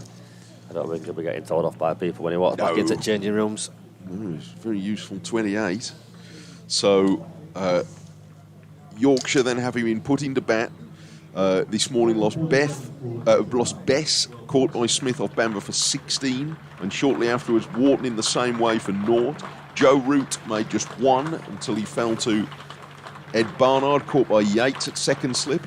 There's the applause for Ethan Bamber walking off the field with 5 wickets in an innings for the first time for Warwickshire. Lythe was out 20 before lunch. That was 75 for 4, caught at the wicket off a good ball from Hannon Dolby for 26. After lunch, Brook in the first over, caught by Sheikh at third man off Bamber for 33. And then George Hill following in Bamber's next over, caught by Davies at first slip for naught. Jordan Thompson kept Bairstow company in a stand of 61 until he was caught at the wicket off Barnard for 35. Code followed very quickly, caught by Smith off Booth for 3. Bairstow bowled by a good in-swinger from Barnard for 47. And the last man there, Sears, caught by Webster at second slip off Barnard for 28. So with 16 extras, making Yorkshire's first innings 205. And the bowling figures I'll run through briefly, but the pick of them was Ethan Bamber, who took the first and the last wicket and finished overall with 15 overs and 2 balls, 4 maidens, 5 for 47. Hannon Dolby, 13 overs, 2 maidens, 1 for 43. Ed Barnard, 13 overs, 2 maidens, 3 for 53. Michael Booth was 9 overs, no maiden, 1 for 44. And Bo Webster, 2 overs for 10. So 205, the roll is currently on. And not terrible for Yorkshire. They'd have wanted more, but having been put in on a tricky pitch, that's not the end of the world, 205, I don't think. No, I think, like I say, you judge a pitch once both sides have batted on it, so it'll be interesting to see how Yorkshire come out, like I said previously. If they can take a couple of early wickets, I think they'll be happy. If they can bowl them out for somewhere around between anything for around 150, I think they'll be happy to take a first innings lead. If that's the case, Warwickshire want to come out and put the pressure on and hopefully weather that early storm, not lose wickets in regular intervals, and hopefully put that pressure back onto Yorkshire. All right, well, we'll take a brief pause in the commentary while the roller is out there and the ground staff are remarking the creases, and in a few moments we'll strike back up when the players come out with Yorkshire having scored 205 in their first innings.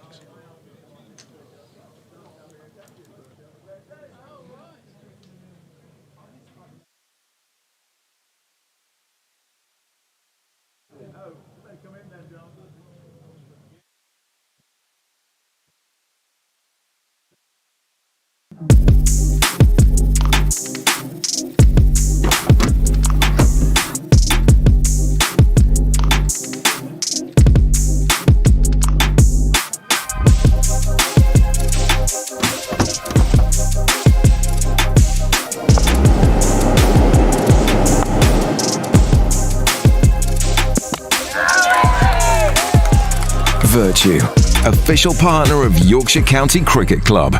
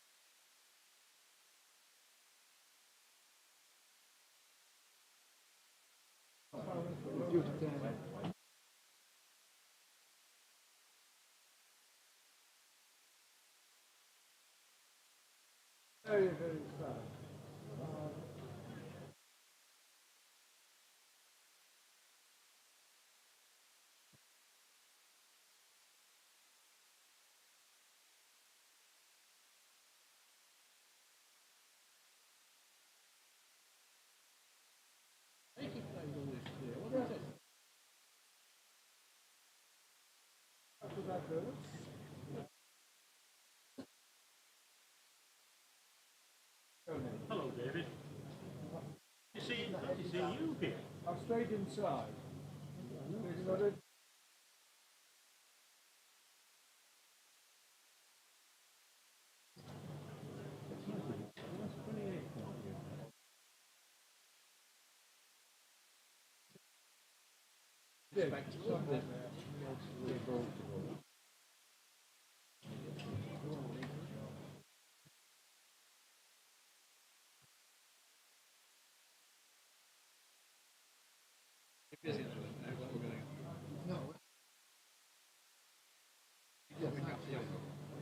You might not be. I'm not quite.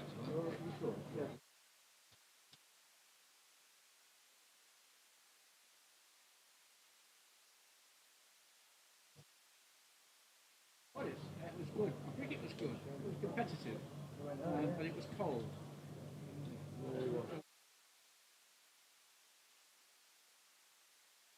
You know, on a green wicket like this, in the game, they went past us, and then we batted well to get.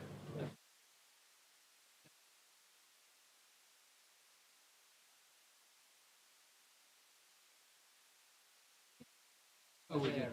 Because it was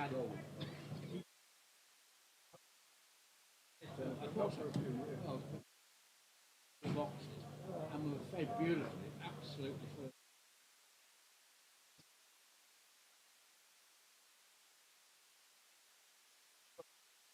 Exactly. That's right. I think we're fine. Went on one day.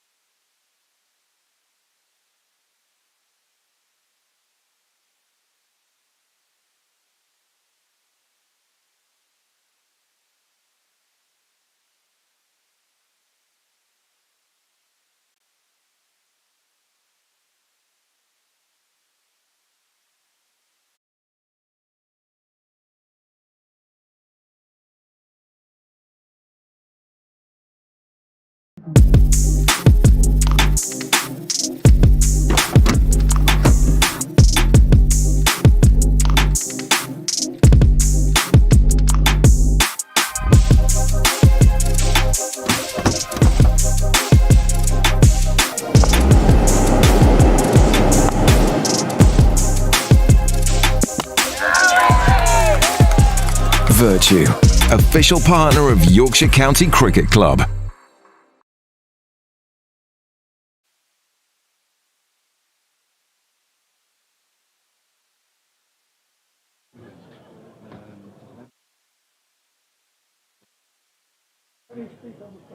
Yes, right.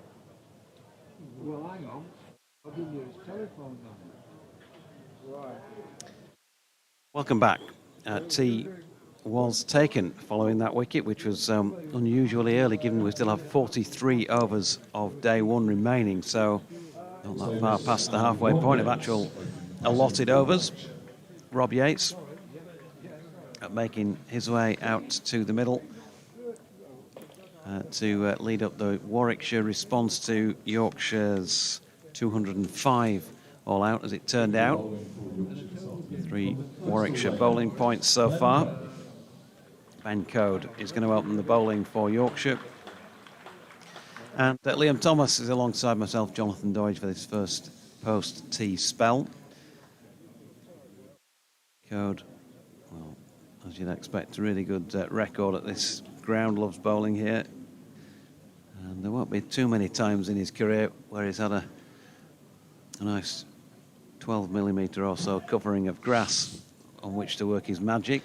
But before we all start to get carried away here, after 205 runs in the first innings, and that's done at tee on day one, just a reminder that in the 3 Yorkshire matches so far this season, the opposition of Warwickshire have called on the heavy roller, and it's not been easy to take wickets in the early part of the second innings of their matches. Ben Code's first delivery asks Rob Yates to play at it. Alex Davies, of course, is out there with him as well, his skipper. So 4 slips, a long leg, mid-wicket, mid-off, mid-on, and a man square on the offside is James Wharton. They've left a gap through the covers for Yates to have a look at. And apart from the fact that 105 for 6 and 205 all out, he's on the low side. As Yates leaves this delivery from Code, which takes off unusually for Ben, and is taken pretty high by Johnny Bess, still behind the stumps. Apart from that, you'd otherwise say conditions are pretty good for Headingley to have your bat in your hand in terms of what's going on in the skies, because they're largely blue, the sun is shining, and as we know here, even when it's fairly green, it still plays well. Code coming in now, and he's going to attack the stumps here and try and let the ball do the work in typical Ben Code fashion. That was another straight delivery that was defended. Settled into his work quite nicely already, them first 3 balls. Set a nice field, which show the cases that he's going to attack the stumps. He's got the slips, got that mid-wicket in case he strays a little bit too straight, which allows him to nip the ball back in, but also coming around the wicket to help him hold that line and nip it away as well. So great start from Code up so far. He turns again then, round the wicket, bowls it now, and that is left this time wide of off stump by Yates. Just been downstairs, had a chat with 1 or 2 people, including Joe Root's granddad, Don, and Jeff Cope. Anything to report back on? Well, 1 or 2 people really sort of scratching their heads. They're not entirely sure what to make of the surface and all of that. Good delivery by Code, and he was very late on that Rob Yates. A telltale sign being that it dropped into the pitch by his feet and bounced up. And he just had to make sure it didn't drop on his stumps on its way back down again.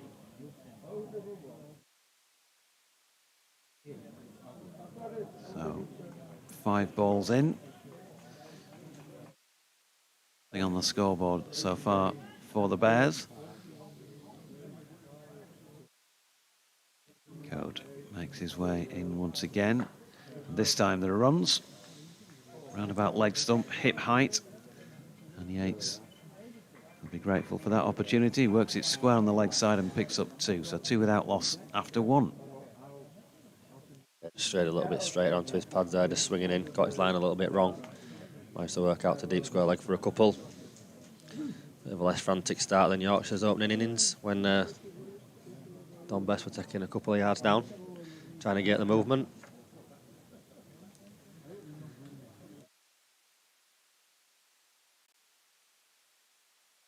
So we're going to see Ben Sears. For Jordan Buckingham, in fact. My apologies, thought it was. Well, there you go. You see, you've only seen Ben Sears play once and Jordan Buckingham nonce. Maybe that's a title for me after that comment. Tall figure of Jordan Buckingham. Going to make his way into bowl here to Warwickshire captain Alex Davies.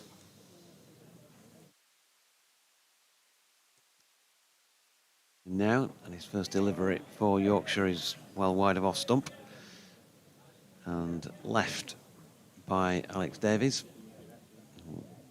Probably be pretty well served to have a good look at this himself. And Buckingham, I mentioned earlier, had a brief, and it was brief, chat with him on the pitch yesterday as he was walking in one direction and me the other, just as the usual introductory thing. He got off the plane on Tuesday, he said. And I'm not sure, he said, I'm not entirely sure I'm fully landed in England yet, if you know what I'm saying. That is wide of off stump and a no ball by Buckingham. Looks by far the quickest on show from what we've seen today so far. Big tall fellow, comes steaming in. Yeah, just a couple of looseners there. Just need to readjust that line slightly. And he turns and makes his way in again once more. It's wide of off stump. And there is no run. Jordan Stephen with a V. Dermot. Buckingham. To give him his full title. Victoria born in 2000, so 25 years of age. Played for the Adelaide Strikers, for Brisbane Heat and for South Australia. 26 first-class matches, and he's taken 91 first-class wickets at just under 28 and at just over 3 and over, including 4 5-wicket hauls. His bowling here to Davies is wide of off stump, and yeah, bit of pace about him, wide of off stump and left. So just trying to find the range here. Things that bowlers from down under can sometimes take an innings or two to latch onto his maybe slightly different length to what they used to bowling back home. See how he fares. He's obviously had a little spell in county cricket before now, and he's diving full length after bowling that one. Short of length, Alex Davies moves it round the corner for a single. Very Mark Wood-esque, that, wasn't it? Just falling over after he bowled the ball then. Alex Davies looked a little bit late on that one, just managed to scramble it into leg side for a single. Brings Yates on strike, left-handed. I'm not sure he's as quick as Mark Wood. Well, not yet, but no, let's give it time. So David off the mark with a single. Warwickshire 5 without loss. I was here that day when he bowled that spell against the Aussies in the last Ashes series. That was the quickest I've ever seen in the flesh, I think. Buckingham in with a bit of whip about his action, isn't there? It's also whipped away through the leg side by Yates. He's going to pick up 3 for the shot to take him on to 5. The score 8. Yeah, I can imagine that being pretty amazing to see live. The one ball of it I remember particularly was not a wicket-taking ball. It was the one where it was so quick that after it had pitched and gone past whichever batter it was, Johnny Bairstow was keeping, wasn't he? And he dived full length and the ball pitched and then swung and deviated a long way. There's no way anybody from Slipcorden was going to get their hands on it, and it crashed into the boards at the far end in a split second almost. As the final ball of the over is left by Davies, so 8 without loss after 2. difficult to form an impression after just 6 deliveries, Liam, but if you can, have a go. No, I feel like I like what I see. He's got a good, powerful run-up, good action, nice and strong through it. His line's been a little bit off, but can't be too critical after getting off a plane on Tuesday, different time zone. So hopefully after a couple of overs, we can see he'll settles in. Yeah, if we can get that line right, he can hopefully challenge the batters. He's definitely got a bit of something about him, and like I said previously, he's definitely the quickest on show so far. His first over in Yorkshire colours. Going for 6. And Ben Code. We know the metronome. In he comes, round the wicket, straight. Yates turns it into the leg side, no run. Interesting that Sam Cook has got the nod, of course, today for a chance, maybe, against Zimbabwe. And there's been a lot of comparisons between Code and Cook during the time I've been behind the microphone. Maybe not precisely similar in terms of how they bowl it, but both very tight and destructive county championship bowlers. If they've got anything like conditions in their favour, as Yates turns that one into the leg side, there's no run. Yeah, I think it's a brilliant opportunity for him. I think it's been long overdue. I think you are right in the comparisons to both Code and Cook.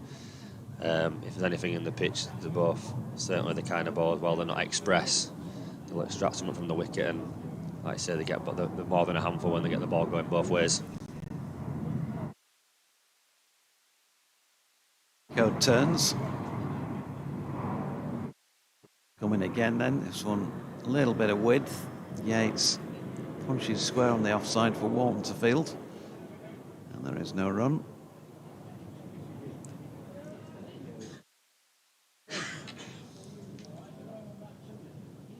Bess working on the ball here, about to give it back from mid-on, back to Code. Is he? No, I think the sun's in his eyes. I thought we were making a field placement change then.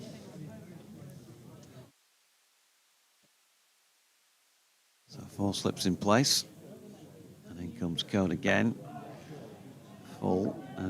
Yates defends. Joe Root at first slip, by the way. Adam Lyth at second. Harry Brook at third. And George Hill has, he's been ousted by the former England captain who's gone in at first because that's his spot, and George has had to go out to 4th slip.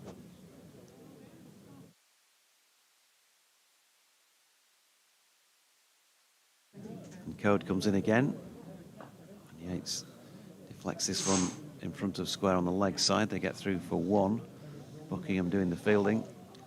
You imagine that conversation. George, I just want to move, just moving you out of first slip. Move him out of first slip, what's all that about? Joe wants to field there. Never mind. Can't imagine there being too much resistance there.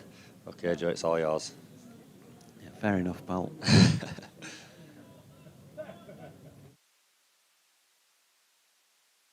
Senior pro and all that.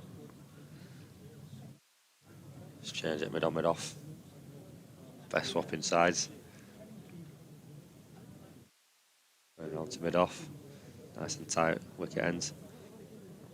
First ball, I think, that Ben Code has bowled at Alex Davies so far, and he's angled in. Holds its line, he plays inside it. End of the over. 9 without loss after 3. Good afternoon to you, Neil Dutton. I finally caught up with some Blue Sky correspondence. Get in touch on there, on Jonathan, dear me, I need to write this down, don't I? Jonathan Doidge at, Jonathan Doidge.bsky.social. We got there eventually. Just when you want to don't want to waste words with the throat issue, you do. Here, meanwhile, is Buckingham. It's down the leg side. And Yates has a little flash at it, but it goes through to the gloves of Bairstow. Mighty Mariners, afternoon all. Will Tomo just play the way he does, and would Yorkshire women consider coming to a Lincolnshire ground to play a game? Well, we saw what Jordan produced. I'm not sure about the Yorkshire women situation. I'm coming into bowl again. To Yates. Short worked off his legs into the leg side. Final leg coming around, picking it up for 2, scramble back. Alex Robinson centres in a nice shot of Jordan Thompson opening the Hepworth and Idle new outdoor nets on Wednesday.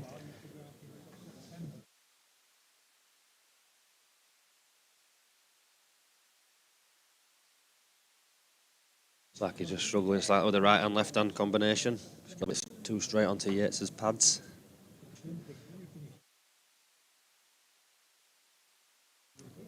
Here's Buckingham again then. Enthusiastic feel about his run up as he then measured as well. 17 bowling to 17, who defends.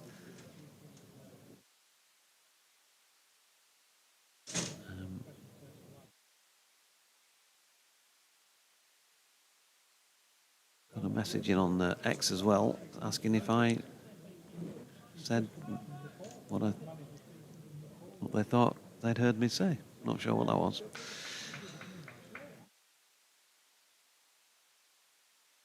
$11 without loss, halfway through the 4th. Buckingham and Yates in control of that. Over the top of it, runs it to George Hill at 4th slip. Now run BBC West Yorkshire Sport at gmail.com is the email address if you want to get in touch. What are your thoughts? Where does 205 sit with you? With the batting lineup Yorkshire have got on this pitch, having lost the toss.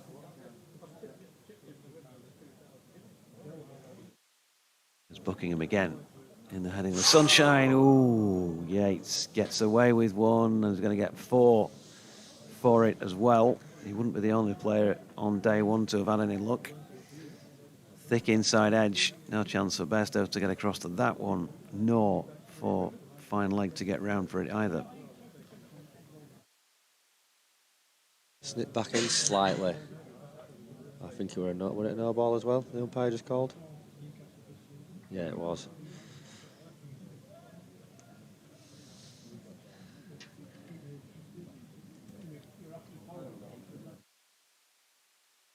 A couple of no balls now from Buckingham.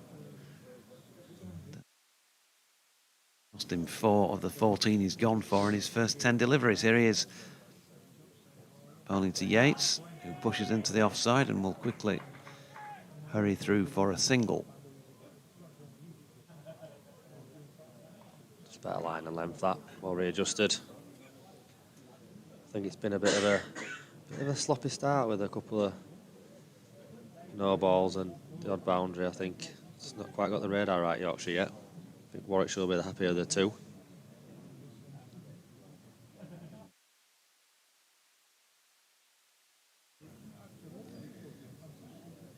In comes Buckingham again then to bowl to the right-handed Davies, who just steps away.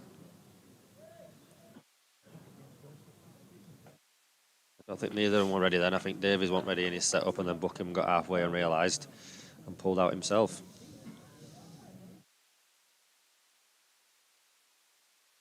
Final ball of the 4th over then. Buckingham's second. And delivers it now. Davies has something to push out really rather than drive. Playing a little bit away from his body to mid-off. But no harm done. End of the over. 18 without loss. 13 to Yates. 1 to Alex Davies. Buckingham 2 overs for 15. And the value of Ben Coad 2 overs for 3 in terms of keeping things dry. I think it's been a tale of two ends so far, hasn't it? On Bess moaning about the ball already, I think, concerns about it. Umpire has a look, says no, it's all right, crack on. Well, again, I think we're probably seeing some of that effect of the heavy roller between innings. Code comes in now and bowls to Yates. He's quite sort of crab-like, isn't he? Across the crease, sideways as he plays those defensive shots. Yeah, it's quite nice, tight and compact, isn't he? He's playing anything under his eyes. He's playing it late, defending into backward point, which shows that he's playing it late. So, yeah, he's shaping up quite nicely so far. Not looked in much trouble, which could be the commentator's curse right now.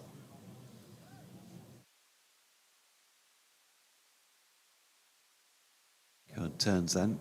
Kirk's the lane end. In he comes. And Shaw cut very firmly but straight into the deck. And then the hands of James Wharton at point. Yeah. Dot ball. We've seen here at Headingley, as always seems to be the case in one way or another. There's a few cranes poking their heads up above the east stand away to my left. Looking from the Kirkstall Lane end. More building work going on down in the city centre. A couple of miles away as arms are shouldered this time by Yates to that latest code delivery. And, yeah, largely cloudless sky. Got another paper trail from something taking off from somewhere not too far away. But largely blue above.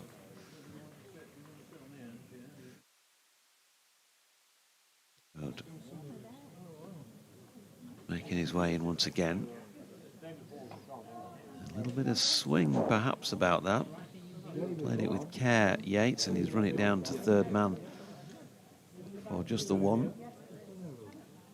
20 without loss. Not a lot of movement in the stands. I think everybody absorbed by what's going on out there in the middle, which is good to see. Crowd healthy in number. Interesting to see what the attendance figure is today. It feels like it might be slightly up on the norm. Code comes in again, and this time working it backward of square. Davies helps himself to a single. Ball returned by James Wharton.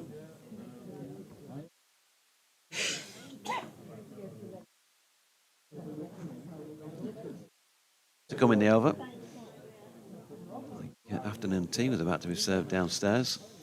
No wonder I was ushered out fairly quickly.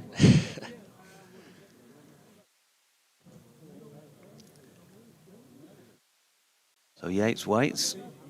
Quite an open stance. He points that front toe, not quite straight, but maybe not so far off straight either, as he turns that one into the leg side, but it's fielded. There's no run. That's 5 overs complete then in Warwickshire's response to Yorkshire's 205 all out. I did mention, Liam, that heavy roller, might just negate the Yorkshire openers to some extent. They'd seen it in their 3 previous matches so far this season. It's looking to be the case again. Yeah, well, firstly, I'd like to say I like what you did there. Yates waits. Good from you. But yeah, I think you said off comms that, I say, the heavy roller has took a little bit of sting out, and it seems to have done that. We don't seem to be getting as much purchase. It'll be interesting to see once that lacquer comes off that new ball and pitch gets a little bit older, what the ball starts to do. Buckingham, Howard stand end, as that one runs out towards point. No run. Yorkshire with 5 seamers in the match. They've got Ben Sears, who came on as first change up at Durham in his debut for the county the other week. They've also, in this match, got Jordan Thompson, and they have, of course, got George Hill, as well as Don Bess. Matthew Revis played up at Durham, not involved in this one. Nor is Jack White, who's been rested as Buckingham comes in. And Davies playing inside the line of that one. Through to the gloves of Bairstow. Also, of course, involved in this one. Let's not forget Matt Milnes. Hopefully it won't be too long before we see him in first team action. In a long road back for Matt. Beautiful delivery. All will work well fitness-wise for him.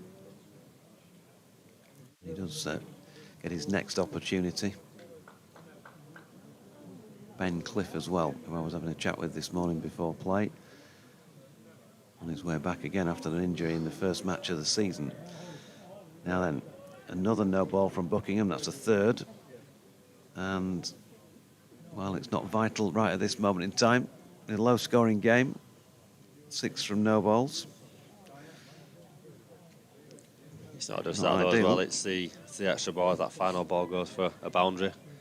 When you've bowled it, like I say, that extra ball becomes, you get the extra run, but you might get a boundary on the back of it, so it's what them extra runs cost as well, which could be costly in a low scoring game.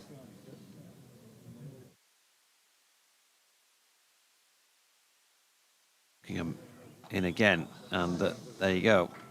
From the very next ball, short, wide of off stump, cut by Alex Davies, wide of the slip cordon and 4 through the vacant third man area.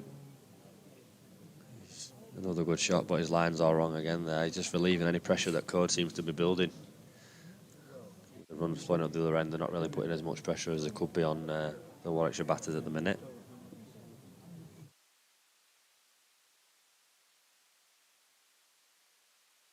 A 26 without loss. That boundary taking Davies onto 6. 14 to Rob Yates, who's watching on happily from the non-striking end as Buckingham is in again. Straight delivery, that's a lovely shot. Really is a lovely shot by Davies. And Buckingham at the moment just struggling to find any sort of consistency about his rhythm. Straight onto about middle and leg there and just helped on its way by Alex Davies. Didn't have to do anything special. But he timed it really well, didn't he? 10 on the board to him, 30 without loss. Yeah, he just overcompensated for that wide run. His ball previously gone a little bit straighter and been clipped through mid-wicket from a beautiful shot by Alex Davies for 4 runs.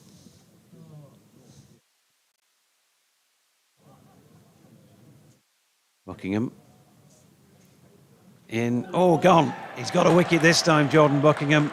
Rhythm or no rhythm. Snaffled by Harry Brook at third slip. And Alex Davies is the first Warwickshire wicket to fall with 30 runs on the board. Well, he's readjusted perfectly there.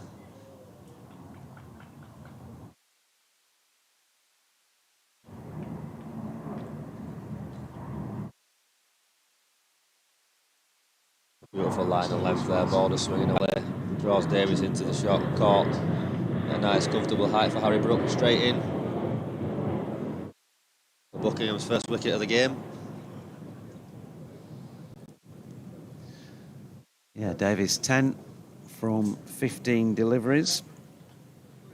And that included a couple of boundaries. And at 4:15, on day 1, he becomes the 11th wicket to have fallen. He didn't go hard at the ball, but lengthwise, I think that was the key. Jordan Buckingham getting one right. Batting number 3 for Warwickshire, Hamza Sheikh. Didn't sort of feel like he could go fully forward to the ball. Gets it fairly low on the bat, actually, after the bounce. But as I say, straight to Harry Brook. And safe as houses there at third slip. So Hamza Sheikh is the next man in then for Warwickshire. And Buckingham, with slightly unusual figures, after just 2.5 overs, of 1 for 25. So he's had his challenges already, but he's provided an answer, and it's his first wicket for Yorkshire. Hopefully gets his tail up on the back of that now. Fantastic delivery. Great comeback after them 2 boundaries and the no ball. So yeah, this is that extra delivery now he's about to bowl. Can he make it a wicket?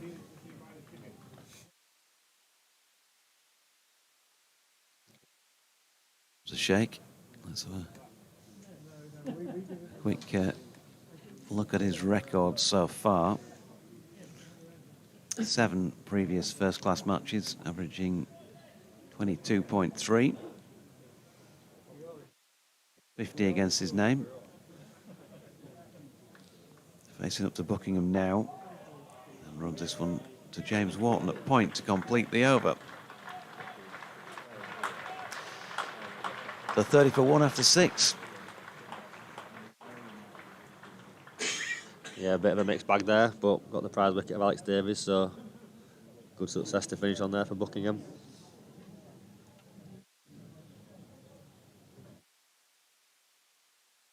Still caught to continue. Nice and tight so far in this opening spell. Bess working hard on the ball, give him the opportunity to swing it, nip it about a little bit. 2,300. I think the number in the ground. So that's good for a Headingley first class day's play as Code's in. Oh, another edge drops just short of Joe Root at the slip. I think that just came off the glove there, which caused it to take all the pace out of the ball. Which meant it dropped to just a yard short, I believe. Just waiting for the replay. Yeah, glove. Maybe shoulder of the bat. No, shoulder of the bat, actually, I think, more than glove, wasn't it? I think it was a glove. Sure. To tell.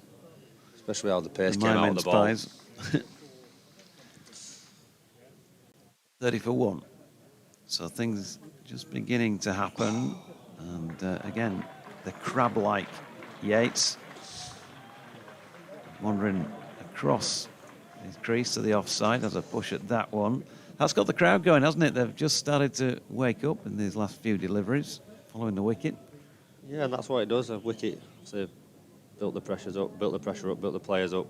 Everybody's got a little bit of a spring in the step now. Things just look like the pitch starting to behave a little bit differently for these last couple of balls. Code's got it to do a little bit. And he comes again then. This time throws it up wider of off stump and can't tempt Yates into having a flash at that one. So we've had just about bang on half an hour's play since they went back out there. And it feels like one of those matches where there's going to be few in the way of dull moments.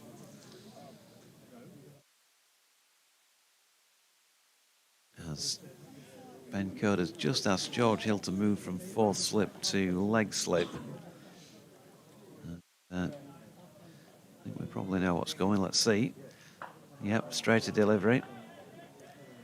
Because he's walking across, you can kind of think, well, he does go across with a straighter delivery, maybe a bit shorter in length. He might just tickle one round there.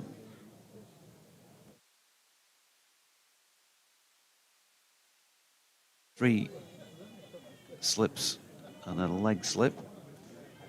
Long leg. Ben Sears is winging his arms around at mid-on, suggesting he might be getting the nod soon or just making sure he's ready. When he does, Code's in and he's got him. Yates not getting anywhere again from the crease. This time, Ben Code, maybe all part of the setup, bringing your leg slip in. And Rob Yates doesn't get anywhere, does he really, from the crease? Just pushing half forward to a fuller length delivery. And he's been trapped. LBW, back pad. Yeah. No real hesitation from the umpire. And when you look at it again on the replay, it is out. Yeah, Yates didn't look too happy with that there, I don't think. But anything maybe a little high, but looked like it was hitting. Yeah, it's not going over, I don't think.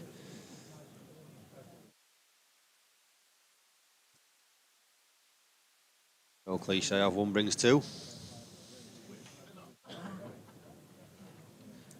So, 31 minutes for Yates, 28 deliveries, 1-4.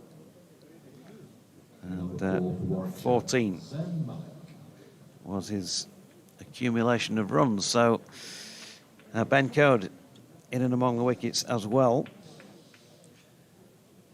And I think the hosts will be delighted at that to open things up, because, as I say, it's been tough for them sort of for a good hour or so in their previous attempts with the ball. When the heavy roller's been on, it's not been easy to have much effect, and then when it's worn off, wickets have started to tumble. And this is probably the best start they've had in that respect. Yeah, it looks like a pitch where nobody's ever really sent in.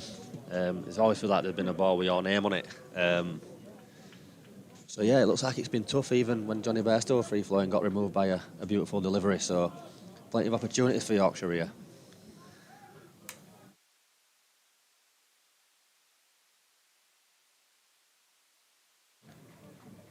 So two new men in at the crease. Zen Malik, the new man, facing the final ball of the over. Well, doesn't take much, does it?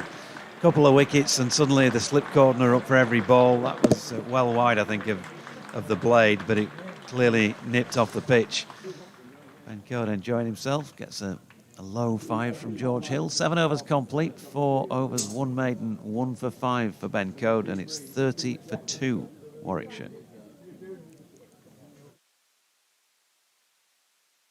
Like I said, once that lacquer starts to come off the ball, that heavy roller starts to wear off a little bit. Things are starting to happen. So a change in the com box, thanks Liam for now. Mike is going to come back in and join me. Buckingham bowling there to Sheikh, who plays it into the ground. It's fumbled at slip, and they get through for a single. This might be quite an examination now for these two players. One young player and one new player at this level. Sheikh is just 18, already an England Lions player and England under-19 international, but Warwickshire really reckon him to come through, starting him at number 3 this season, and now Zen Malik on first-class debut, and he's forward to defend firmly against Buckingham, away on the offside. So, yeah, this could be quite a tricky exam for Hamza Sheikh, who might otherwise be doing exams, I suppose. And Zen Malik, he's a little older, but this is his first-class debut. We were talking about him earlier as a product of the South Asian Cricket Academy. Fixture to be making your first-class appearance in. And, oh, he's beaten by a no ball. Maybe he touched it. A no ball's called against Buckingham, the 4th already. And they were aborting a catch, but I think he touched that. Bairstow took the catch routinely enough, but judging by the reaction of the slips, they were on their way up for that. But a no ball. So an early reprieve for Malik. Oh, everybody needs something to get them starting, don't they? Maybe it'll prove to be that. 33 for 2. Buckingham bowls again, shorter outside the off stump. No stroke offered by Malik. Trying to settle in here after the losses of Davis for 10 and Yates for 30. For the Yates for 14, both wickets falling at 30. This in response, if you're joining us maybe late in the day after work or whatever, after school. Another long weekend. It's all good, isn't it? Just after the Easter holidays. 3 days off for the youngsters. Yorkshire all out for 205. In comes Buckingham, and Malik drives off the inside edge, and he doesn't get a run because of a very sharp stop by Sears at square leg. Yeah, he did well there, didn't he? He just picked it up. Not sure if it was ever a catching opportunity, but... No, it was low, I think, but he did well to stop it. Yeah, down to his right. Got one hand down there. It was kind of... He picked it up off the bounce, hadn't he? So it was aerial for a moment, but 5 yards or so short of him, I would have said, by the time it bounced. Well fielded. 3 slips and a gully are interested. Buckingham bowls, and Malik is defending off the back foot for no run. He's taken the place of Sam Hain for this match. Hain, who didn't have the best of luck with fitness through last season. Appeared in the first 3 games for this season. I was in the squad for this game, but not in the end selected. So we'll see if we can get some more details tonight as to a particular issue. But an opportunity for Malik in the sunshine. Buckingham to bowl to him, and it's outside off stump. So it's the end of the 8th over. 33 for 2 Warwickshire, 1 to Sheikh, and Malik still to score. Yeah, a lot of work to do if you are a batter in this game. A lot. It's not easy. not that it's a bag of snakes or anything, it's just one of those pitches that's offering just enough. And you'd love this if you were a quality seamer. I do apologise. And Howard Ferguson has just called Ben Sears on as the new bowler. Ben Code turned to him, had a look up at the 5th floor. Howard's just above us, up to the left, and said, "Excuse me, it's me still. I'm not going off." Thought it seemed a bit premature. He's just taken a wicket. And so we got an apology from the Golden Voice. And in comes Code. It's a beauty to shake. And nips away off the seam. Into the gloves of Bess, though. Yeah, you'd feel like you want to bowl this on all this. Yes. This all day, every day, wouldn't you, if you're a seamer? Go back to the old ways and shout bowler's name. Bowler's name, please. Yes. Code in again, and at this time well smothered by Hamza Sheikh. Made a few starts this season, 94 runs from his 3 championship games so far. 4 times in 6 innings reaching 20, but never reaching 30. Hamza Sheikh made some very stylish runs when he had an opportunity in the Lions last summer. Played at New Road, I think that game was played. Got in again. Again, just a feeling a little bit extra kick maybe off the pitch than Ben might normally get. Marginal, but just a bit more. Has he got something in his eye now? I think he might do. Either that or the umpire's fixing his makeup, Ben Code. Not sure what his foundation is today. It's all alien to me. Nah, come on. 33 for 2. Well, Don't now, tell me- there's a camera in the studio. This is, You must have been a new romantic back in the day with Oh, a bit of eyeshadow on and all that. Not even an old romantic. 33 for 2, Ben Code. Bowling here once again to Sheikh. And that's dropped into the offside, no run. George Hill also winging his arms around at 4th slip. Yes, we haven't seen any. It's been all seam today, hasn't it? So we'll be in for a bit of overtime, presumably. Tea was taken at the change of innings, which caught us out slightly. But there are still 34 overs available, and with the weather being like this, we will get them. But it might take a while. Yeah, Code in again. And Sheikh. Solid forward defensive push.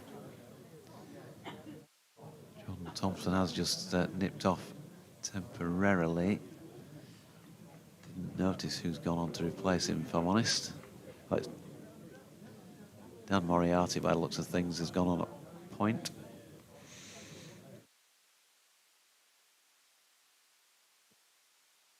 Code turns again. And comes in once more. This time a little too wide to interest the batter. End of the over, 9 gone, 33 for 2. Moriarty's wearing 21 this season, one of several number changes for Yorkshire, which, when you get so used to seeing. Yes. Johnny Bairstow was number 21 up until this point. So when I looked at it, I thought, that's not Johnny. He's got the gloves on. Just a minute. Who was it? Let me work it out. So, yeah, 4 number changes for Yorkshire this year. Don Bess went from 47 to 2. Matt Milnes, when we see him, he's apparently gone to number 8 now from number 4. Moriarty was 11, now 21, and Johnny Bairstow was 21, now 51. Here is the first change. Buckingham through 4 overs, 1 for 28. 4 no balls, rather, inflating that tally. Oh, thank you. And Hill is going to start his spell from the football stand end, and the first ball is pushed away on the offside by Malik. Can we have Liam again? He not only bought biscuits, but he's bought drinking as well. Biscuits, Well, it's just- blackjack. Yes. Not that we're easily bribed at the BBC, as you understand, No. obviously. But he can come again. 33 for 2. Shake being examined here closely. His technique and his edge just between the first and second slip for his first-class runs. And I don't think that quite carried as a catch to Joe Root. Are you sure? Well, he looks a bit rueful. It went very low past his right hand. Lithe at second and Root at first. It was going down, wasn't it? Just as it got to Root, he was a little bit behind the others. Look. Yeah, I think you called it right, just short, wasn't it, of being a catch? One of those when if anyone has fielded at slip, they're just not easy to go forward to anything. 37 for 2. Hill bowls, and this is down the leg side. Malik, I think, has helped that out away for 4. So that's a more authentic stroke at leg glance, but he played that with more control, and he'll feel better after that, and he zipped up to 8. You know, you're in that set catching position with your feet. You're expecting something either to come to you at catchable height or higher, and you're thinking you're going to go one way or the other sideways, but coming forwards is really difficult. It's only when you get a looper, isn't it, that you can generally see that and get out of your crouch position. Not very easy going forward at all, especially like that when the ball was dying on him. 4 slips hoping for another nick. Hill bowls, and Malik is defending on the walk. Back to the bowler, who leans down in his follow-through and picks it up. George Hill ready with 10 wickets this season. Bowled well. He has bowled well. If you look at his record season on season since he made his debut, he's just become much, more and more trustworthy with every passing season. He's bowled more overs every year on year since he first got in the side. Capable young all-rounder, and he has Malik off the back foot here and playing that with a little more authority into the offside and taking a well-judged single. So that's a little more reassuring from Malik in the last couple of minutes. He's 9. Yeah, one of the things with George is probably next best behind Ben Code in terms of economy rate. I know he's gone for 9 in his first over here, but that obviously can happen. Hill bowls and draws Shake forward in defence, just nudging it round his front pad. And another over complete. 10 overs of Warwickshire's reply. They're 42 for 2, with Shake now still 1 and Malik 9. We both know, Mike, that if you are, there's those periods in championship games where you don't take wickets for ages. Yes. If you can keep it dry, as they say in the modern parlance, if you can keep the run rate down, then at least the opposition are not getting, too far away from you. And that's one thing that George can do when the wickets are not flowing. But he's definitely got the knack of picking them up as well. It's important skill. You can just... A holding position is fine. 4 days is a long time. Seemingly, I think, set at least fair, if not necessarily terribly warm, for 4 days here. So Ben Code, continuing from the Kirkstall lane, and is enjoying himself, isn't he? And that ball short of length, just angled to Jordan Thompson at point by Malik. The leg gully gone in now as well. Yep. So, seen Malik glance one quite securely off his hip in the last over from Hill, but now he's got to be aware of the fact that there is a leg gully as well as 4 slips. Yeah, Don Bess, who's been fielding in the slip cordon this year, with no Root and Brook, of course, around. Not going to get a chance off this one, but it is aerial backward of square leg off the bat of Malik. That single will take him on to 10. 43 for 2. It was vaguely in that area, but the leg gully was a bit finer than the one that Warwickshire used earlier. They're going to keep him there for Shake, being back on strike by the look of it.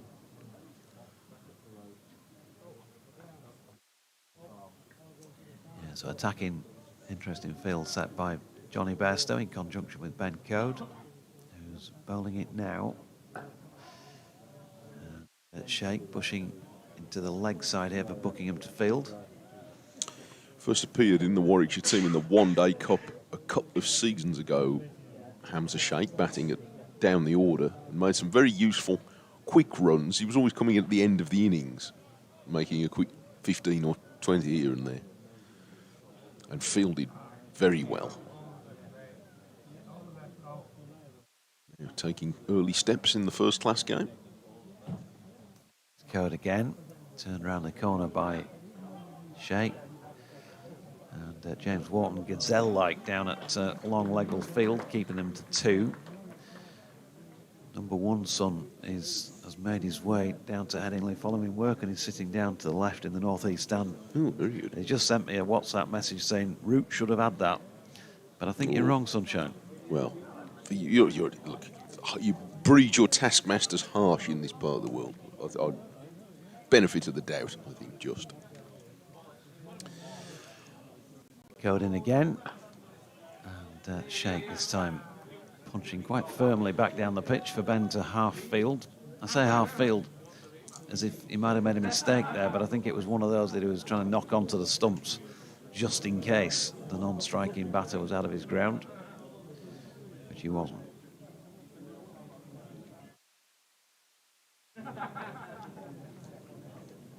The crowd's very chatty now. It's been a good day to come and watch the cricket and enjoy it. G&T's flowing, maybe in the posh seats below us, as that's short of length, and Sheikh doesn't defend it the most comfortably. End of the over. That's 11 now complete. Ben Cote has bowled 6 overs, 2 maidens, 1 for, just the 8, folks. It's been good stuff from him as Moriarty comes on briefly to replace Harry Brook. I say briefly, as if I know, but it looks like it's probably going to be a brief one. The weather has helped, but it's been my impression, seeing pictures from around the country, that there've been a few more people at early championship games than maybe in recent years. Obviously, it's, for most of the country, for most of the last month, the weather's been quite nice for coming out and watching cricket, certainly more so than this time last year when it was horrible. But that's a good thing. People, if you put cricket on, people try and come out and watch it. Hill starts a new over and he beats Malik, who fences at a ball that's leaving him outside off stump. That's obviously a help. There's been some good quality cricket around and obviously some results. We've got Bumble, of course, days 3 and 4 doing our third voicing, and I've done a few events with him recently, and he's been well up for a suggestion he's made himself, and maybe you might want to talk to him about it when you're on with him over the weekend and into Monday if we get that far. But put up big prize money for the championship. Hill bowls a ball that dips back in late, but Malik is leaving it safely. What he's effectively been saying is, there's loads of money coming in now from the 100 franchises. Why not stick a couple of £1 million up the winning prize for the championship to attract the players that will then, maybe start to draw crowds in the right direction as well. It would. I'd personally have no problem with that whatsoever. And I suspect most of the people watching and listening to this stream, the sort of people who like county championship cricket, would probably think the same. Another no ball here. It's the first by Hill, and it took Malik on the pad as he just tried to nudge it round the corner. So he gets no run, but Warwickshire prosper by another 2. 4 no balls Warwickshire bowled earlier, and Yorkshire have now bowled 5. But, it's professional sport, and if people go around the world to make money, which they're fully entitled to do as professional cricketers, then why not dangle some of that carrot back here? If there is money coming into the game, then by strengthening your county championship, the theory is that, isn't it, that this is where you're breeding your test players from, which is still a thing. So anyway, we'll see. I've nothing against that. Here's Malik defends back up the pitch to Hill. It's a leg slip gone in. Now, this is, I think, I'm inclined to call this leg slip rather than leg golly this time, because Jordan Thompson is fairly fine. Yep. So there are 3 slips. Root at first. Lythe is at second, with his collar turned up as always. And Bess at third. Thompson at leg slip. Hill coming into bowl. Oh, he brings that one back late. particularly after it passed the bat, it was going well down the leg side, and the ball is still snaking about a bit. Yeah, and this is the thing with George that I think batters find uncomfortable, because he can swing the ball and he can make the ball move off the pitch. And you tend to get bowlers who do one or the other. There obviously are a fair number who can do both, and he's one of those. And so indecisive as a batter. Off goes back here, Malik, and just about rode the bounce of that and guided it to backward point. Wouldn't have wanted that to get any higher on him, but he just about controlled it. 47 for 2. Again, if you're able to get to Headingley, knocked off working Leeds for the day or about to, there's still 30 overs or so of cricket to be had here if you're in the area. Gorgeous evening for it. Hill bowls and Malik is forward, getting a leading edge on this. It runs on the ground, though, to backward point and Wharton fields. It's the end of the over. 47 for 2 Warwickshire through 12 overs of their reply to Yorkshire's 205. Sheikh is 3, Malik 10, and they came in quick succession earlier to replace the openers Davies, who made 10, and Yates 14 wickets for Code and Buckingham. Earlier in Yorkshire's 205, Johnny Bairstow's 47 was the top scorer until he was cleaned up by an in-swinger from Ed Barnard. Ethan Bamber took the first and last wickets and ended with 5 for the first time in innings for Warwickshire, 5 for 47. And he deserved it as well, bowled really well. This is Bess. Very good. Love it.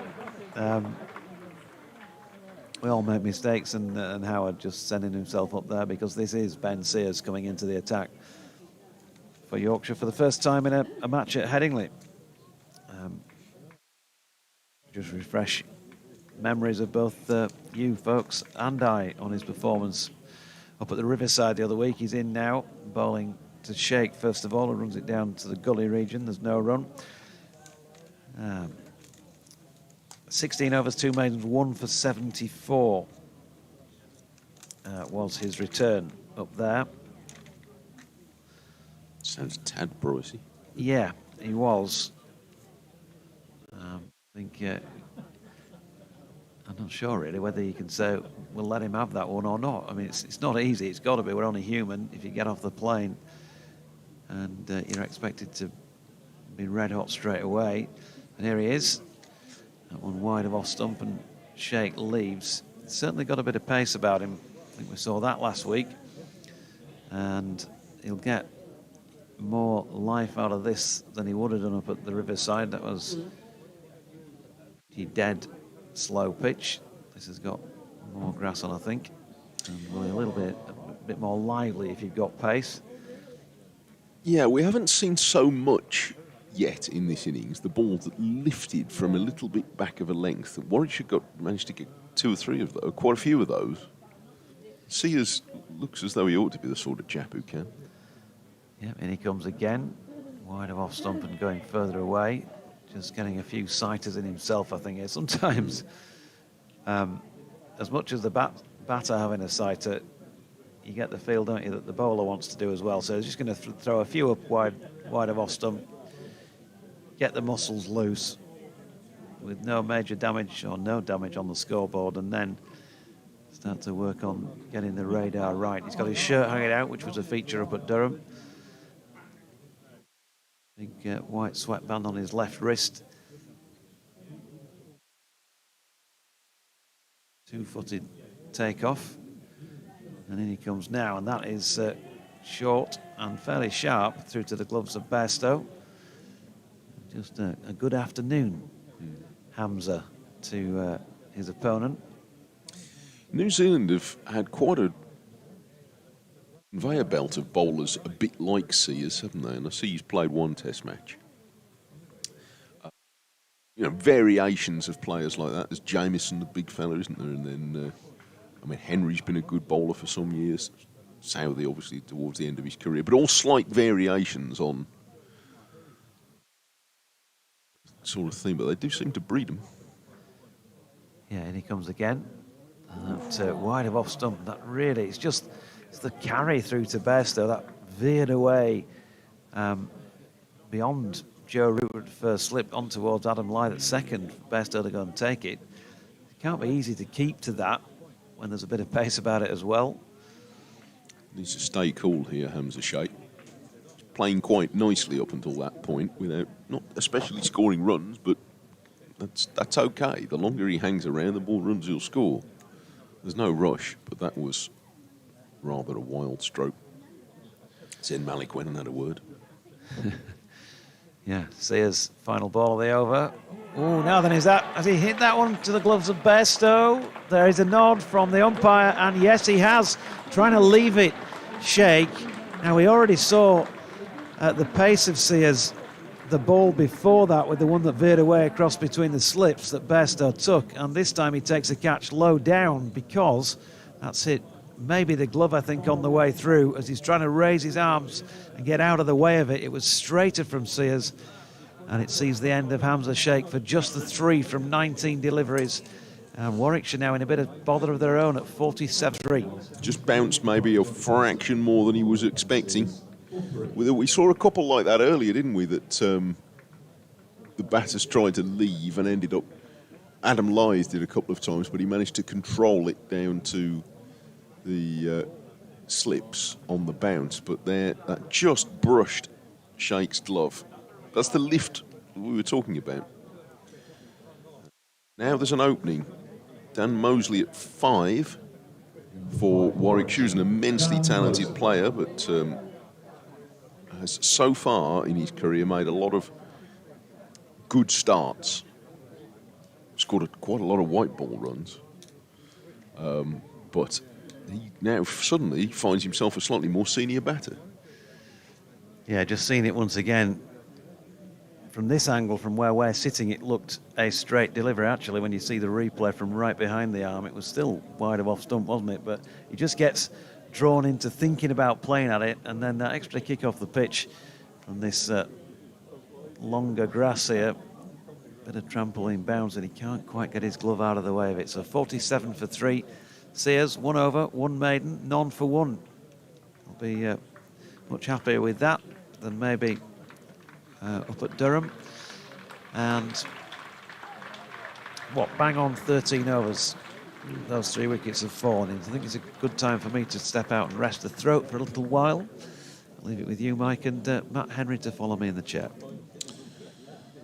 So at 47 for 3, this is a moment of tension for Zen Malik to face Hill, and he's forward, and I like that for LBW, and he's out. 47 for 4, still on the move forward really when he was struck there by a ball that was coming back to him, and a first wicket for George Hill. And now Warwickshire's first innings right in the hazard. Malik's first-class innings is over after half an hour. LBW bowled Hill for 10 and Warwickshire at 47 for 4, replying to 205. Yeah, I've just been sat outside, and it's fair to say the locals are enjoying these wickets tumbling at Headingley. That has just swung in again and maybe nipped off the pitch to hit the front pad. Malik had hung around without really looking too confident in scoring, I'd say. He played quite well he never really got to the position where he was imposing himself on the bowling. There was a lot of bowling to him rather than him taking charge of the situation. But yeah, Yorkshire have this exciting bowling attack really, with 2 internationals, highly rated internationals. Ben Cody's been such a good county bowler for so long, and then George Hill's in with the wickets as well. So yeah, it's all going to plan for Yorkshire. Yes, and now with Ed Barnard coming out at 6, the man who led them to victory from a difficult position at Durham the other week. Now coming out to be the senior batter with Dan Mosley and some repair work to do. It's never likely to be easy, but you're right. I mean, even than that, there was a sort of 20-minute spell after the 2 wickets where they played cautiously, Sheikh and Malik, feeling their way into it, and that was fine, but there was no real strokes of authority in it. Yeah. And when Sheikh did try and hit one on the up, that just unsettled things. Yeah, always felt that stopped the flow of runs, but even with that, it just felt like Yorkshire was still had Warwickshire where they wanted there's them. pressure on. Yeah. There was never really managed to break free of that, and it's not necessarily a criticism. It's the way they had to play against some quality bowling. And now they have Barnard, who is Troy, leaving it late. His first delivery from Hill, which climbed a bit. Barnard with a rather elaborate leave, lifting the bat out of the way, but just in time. And now, look, Yorkshire, it's funny what a couple of wickets does to a team in the field. Everybody's on the move. Bairstow's pointing. Root's throwing a helmet. They're going to have a short leg in. But you could tell when a bit of electricity goes through a fielding team. And the crowd are helping with that. Definitely. A chatty crowd. Yeah, vocal, I'd say, when I was out there, as they often are around here. It's a cliche, isn't it, the vocal Yorkshire crowd, but they were like that, supporting their players. I wonder how much of a part it plays to have Root, Lythe, Brook slip over your shoulder. Doesn't hurt, I'm sure. Barnard comes forward gently and pushes the next ball away on the offside. So he's now got that's definitely a leg slip rather than a leg gully in Bess. And there's a man on short leg, but not very short leg, if you know what I mean. He's about 2 pitches away. So, not right in the firing line. Maybe 10 yards from the batter, under the helmet. Hill bowls wide of the off stump, and Barnard's carefully forward. But again, if at the moments like this, the field needs even a secure leave, and everybody thinks, oh, look at that, and nearly peeled the off stump. Referencing anyone in particular in our commentary boxes? No, that's what Ooh, in our regular background behind us. That's the game, isn't it? That's how it gets everybody watching at the moment. It's been entertaining cricket all day today, hasn't it? Yeah, it's been good. Yeah. Good game. Things are happening. Hill bowls. He definitely played at that one, and that one ducked back late, like the ball that did for Malik. Bairstow held the pose after taking that one down on one knee. They're all over it at the minute, Yorkshire. On strikers end, Dan Mosley doing his best to look not bothered. Playing phantom pull shots to balls he hasn't received yet. All a good player in the mirror. Here comes Hill running into bowl, and that bounces a bit and comes back late. But Barnard's leaving it securely. It's the end of a wicket maiden for Barnard. 2 wicket maidens in a row. And now, as you can hear, the crowd right into it. Everybody's on the batters are on their nerves, perhaps a bit at the moment.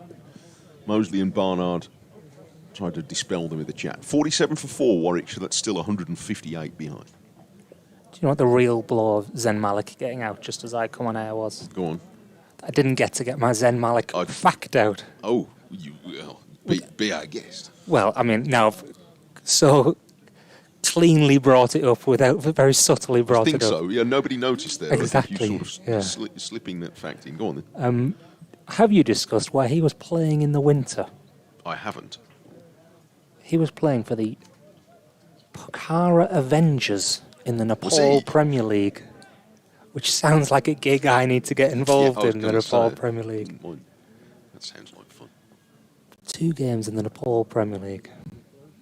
Good gig if you can get it. Sears back in for his second over, having taken the wicket in the previous one, first delivery. Do you reckon he nips around a bit for a minute? Do you reckon he get a green pitch in the Himalayas? I mean, probably. He must get a fair bit of rain.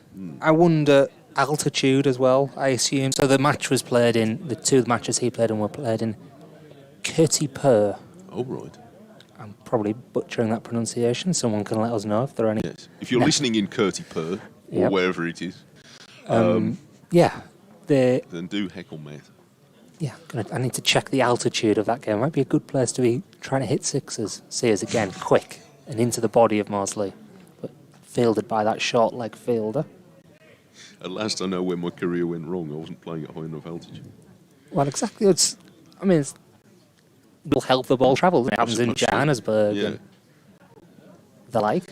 I'm going to check. I need altitude here. Certain internet sites need to help me out quickly. There you go. You didn't think you'd come to the ground today and be looking up the altitude of Nepal this time of day. Anyway, Sears in again.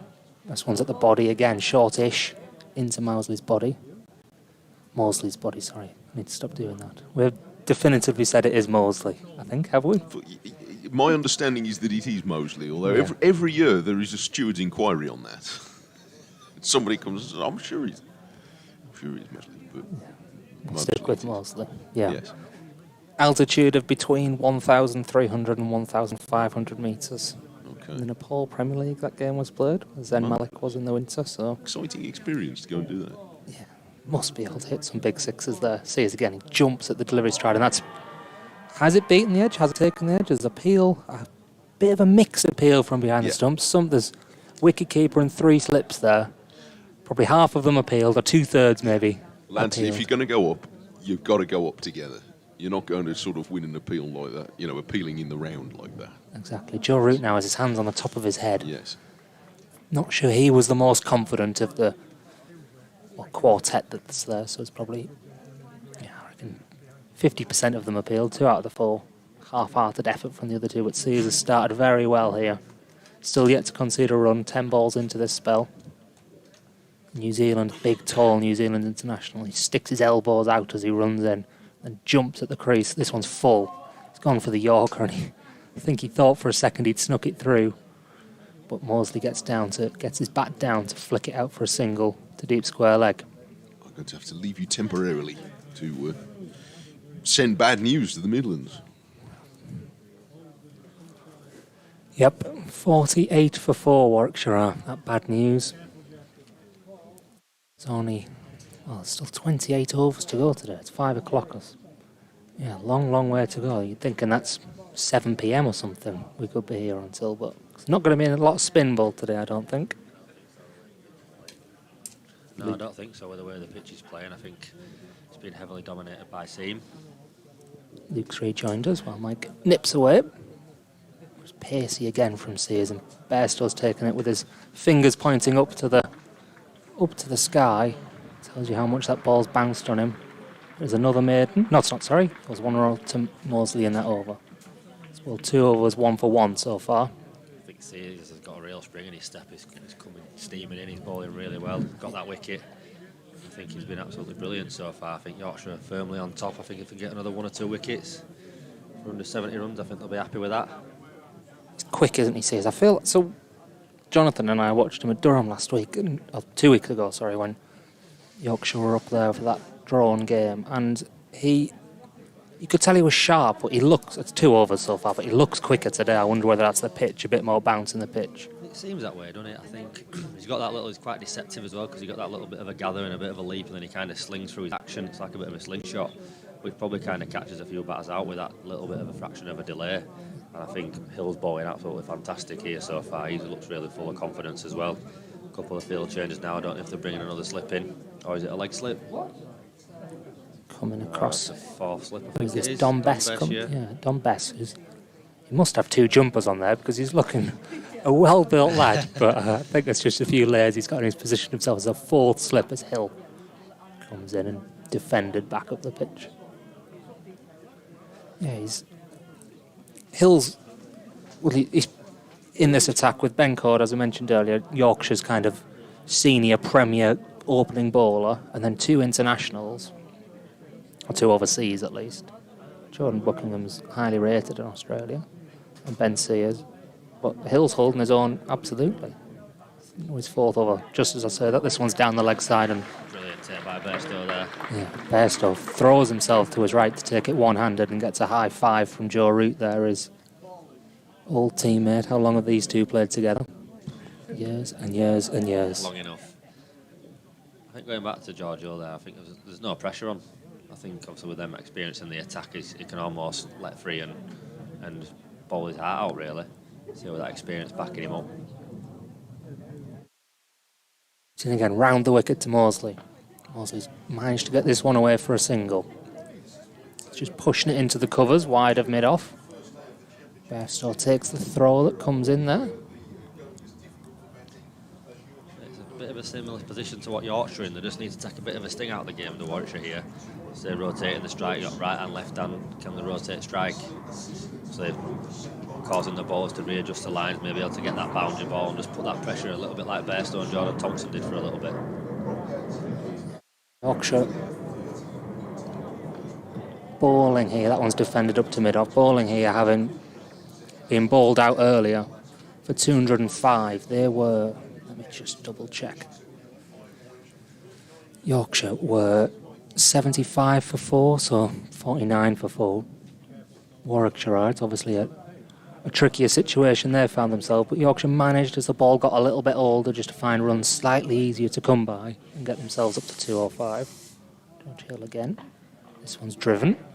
It's a long chase out there. Yeah, it is out to our right towards the Western Terrace, and the ball's going to win. It's going to be 4. I don't think it was timed as he'd like from Ed Barnard, and they are, in fact, his first runs. It feels like he's been in a while for... That was his 8th delivery. Yeah, just a bit of a loose delivery going full and wide there for George. So right. Sorry, go on. Kind of skipped off the square there, which helped, I think, even though it wasn't the time as well as he would have liked. Just the pressure a little bit on Warwickshire. And maybe the right-hand, left-hand factor playing a part there, because Hill had bowled well from round the wicket to the left-handed Dan Mosley, but then had to switch over to Barnard, who's on strike again. This time he just drops the ball into the offside, but Harry Brook, the lean Harry Brook, swoops into field. There is no run. That is 53 for 4 at the end of the over. Just hand you back over to Mike now. He's done his hourly updates. Yep, Mike's sent the bad news to the Midlands. They are weeping in the gardens. They've sent me back. 53 for Warwickshire. There are 152 behind Yorkshire on a really entertaining day. And a long day as well. There's still 27 overs available, so I'm assuming it's going to be mostly seam. It's been all seam so far today. So that's going to be thick end of another 2 hours, isn't it? So there's plenty of cricket still to enjoy with us, or if you're in the area, to pop in. Start of a new over, a bouncer from Sears, and Mosley, the left-handers, quickly down, bending below that. Been a good crowd today, isn't it? Yeah, it is. It's obviously a lot of seats here. It's like a big capacity, one of the larger capacities, and one side of the ground is entirely closed off, the old Western Terrace. But down below us, or to our left, it is pretty full, really. I nipped out earlier. May have ventured to the ice cream vans that are behind the stand. And yeah, it's busy. It's people just chuntering away at the cricket that was going on. Very impressed with Bensier's batting earlier they were when I was out there, when he was clubbing a couple of boundaries. Just changed the tone a bit, didn't it? But he's fired this ball down the leg side, and it's tucked away for 4 good runs by Dan Mosley, entirely in control of that.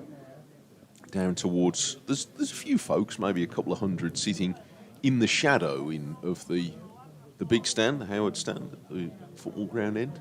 But most of the crowd are enjoying the sun. Yeah, it wasn't particularly warm when I was outside in the shade. No, I shouldn't think so. Definitely would have favoured the seats in the sunshine, but maybe they've been sat in the sunshine all day and have got to the point where they need a bit of shade. 57 for 4. Sears, it's not the longest run from Sears, where he chest on and then he leaps into his delivery stride and fizzes the ball through across the left-hander, wide of off stump. And taken on the rise by Bairstow. Convinced there's a bit of bride and cast in Sears' action, just in the way he jumps and holds himself in his release. Got that delay, as Luke mentioned. Yes, he sort of gets to the crease and then he almost holds the pose in the air a bit. Yeah.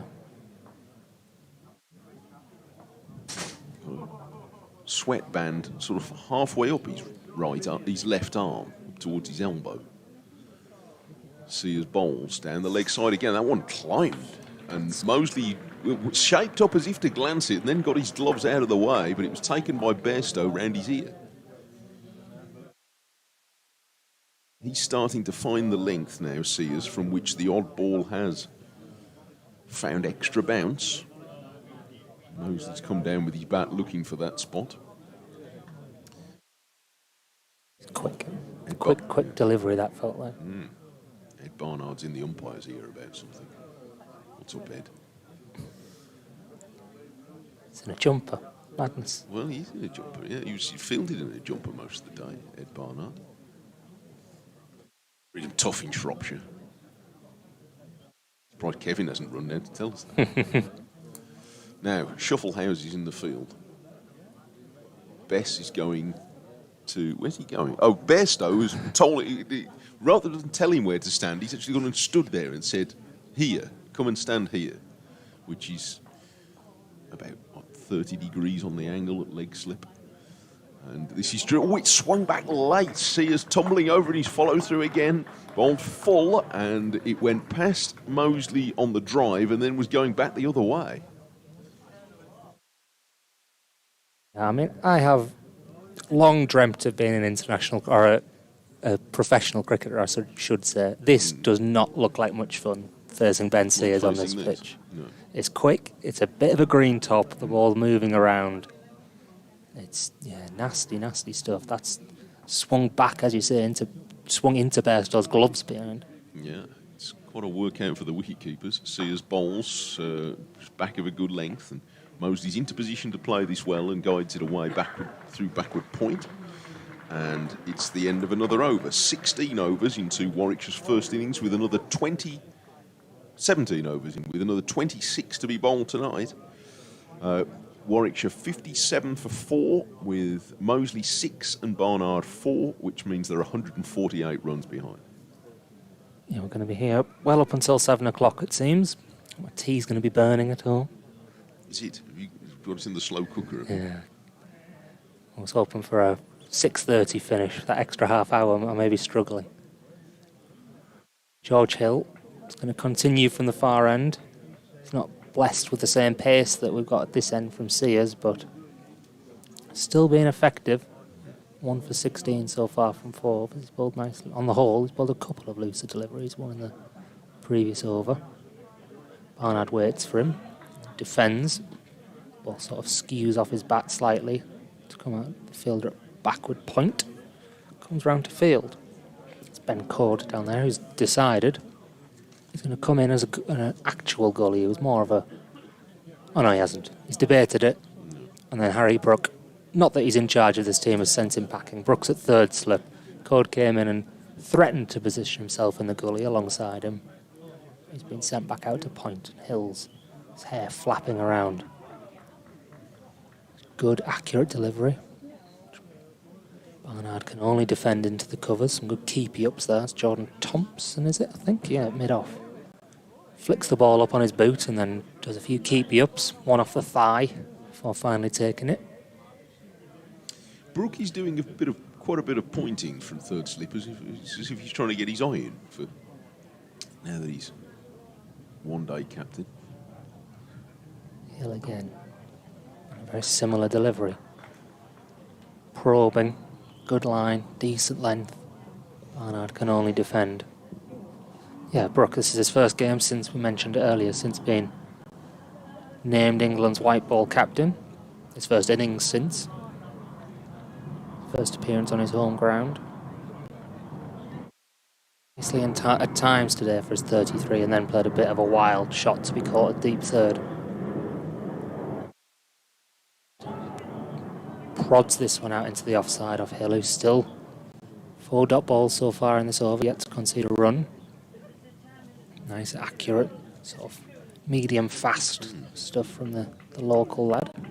Yeah, keeping the pressure on. There's been none of the seamers really today have bowled very much to hit. They've kept things pretty tight and waited for a really good ball just to happen. This one almost sneaks onto the pad. Hands on heads everywhere, really. One at leg slip, 2 more in the regulation slip cord, and the ball that almost managed to squeeze the ball that Hill onto Ed Barnard's pad, but a bit of inside edge is what must have saved him there. Bat's facing away from us here, so it's quite hard for us to see, but it can be the only reason why a huge appeal for LBW didn't go up. Hill to finish his over now. leaps at the crease. This one's full and driven. Good stop by Jordan Thompson. Keeps the pressure on. He gets in a clap from his bowler, who thanks him for the effort because he's prevented what was almost guaranteed to be 4 runs there. Decent drive from Barnard. Doesn't come to anything, and that ends the over. Another maiden. 57 for 4. Yeah, all makes a difference. Barnard has been in good touch so far this season. Got runs in every game. 82 against Sussex. A century in the second innings chase at Durham. Unbeaten 40 to escort Warwickshire to safety on the rain-shortened last day against Notts a fortnight ago. Got a lot of runs in the one-day cup last year, again for the second season running, when he was opening the batting and the bowling and captain. He'd be. You mentioned earlier that Tom Latham is primed to come into the team hopefully next week for Warwickshire in the next game. Barnard would be safe from someone losing that spot, you assume? You'd think so.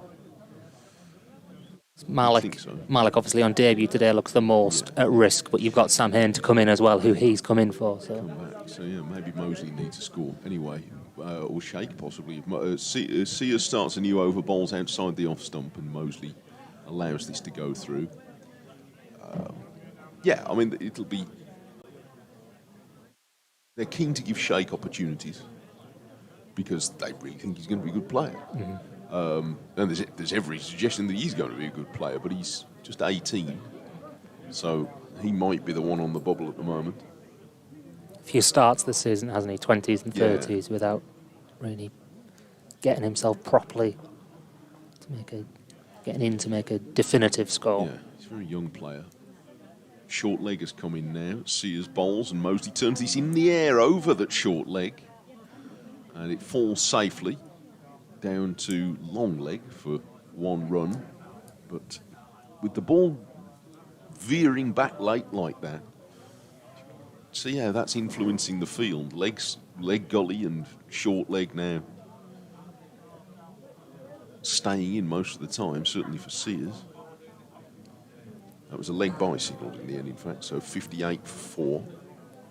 England will be keen for Hamza Sheikh to be given opportunities as well, isn't he? Because he's someone they're keeping an eye on. He was away with the Lions in the winter, the under-19s as well, I think.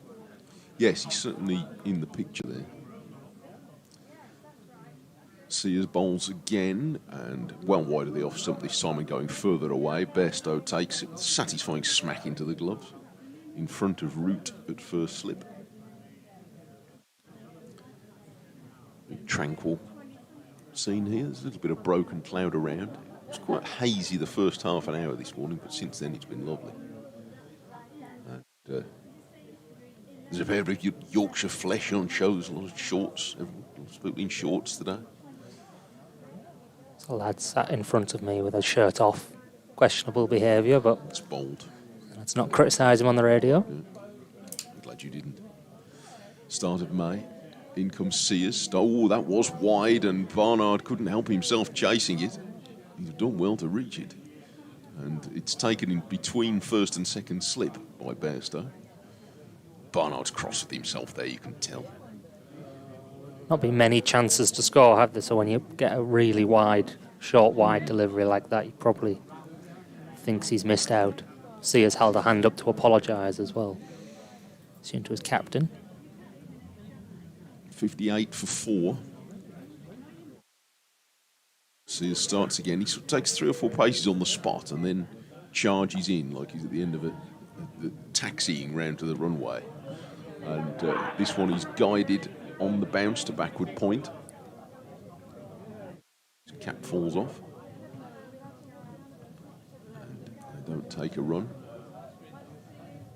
They're very low. So is this what you and Jonathan have referred to as the posh seats all day? Is that just down below us? Yes, I believe so. Yeah, well, they're very excited. Yeah, the Truman enclosures below us. Yes. Yeah. Yes, you can't miss the history in this ground, even though much of it has been redeveloped in recent years with the names of this great club. Sears seemed that one away from Barnard, but so much so that Barnard was never interested in playing it. So it's the end of another over, a maiden for Sears. 1 for 5. All 4 of the seamers have picked up an early wicket in this innings, and after 19 overs, Warwickshire inching along to 58 for 4 as 147 behind, with Mosley 6 and Barnard 4.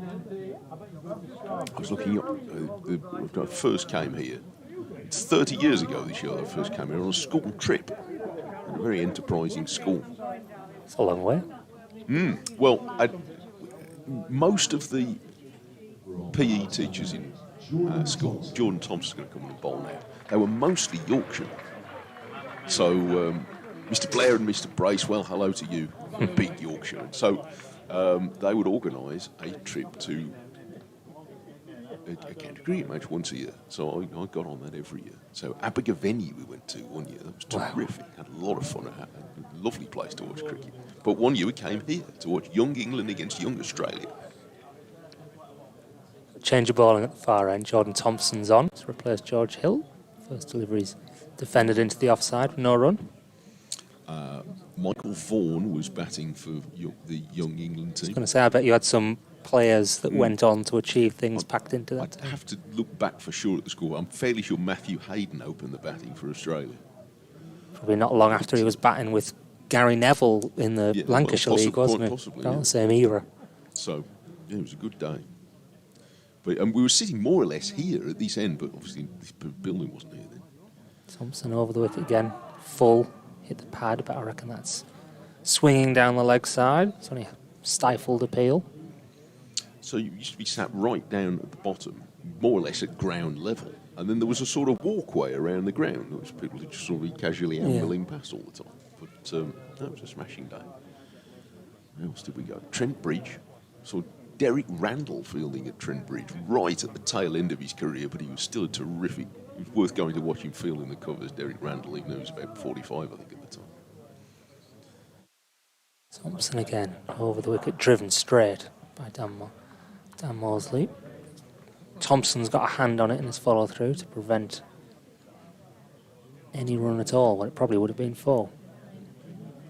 I enjoy those sort of like looking back on the scorecards of those sort of like young England games or England under-19s to kind of you see someone and then you can spot all the people that you know made it, went on to play for England and that sort of thing. I'll find that card tonight.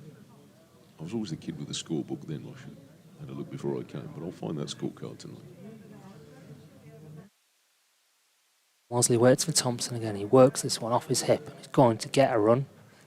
Sprawling dive at mid-wicket. Doesn't come to much. I think that's James Wharton there. There's a lot of tall cricketers playing in this match. It's quite hard to work out which one's which, but that one is James Wharton. It is land of the giants now, professional cricket, isn't it? With a few honourable exceptions. Yeah, so in this game, you've got like Sears, Webster, Wharton. Who else am I missing? What, Hannon Dolby? Hannon Dolby, yeah. I knew there was one more, yeah. Not easily missed. Makes someone like Joe Root, who's a deceptively tall man, look quite regulation height.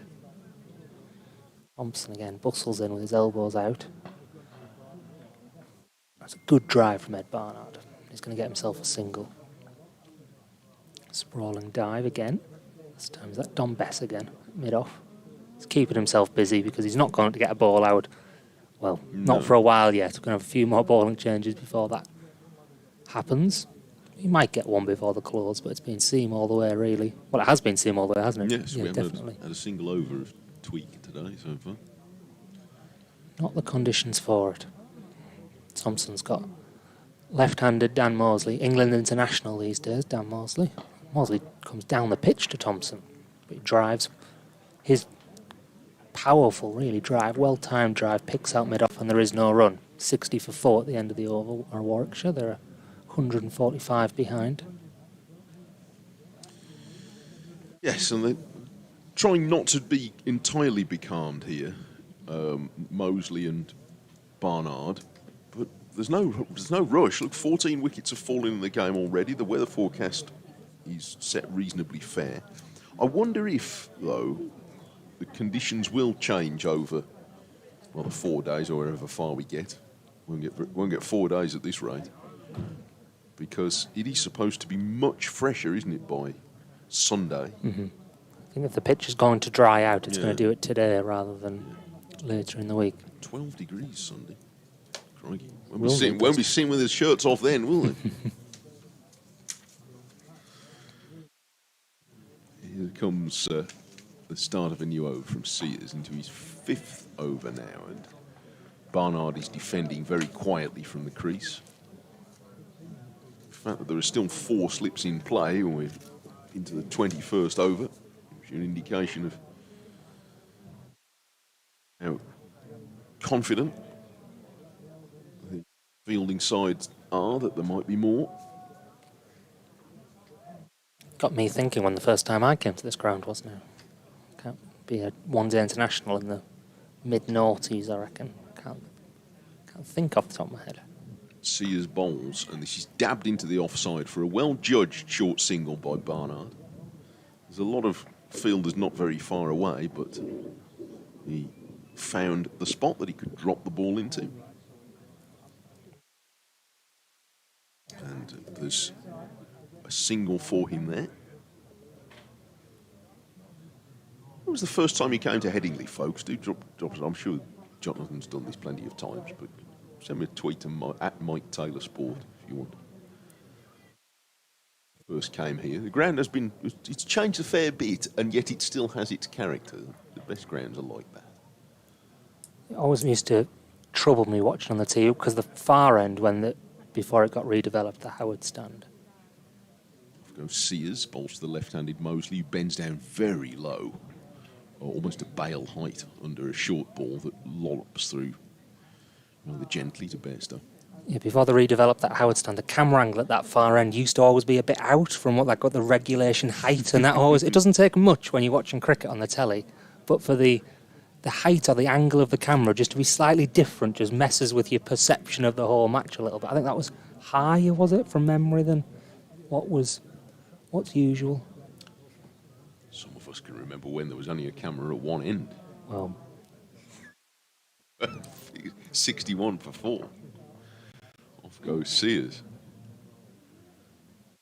Runs into bowl wide of off stump, and Mosley's having nothing to do with that.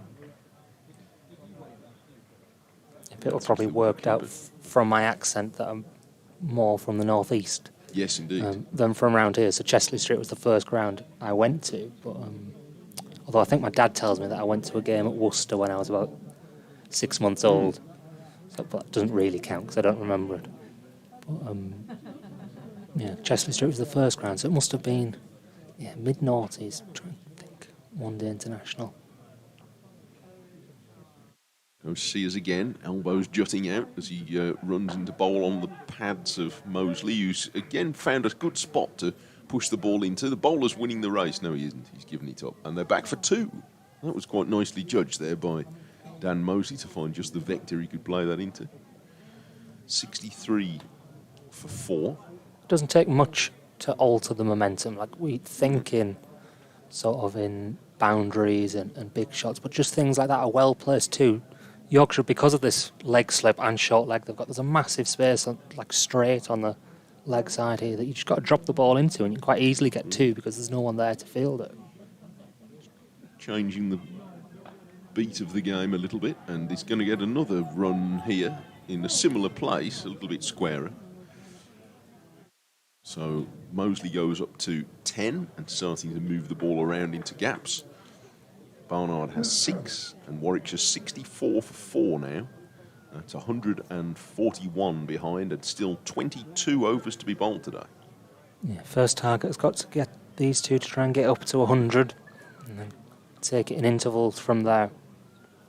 Warwickshire are still a very long way behind. Well, it wouldn't be a bad thing if they'd just hang about. If they're still batting at 7 o'clock or whenever it is, then that'll be good. It would have changed the flow of the match. And they will, as a result, be well beyond 100 by that point. So if you do it break it up by time rather than by runs. So it's about to be 5:30, so we're still here at 6 o'clock, and then 6:30 and 7 o'clock or whenever the close comes. Yeah, the pace of this game, it's already made such a lot of headway that there's nothing wrong with that. Thompson begins his second over after a decent start with a ball that's down the leg side. Adam Lydes waving a hand around for some reason at slip. Changing the field for Johnny Bairstow, it seems. Oh, Bairstow may have disagreed, so switching two fielders are switching positions. I thought he was bringing a third man up to reinforce the gully region, but he's just swapped. That's George Hill. Who's he sent down there? It must be Ben Sears, is it? Down towards the boundary. Yeah, looks like it. There's enough captains out there, isn't there, really? Yeah, Thompson again. This one's straighter and on the pads than Thompson's. It's a little bit of a stare in his follow-through as Moseley flicks it up to mid-on. Yeah, you've got captains at Bairstow, the actual captain, Lyde, the former captain, Brook, England's new white ball captain, Root, England's... Done a bit of captaincy. Yeah, former Test captain, just a little bit. Captained England in more Tests than anyone else, hasn't he, I think, yeah. So experience everywhere you look. So he looked in It's quite a brains trust there, those four. Yeah, the four of them all stood behind the wicket as well, next to each other in a line. Moseley, what a shot this is. Skipped down the pitch to Jordan Thompson and just lifted him over mid-off for four. Well, he's played it nicely, and they have just, for the last 20 minutes, gone to hold Yorkshire up. And it's a very small step. But now Moseley with those couple of well-judged pushes in the last over. This time he struck that pretty crisply. It was in the air most of the way, but it was well wide of the wide mid-off fielder, who he's going to, by the look of it, go a few paces straighter as a result. Yeah, elegant straight drive over mid-off from the left-hander. And now he's driven again, and that's going to go for four more. 2 fours in a row. This one's along the ground. The previous one up over mid-off. This one's along the ground between extra cover and mid-off. That mid-off fielder's going to have to chase all the way to the boundary to get it. Yes, he just widened the gap there. They'd straightened mid-off up a bit, and Moseley has just unfolded that one right through the gap, which not only is picking up 8 runs, but that's just even if it's temporarily, just changed the flow of things, isn't it? Because now it feels like the batters are starting to move the fielders around rather than the other way around. Yeah, definitely. That's what we mentioned earlier, the partnership from Malik and Sheikh. They hung around without really imposing themselves, and it has forced a bit of a change from John Thompson, because he's going to round the wicket now to left-handed Moseley. Moseley hit in the fear that may have been around the box, but he looks okay, does Moseley. He's composing himself as he walks to short leg. He's not doubled over or anything in the middle of the pitch.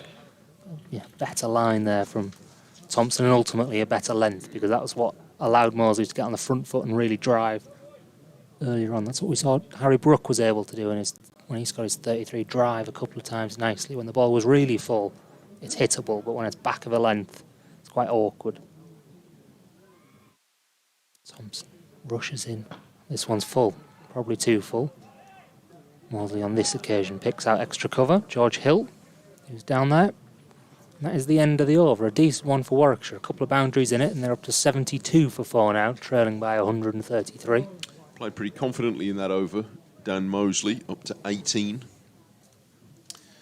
He's another who's made a few starts this season. 63 in the first game against Sussex. He's only half century. But yet to make a really significant score in red ball cricket. He's made a lot of short contributions and some very entertaining contributions and useful ones, and scored quite a few runs in white ball cricket. But I think now for Moseley, who's certainly very capable, but at 23, looking now for him to start taking the next step. He's had some interesting experiences overseas in the last couple of winters, and various Lions tours and appearing in T20 leagues. And I know from speaking to him, he's enjoyed those very much, building up his repertoire of skills and developing his bowling and learned all sorts of things. So he's keen to learn, but Warwickshire need him to produce a little bit here. At 72 for 4. I'll get Liam back in after this over. On for a bit. Here is Buckingham starting a new over. Ooh, and crashed by Barnard for 4 through extra cover. As textbook a stroke as we've seen all day today, Barnard got the front knee down there and hit it without any great flourish, but hit it very firmly through extra cover for 4. Yeah, typical floaty first ball of a new spell that was from Jordan Buckingham. No real pace, no real zip or bite off the pitch, and it's just allowed Barnard to get onto the front foot and place it through the covers. Bowled 4 overs from the football stand end earlier, didn't he? And now this is his first one from the Kirkstall Lane end. And this one's pitched in about the same place, and it's getting similar treatment. Barnard with a check drive, but he didn't need the full follow through because it had rattled away off the middle of the bat, a bit straighter than the previous one. Yeah, it's good. It's good tussle. It's good to see it's good contest. Warwickshire throwing a couple of punches back. 4 fours from the last 6 deliveries. Warwickshire to 80 for 4. In a tight contest. A couple of low scores around the championship today. Buckingham goes in to bowl again, and this one is also full, but it moves back a little bit after the batsman lets it go. Just quickly around the other scores in the First Division, Durham 299 for 5, with Graham Clark in the runs against Hampshire at Southampton. He's unbeaten with 88. Essex all out for 206 at Taunton on a pretty green pitch. 3 wickets for Pretorius and for Leach. Buckingham bowls full, and this is driven off the outside edge, maybe, or certainly off the open face of the bat for 4 runs. It just defeated the backward point fielder. I think Wharton thinks he should have stopped that. But it's the 3rd boundary in this over. Held a hand to apologise, didn't he?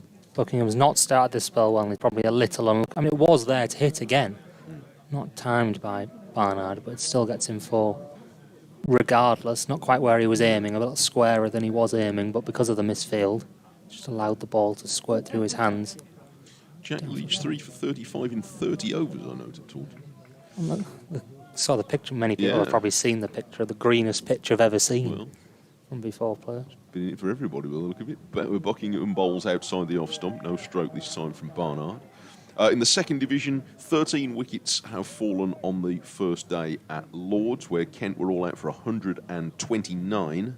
5 wickets for Toby Rowland-Jones. Keeps churning them out. Middlesex, 83 for 3. Elsewhere, Leicester 78 for 7. After a century at the top from Rishi Patel against Northants. Lancashire 303 for 3. Big runs there for Marcus Harris, 155 not out. Buckingham on the pads of Barnard, who drills it to mid-wicket, no run. Glamorgan 295 for 5 in Cardiff against Derbyshire. It's the end of the over here. Warwickshire 84 for 4. And you all right to carry on for a bit, Matt? Well, yeah, definitely. Liam Thomas comes in with you. Liam Thomas, I'm just butchering your name there for you. Liam, England disability cricketer, back with us. And the game in an interesting position. Warwickshire 84 for 4, trailing by 1-2-1. Yeah, they just managed to wrestle back a bit of momentum here. There have been some nice shots. I think Mosley's used his feet very well, put pressure back onto Jordan Thompson in that previous over. I think Buckingham came back with a bit of a loose start there for his first over back, but hopefully he can settle in. But yeah, momentum just seems like it's shifting a little bit for Warwickshire. We'll be happy. I think one of the themes of the day, though, has been when a partnership has just started to build, it seems to be a ball with somebody's name on it, and there's been a wicket or something that's happened on the back of that. Definitely. We've not had too many big partnerships at all we've not had today. So wickets have been coming at regular moments. We've had 14 already today and still 20 overs to go on the day. And Thompson starts a new over full to Dan Mosley, and the ball's little edgily hit to mid-wicket. Yeah, it's been a good day. And Thompson, the introduction of Thompson and then Buckingham come back for his second spell has just eased the threat a little bit. Buckingham, I thought, started pretty well earlier. He went for a few runs earlier on, but it was pretty testing. That first over of his second spell, not quite so much easy. Yeah, he's about 5 overs, 1 for 40, sorry. So it's been a bit of a mixed bag, but fingers crossed he can settle down. on his debut for Yorkshire, the Australian. Thompson in again, defended, and he gives a bit of a glare, and he's always up for the battle as Jordan Thompson. He's one of those exciting to watch, whether he's batting, bowling, fielding, always exciting to watch, and he stares Mosley back down the pitch. Yeah, he's a fierce competitor. He always wants to be in the battle. Fierce, that is the way to describe Jordan Thompson, isn't it? Likes to be in on the action. I think like the change of angle though, Miles has managed to force him to do something different by coming around the wicket, so I'll see that as a success for himself. Mosley steps down the pitch again a little bit, and this one's driven but not timed. Wharton's going to get round to, I'll get back, no he's not, he's going to leave it to George Hill, who 5 or so yards in from the boundary throws the ball back into Johnny Bairstow. The batters take 2 more to Dan Mosley, who's on to 20 now, 86 for 4, Warwickshire. Yeah, there are a lot of movement, people taking 1 or 2 steps down, but he's just kind of taking a little half a step and a little shuffle toward. But one thing that I've noticed is that at the point of contact he's staying still, which is a key when you are going to use your feet. You don't want to be playing the ball when you're on the move. Mm-hmm. Almost made that little step there just as Thompson was getting towards the umpire, never mind. Like in his delivery stride again, he takes a little step, a little shimmy down the pitch, drives to the fielder at Wharton again at extra cover. As you notice, just trying to knock him off his line of length, but at the point of release, he is still. So he's hitting from a solid base. So it's really good, sensible plan here from Mosley. Yeah, step, a wait, and then play the shot, isn't it? Yeah. So it gets down. So what would have been a back of the length ball then becomes or what would have been a length ball becomes a half volley sort of thing. That's what he's trying to do. Just going to force Thompson to do something a little different, which seems to be working. Thompson's none for 12 so far from 2.4 overs. Full, very full this time. Mosley drives, but he picks out mid-off. A little frustrated that he hasn't found a gap with that one.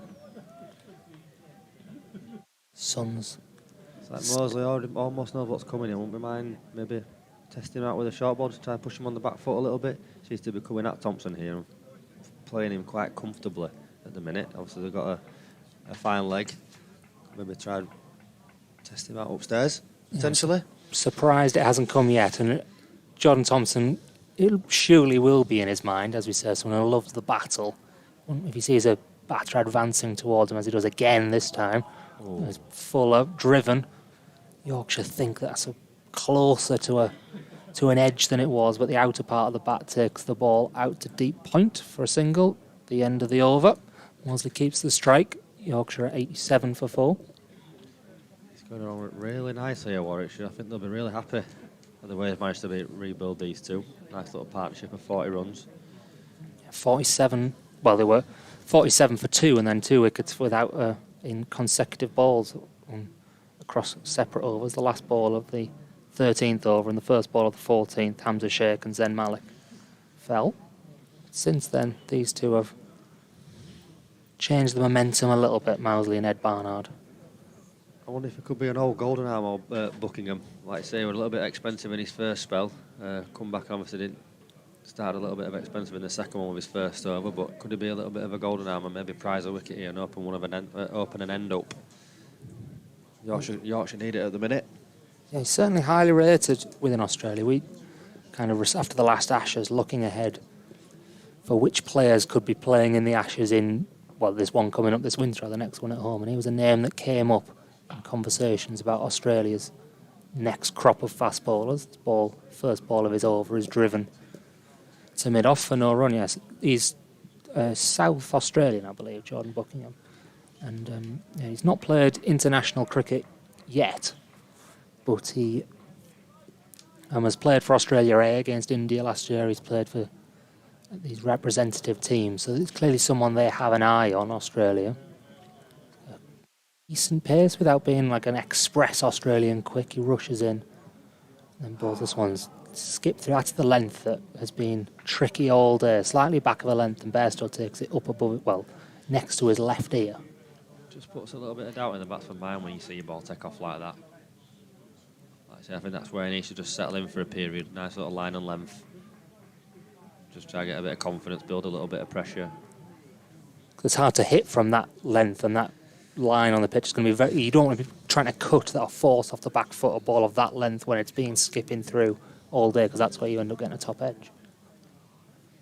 Booking again. He does find that sort of bit straighter, but that's the right length in at the sort of hip of Dan Mosley. And especially if you draw him into the drive, that's when you can find that outside edge. I think we saw that earlier this morning when some of the Yorkshire batsmen were going hard at it.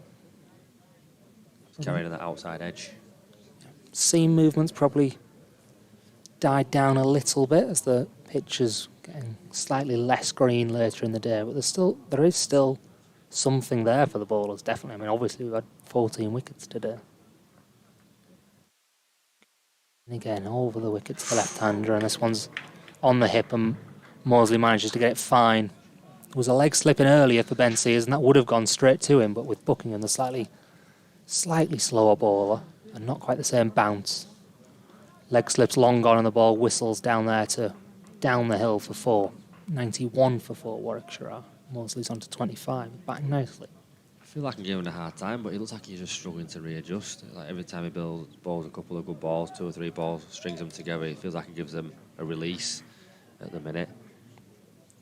Yeah, it's just not quite stringing it together, is he? There have been good deliveries, as we said, but there's been followed by at least one disappointing one and over.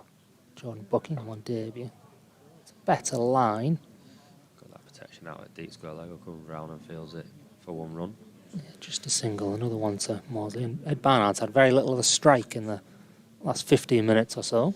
He won't mind, he's 18 from 28 balls. This feels like it looked a little bit more threatening when the right hand has been on strike. But like Sears had it going well to the left-handers, didn't it? But the rest of the bowlers have seemed to prefer bowling to the right-handers. Yeah. Buckingham to end his over. It's better, tidier. At least not particularly threatening, but at least stops the flow of runs that have come from the 45 of them that have come from his 6 overs. At the end of the over, Warwickshire 92 for 4 in reply to Yorkshire, who were dismissed earlier, 205. That's 113 behind for the people who can't do the maths too quickly, which would have been me, absolutely. Yes, sun still shining down on Headingley on what has been a really, well, instinctively you think a good day for batting, but we mentioned it a lot earlier on. A lot of grass was left on this pitch, and that's, as a result, meant it's been entertaining, action-packed cricket with the ball moving around. It's been an exciting day. I think there's been a lot to unpack and unpick. Thompson's continuing, and Mousley's down the pitch again, as he was in the previous over. Times it well. The fielder's ball is stopped from going to the boundary by the fielder out at deep. Well, it's a very wide third man, or a deep backward point. He's using his feet really nicely, carrying that momentum into the ball. I think it's a really good option that he's been using so far. I think it's really positive. Like I say, I keep saying it, but he's trying to throw that pressure back onto Jordan Thompson to do something different. And Thompson will probably be happy that he's got a go at Ed Barnard here, because he hasn't for a while. See if he's similarly active in his crease. Not on this delivery. The ball's wide. Very wide from Jordan Thompson, who's just left alone calmly by Barnard, but there was no suggestion that he was going to skip down there. He doesn't really unhappy every time he doesn't get a wicket with every ball, as Tom said. It's like everything's frustration. One of those, you could sit and spend a day just watching Jordan Thompson. The Premier League used to have on certain channels that show the Premier League football that I won't mention on the BBC. They used to have that camera that you could just have it following one player all day, driven by Barnard, not timed up to mid-on. I imagine Jordan Thompson will be a good player for that, because he's always doing something, whether in the field he's doing keepy-ups like he was with the ball earlier, or whether he's batting, he's always in the battle, and then bowling, fiery, staring down the pitch at batters. Looks like he's the guy you want on your side. Like I say, looks like no matter what, he'll throw him the ball, whenever, wherever. I see him always want to be in for the fight. Frustrated here a little, because in his 4th over he's yet to find the breakthrough. Barnard again, there's a puff of dust comes up as Thompson goes through his bowling stride behind him. defended back up the pitch by Barnard, but they're drying out at each end of this pitch. It's still green in the middle, but at least at each end, it's getting drier and drier. The sun beats down on it. The umpires are Just getting together now with Bearstone. What's going on here? Is it the ball? Bairstow and the two umpires have come together quite well, got their back to us. Bairstow's blocking our view of what's going on here. I assume it must be the ball. I think it might need change. I don't think it fits. Yeah. Have they got the rings out? I think so. And one umpire's checking the ball and the other one's running towards us. Below us, looks like he's running off the field, which I assume is for a replacement ball. And there's lots of waving going on out there. Players wanting drinks if we're going to have a little interruption, which we are, because the umpire has come below us and found his briefcase, black briefcase, which I assume is not going to be filled with paperwork, as you'd think it might be, but 8 or so new cricket balls. Well, not new, not brand new, because this one is 25.4 years old. I can imagine the sheer disappointment if this ball starts to do slightly a little bit more than the other one. At the end of that Ashes series 2023, didn't we? Australia were not happy that on that final day at the Oval, England got the ball changed and it started hooping round corners to Chris Wilkes, and I don't think that went down well. No, okay. They weren't happy at that point, were they? Trying to find a ball in similar condition there, the umpires. Must be hard to do. Get one that matches up, because the umpires have no idea what this ball did when it was used a month ago in another game somewhere for 20 overs. They don't know if it was hooping around corners or anything. They're just looking at it in a briefcase. Like the players have taken a drink, so we might have a little break here. You're playing tomorrow, is that right, Liam? You've got a game tomorrow? I'm playing tomorrow, yeah. Unfortunately, I won't be with you tomorrow, so I've got my own game. Playing at Lightcliffe tomorrow for scores in the Bradford League. So, a bit of a local derby. They're only 5 minutes down the road. Feisty? I don't think so. Well, not yet anyway. Not so yet, could be. We'll find out. Depends if they have to change a ball or not.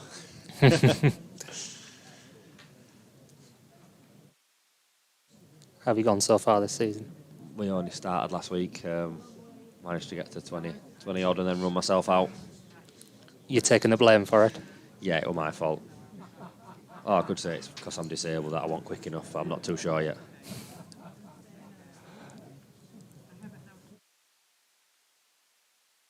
Yeah, well, hoping for better tomorrow. Fingers crossed, yeah. I think the weather's set to be okay tomorrow, like I say, after the weather that we've had recently. I think it is settling down a little bit, but still thankful for this time of year that we'll be able to play cricket, especially based on previous seasons. Thompson, we're going to get back underway with Thompson bowling to Ed Barnard. He defends at the stumps. Yeah, I was at a club in Manchester speaking to Sophie Eccleston just before, what was the first weekend of the county championship seasons. What was that, a month or so ago now? Or just under. And they were saying that their ground was underwater at this point last season because of all the rain that had down near the Mersey there. Last year we had to bring ours in 30 yards, and we were basically playing an under 15s boundary. It were just absolutely sodden.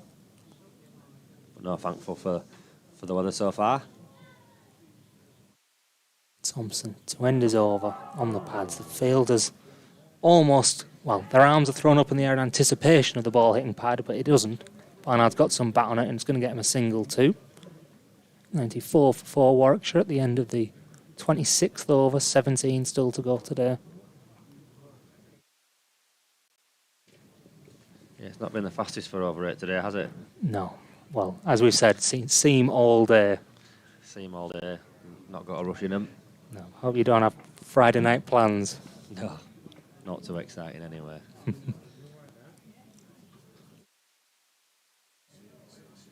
Which division are you in the Bradford League? Division 2. 2. Yeah. It's one of the better leagues in the area, isn't it? I think it's fair to say. Yeah, it's a strong league. Obviously got the Premier Division 1, Division 2. So played for Morley in the Bradford League and Gummersall who are in Division 1. So yeah, it's a good level of cricket. Buckingham. This one's outside off stump and left alone, a little closer than he might have initially thought, but safe enough. Yeah, some of these boys I think have played before in the Bradford League for local clubs. I think Code were at Townville last year, or signed on for a couple of games. I think Jordan Thompson's played at Putty St Lawrence. Mm-hmm. I think that might be it for now. Harry Brook played at Burley and Wharfdale, didn't he, when he was a very young lad? Yeah, that was the Wharf League. Yeah, sorry.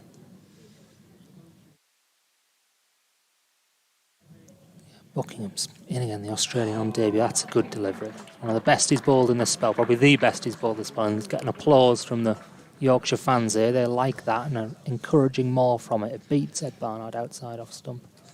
How would you find like flicking between sort of your England disability matches and then going into club cricket? Is that like an easy transition to flick between the two? Is it like a different sort of game? Is it? No, it's similar because for the England physical disability, we all play in the same, like we play club cricket locally. So we're playing, it's kind of similar, we all just come together. Him again. Flicked off the pad, but to mid-wicket by Barnard. But if anything, the club cricket is, the England cricket is more professional. I Yeah. think we've got professional coaches have been in the game and professional game and bring them standards and help us drive them standards, whereas club cricket, when you step down to that, people are always on the same wavelength because obviously it's a hobby. Yeah. Obviously you want to win, but obviously with England, it's you drive them standards and you set them standards. So if all you can try to bring back to your club cricket to try to bring everyone along and make them better and bring the standards that you've been adhered to set them for your club cricket as well. Barnard waits for Buckingham. Drops the ball towards his feet. Thinks about a single, but there's definitely not one there. And you were mentioning off air a little earlier how you kind of get through your England like sort of career, get to spend time with the coaches who are around the circuit in county cricket and things like that. So you get to learn from them as well. Yeah, it's a fantastic insight, and when they've been around that professional game, they bring that to disability cricket. It's been fantastic for us to learn and see, and them to treat us all as cricketers. They're not treating us people who are disabled. It's like, well, we'll judge them on the cricket, and then if we have to adapt, we adapt. Full from Buckingham, defended. Up to mid-off, no run. I'd say no run, but it's a no ball from Australian Jordan Buckingham on debut. It's not been the most convincing debut so far, but plenty of time left. No, he's bowled a couple of no balls. Is that his? It's been 12 no balls today. I think he's bowled 5 or 6 now. Like I say, he just can't seem to find that consistency at the minute. Like I say, a mixed bag, a couple of good balls, the odd release ball with the boundary, the no ball. Just really want to see him just settle in nicely. I mentioned earlier, it was a really good ball on this over, but too much else than a no ball. That one's skipped again, and you can probably hear in the background the oohs and ahs from the consumers, the slip cord in there. I like that because it kicks up through to Johnny Bairstow. Yeah, it seems like he's got a little bit of something about him. Like I say, he's finding that ball to kick off that length. He's putting them deliveries through. He looks really threatening. Like I say, just want to see him back that up. One ball left in this over. It's Buckingham. Is that Code down there going through some warm-up? Looks like it doesn't need to have He's going one. to be coming back on, Yeah, maybe. one more spell from, I assume, the far end, replacing Jordan Thompson. Fallen driven by Ed Barnard nicely, but he picks out Ben Sears at mid-off, and that is the end of the over. Warwickshire 96 for 4. As you were saying previously, looking like they're getting to that 100 mark. I think, like I say, they're very close now. I think they've rebuilt very well. I think Johnny Bairstow's just calling for his helmet there. I think Code's going to be coming back on, going to come up to the stumps, try something a little bit different, put the pressure on the Warwickshire batters, maybe by bowling a couple of dot balls. Yeah, because we've seen Moseley coming down the pitch to Jordan Thompson, and if Bairstow's going to come up to the stumps to Ben Code, that will be... He is on strike now, Moseley, so I assume he's trying to get in his mind and stop him from doing that. This is where Ben Code is at his best, just trying to pin the batter on the crease, nipping it away, nipping it back in, challenging both edges. Bairstow up to the stumps, I think, poses a different challenge for the batter. It's called for the helmet, but... Has he not? He did ask for it, didn't he? Well, I thought I was about to say exactly the same thing as you, but when you said that he has, but there's nothing out there yet, and he's standing back. Unless that means Don Bess is going to come on at this end, Maybe. possibly the next over. Where is Don Bess? Is that him at mid-off? He's not doing any stretches yet. With the first sign of spin all day. But this is Ben Code, bowled 1 wicket for 8 in his first 6 overs. Make that 1 wicket for 9 now after the first ball of his 7th, because it's worked for a single from Mousley. His movement below us. Dan Moriarty, who's not playing today, has got a helmet in his hands. That's the 50 partnership. You probably heard the applause. 50 from 85 balls between Ed Barnard and Dan Mosley, who've batted well. Dan Moriarty, but yeah, he's got a helmet in his hand below us, but not bringing it onto the field yet. Yeah, I think like these two have settled it down very nicely. I think they've batted brilliant. The tempo's been good. They've rotated well. Good again. It's a good line, and it's caused a bit of uncertainty there, I think, because Barnard didn't quite seem certain whether to play it or leave it. In the end, he did play it. The ball just rolls up to Harry Brook at third slip. More waving going on below us. Waving, whistling. And Moriarty wants someone's attention.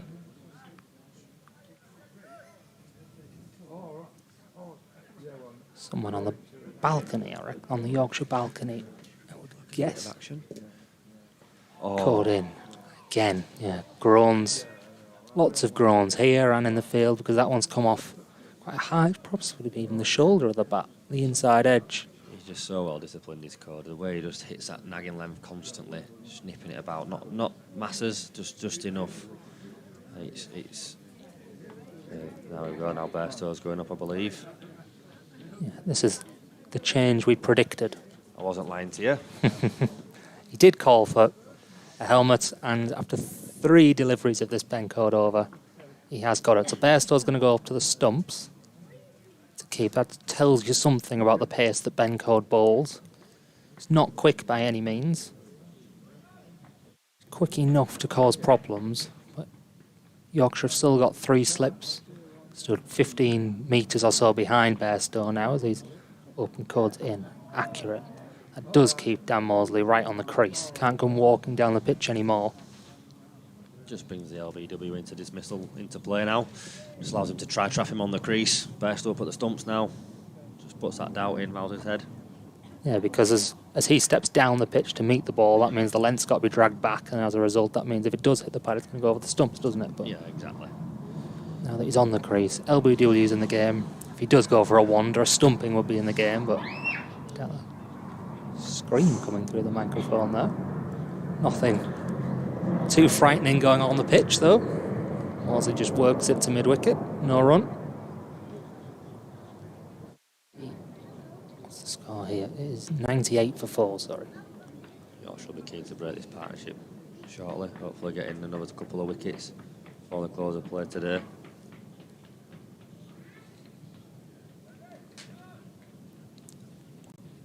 Code for the final ball of his 7th over, the first ball of his comeback spell.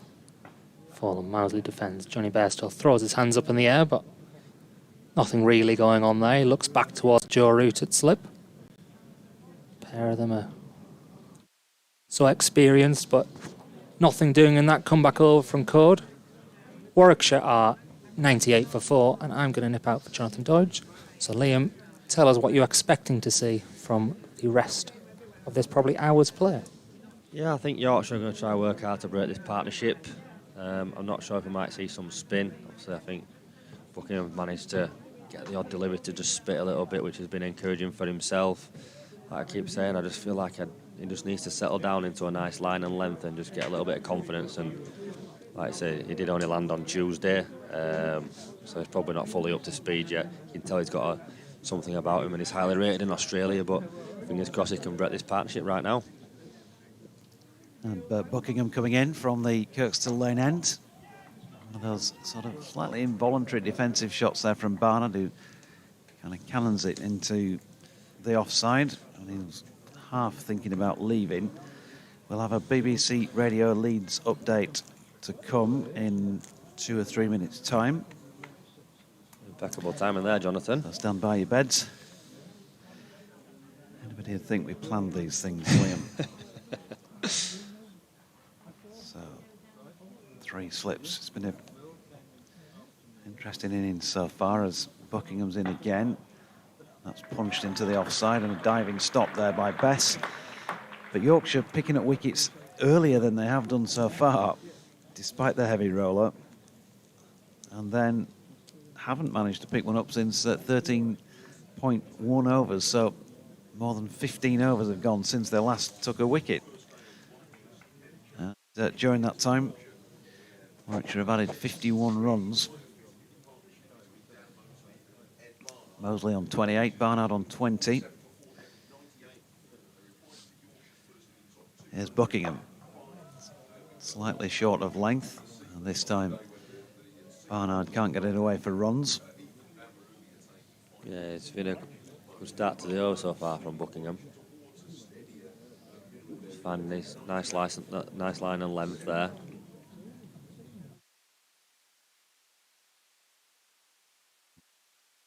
$47 off at 7.5 overs so far.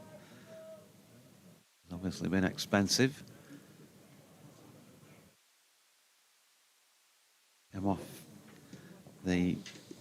Got off the plane on Tuesday, only 3 days ago. We'd all be feeling a little bit on the spaced out side as Barnard's latest push is into the offside and Bess fields.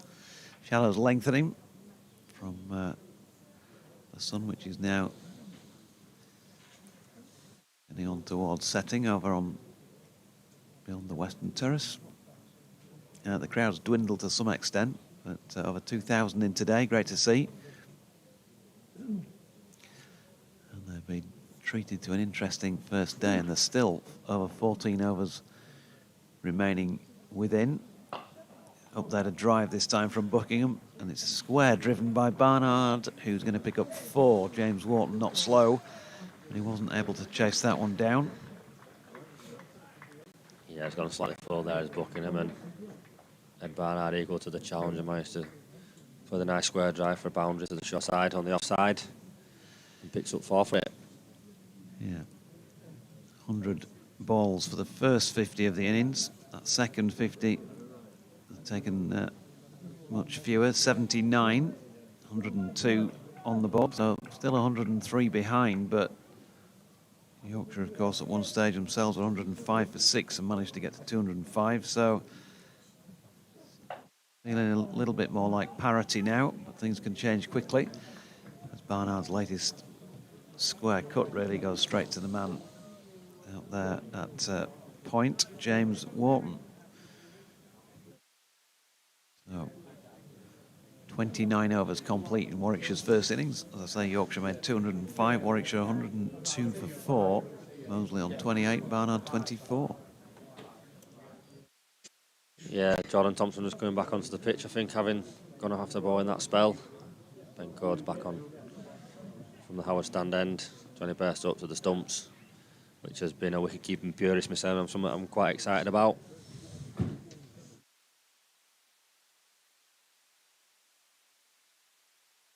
What's a wicket-keeping purist? I just love wicket-keeping. All right. Just love it. As you can probably tell from how I spoke about it today. Yeah. Code round the wicket, and that's turned into the leg side by Mosley. No run.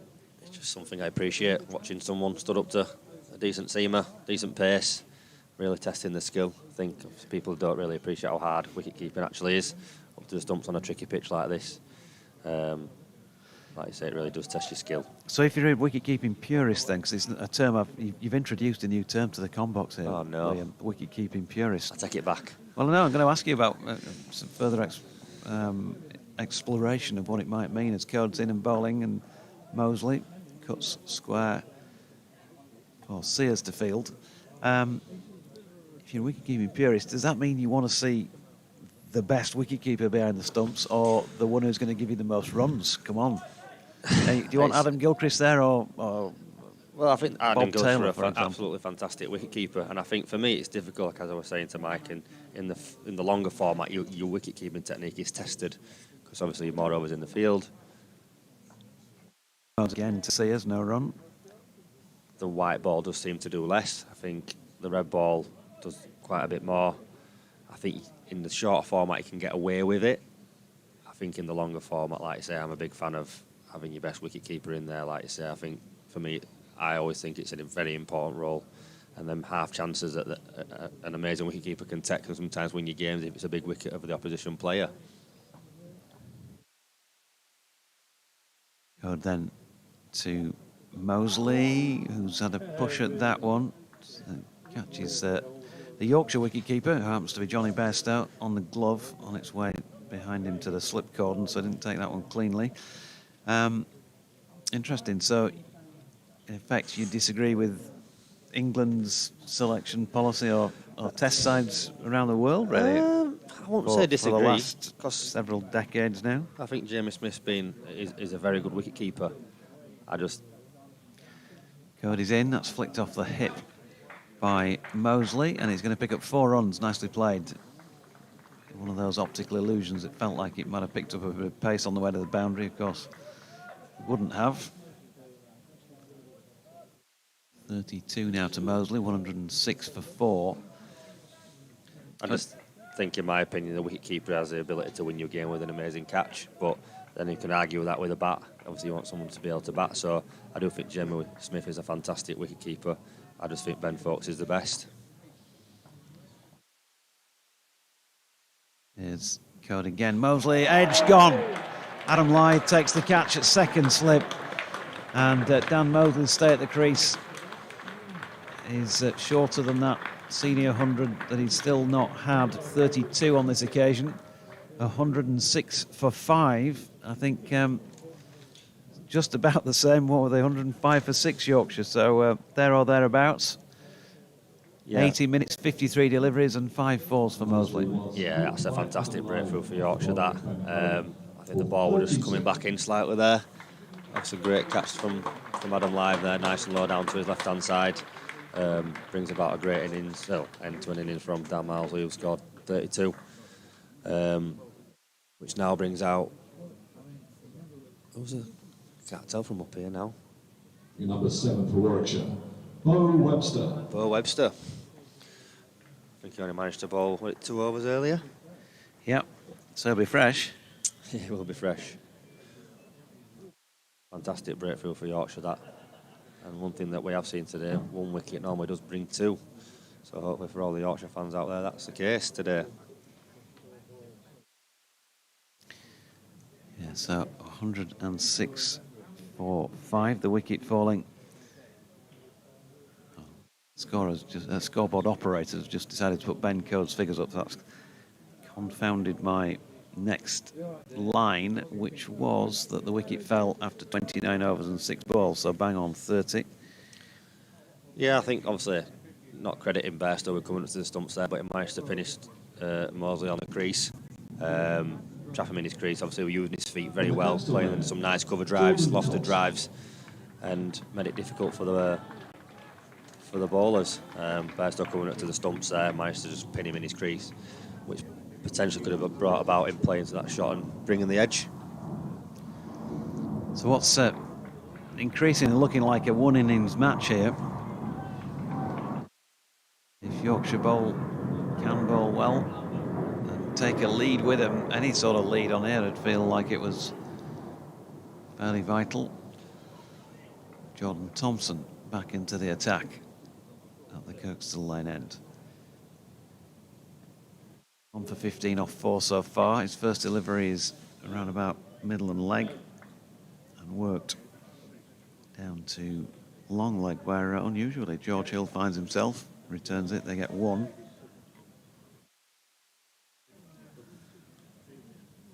It's a very long way out there, isn't it? Yeah, it feels it, doesn't it, today? Looks it.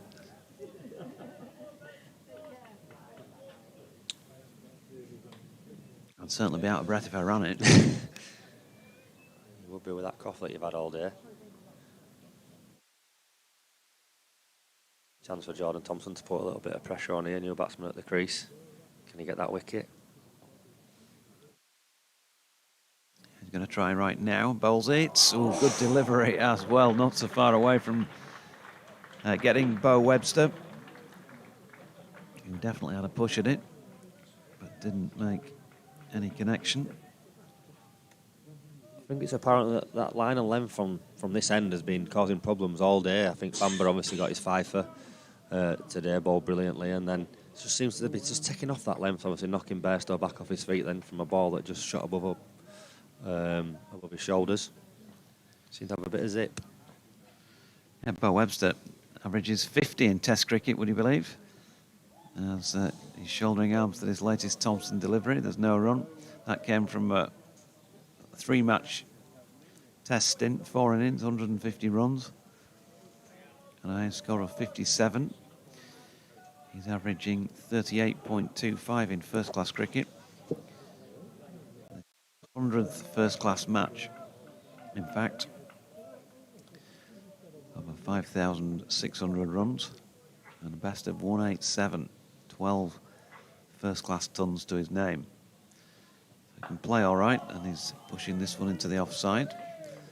For Dom Bess to field at cover, no run. Not a bad bat to have coming at number 7, is it? No, a good all-round cricketer.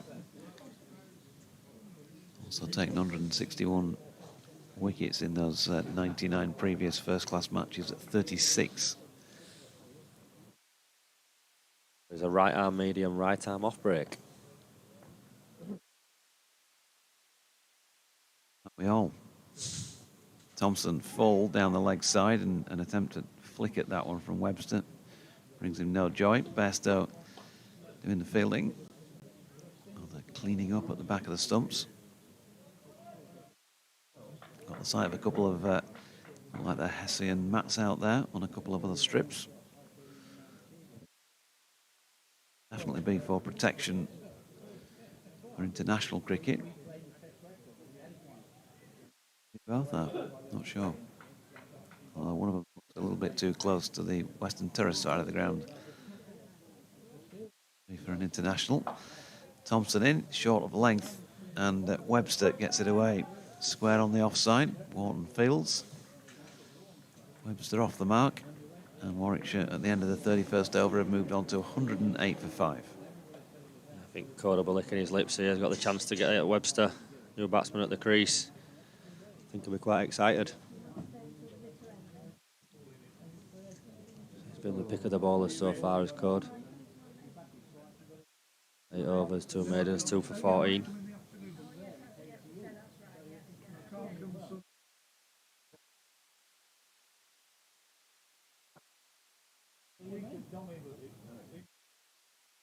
Code just remarking where he wants to start his run up from.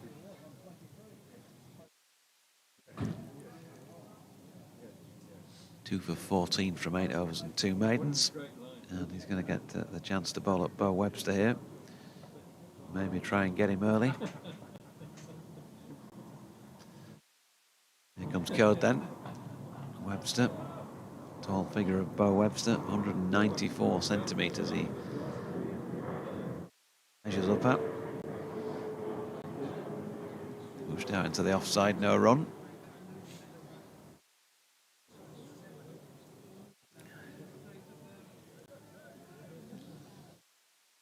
Go just having a conversation there, talking through some plans and how to try to set him up. And Code's a bit of a master at that, and on this occasion, well, if that was part of the setup, didn't quite come off, but he's run him down to third man there, Webster, pushing away from his body, wasn't he? He didn't look entirely in control of it, but certainly got enough on it to make sure it was wide of the cordon. George Hill chasing it down, they got 2. Didn't look quite overly happy to be running down there, did George Hill, this late on in the day? Not with a few overs under his belt. Here's Code again. Webster this time much more forceful. Ball that was short of length, and he's punched it away through extra cover.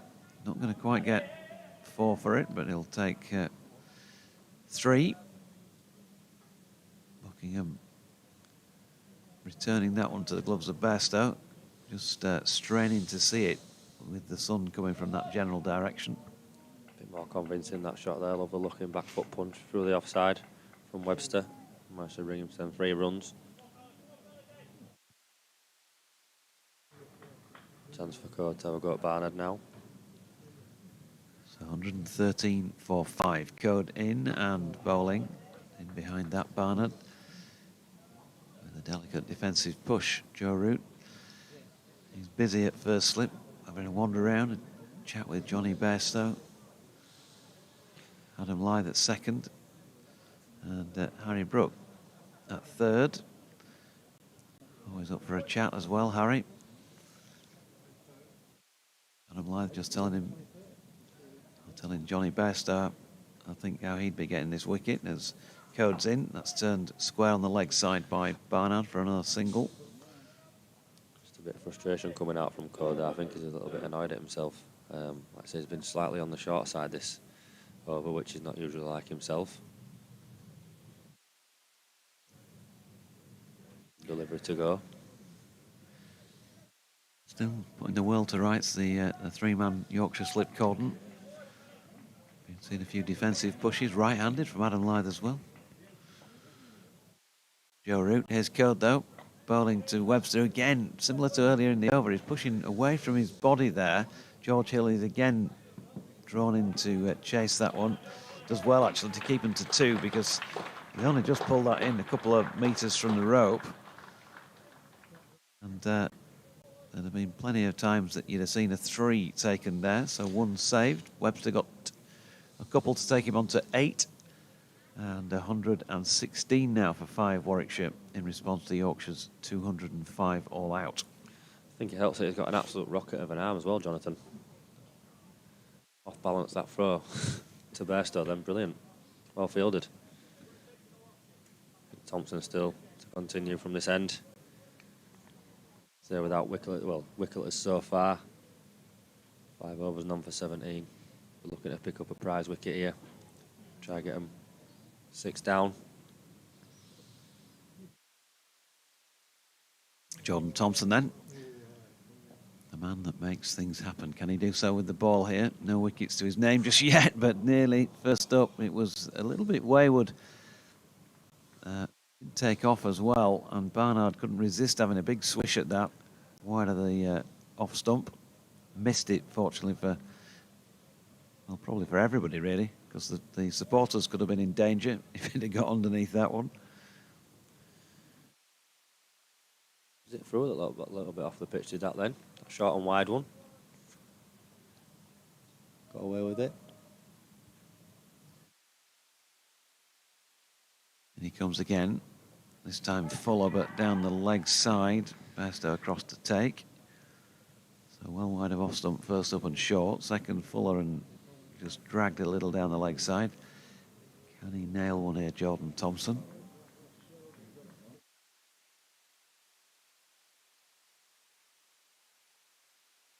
Yeah, just overcorrected slightly on that one from that short wide one.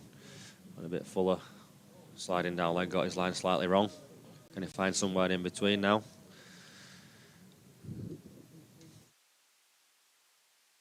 Here he comes again. That's more like it. Barnard just treats it with a respectful defensive push. A fantastic job for his team as Barnard today. Managed to take a couple of wickets earlier on, bowled well. Digging in for his team right now on 26, batting nicely. So not looking in much trouble.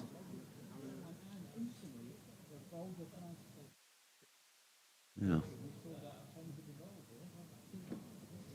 Jordan Thompson then making his way in once again from this coastal lane end. It's short of length and punched through the covers. Lovely shot by Ed Barnard. That's going to take him into the 30s. 120 for 5. It's short and wide, and Jordan Thompson scuffs at the crease area and then looks at the skies because he knows he got what it deserved. Yeah, beautiful looking shot, that back foot pulling through the offside. Fantastic timing. Seemed to ping off the bat, did that then. Thompson seemingly fuming with himself. His ball short and wide. It's a passionate character.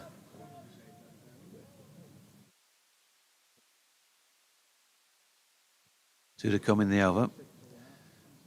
Here comes Jordan again. That's better.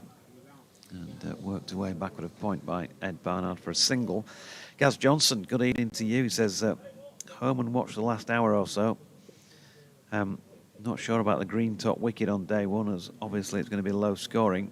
How will Yorkshire do this season? No hiding. I've not ducked that question so far, and I won't duck it again. Gaz, which is to say that I think if they play as well as they can do, then I think they'll be at the right end of the table. Had to be more precise than that. But you need fit bowlers, as Thompson's in. He's one of those year on year. Webster drops that into the offside, no run, so 121 for 5 after 33. You need a cohort of fit bowlers, particularly seam bowlers, of course, in English conditions. They've got a load of those. And so we've seen already rotation policy coming into operation. They've got a couple of useful overseas faster bowlers to help out with that. It's about taking 20 wickets, and I think they've got the capabilities of doing that in any match. We're obviously seeing all teams, I think, just about presented with green seaming pitches in the early part of the season, and that's not because it's juice coming down from the skies, is it? Just the way that teams seem to want to prepare them. Ask the batters to go through the pain barrier and hope that the bowlers can dismiss the opposition for less, as Ben Code's first delivery of the over is short and wide and cut down through third man for 4. Just to finish answering Gazzy's point, really, as I think I said earlier in the day, they've had a result of each kind so far, win, loss and draw. They weren't a million miles away in that defeat to Hampshire. They never looked like winning that game against Durham a couple of weeks ago. Wasn't really any spell during the match where you said that they were particularly on top, and they were just a bit behind it, but you'll get those games. And then obviously the big win against Worcestershire. So I think they're learning a bit more about being back in Division 1, and they've got some talent around. I think they should be well served this season. Full-length delivery from Ben Code and punched up to mid-on by Barnard. And there's no run, but I think it's pretty hard to be more specific than saying. I think they'll finish nearer the top than the bottom. And be surprised if come the end of the season that's the case. If it is the case, then they'll have underperformed, I reckon. No, I agree. I think they've got a good young side, mixed in with a bit of experience. Here's Code again, and Barnard content to defend. And I think they can put it all together. I think they'll be able, like I say, they can be more worried about fighting at the top end than worrying about the bottom end. So they've got some good bowlers, some good youngsters coming through. Wharton, Bean, Hill. So Jordan Thompson's obviously getting more experience now, so they've got a good young group, good young core that they can fall back on when the star-studded players are missing. Here's Code again. Nicely played cut shot. It's just a bit too short and wide from Ben. Unusual to see Ben Code spraying it wider there, and he's been put away for a couple of 4s, not the second of them, and both deliveries, to be fair, merited that, I think. 2 for 30 now for Ben, so his figures have changed quite considerably.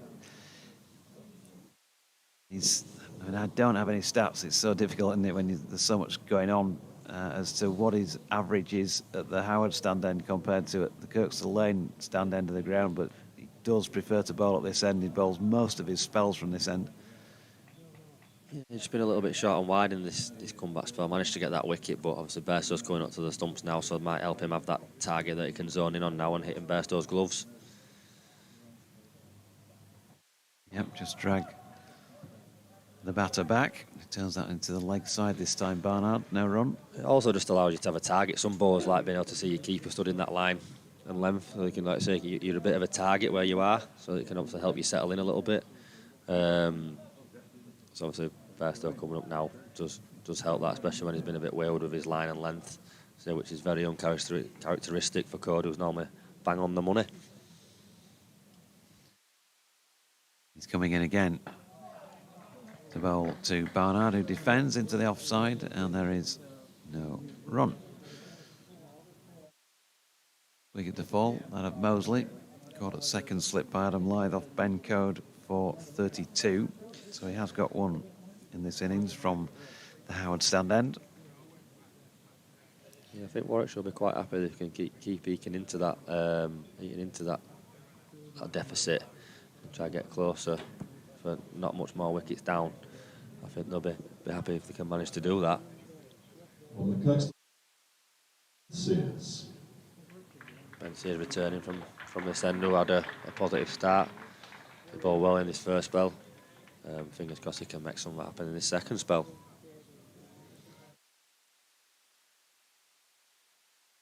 Just gone to grab the disc. He knows he's going from the right mark. He's already got a bit of green spray on the pitch as well to tell him he needs to be run up from. And in he comes. 1 for 9 off 5 overs and 2 maidens so far. First delivery is leg stump and helped on its way down to long leg for a single. Yeah, he's got that deep square leg. Fine leg field, deep cover point, on a wide third man. In between point and third man. Bring Mike back in at the end of the over. Around about that 6 mark for the last few of the day. 130 for 5. Sears. Ooh, now that one keeps really low. Goodness me. Ed Barnard, that's the first one, the only one I think certainly the only one I've seen all day. He's the only one. That is kept low, and he was rightly, from the length it was at. Look at where it's pitched. He's thinking back foot, and it's not so far off the top of off stump. I think for a second there, they've had his heart in his mouth when he felt like that ball was going to go past his bat. Hear the sound of the wickets tumbling. We're quite relieved right now. Sears making stuff happen already. So 131 for 5. Short ball, and that's banged away through mid-wicket for 4. The faster they come, the faster they'll go, says Bo Webster. That was dismissive in front of square, nailed. Deep square leg didn't even have a chance. Just picking it up and throwing it back. Fantastic shot by Bo Webster then.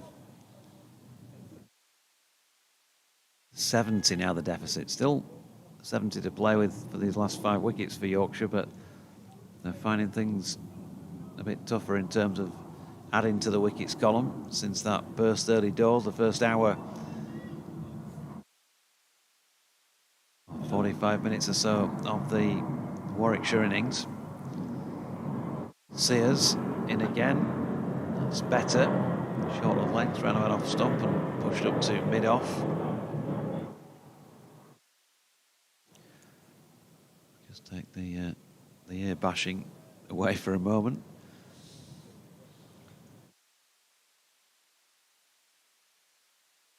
Yorkshire, well, they were well up, weren't they, at one stage?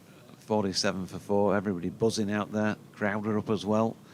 Quite a few of those have left. Gone home for the Friday tea. Yorkshire still pressing, and Webster has looked pretty solid since he got out there in the middle. 13 to his name. Partnership now 29. And he just defended that most recent delivery. Yeah, he's made a nice, steady, solid start, hasn't he, Webster?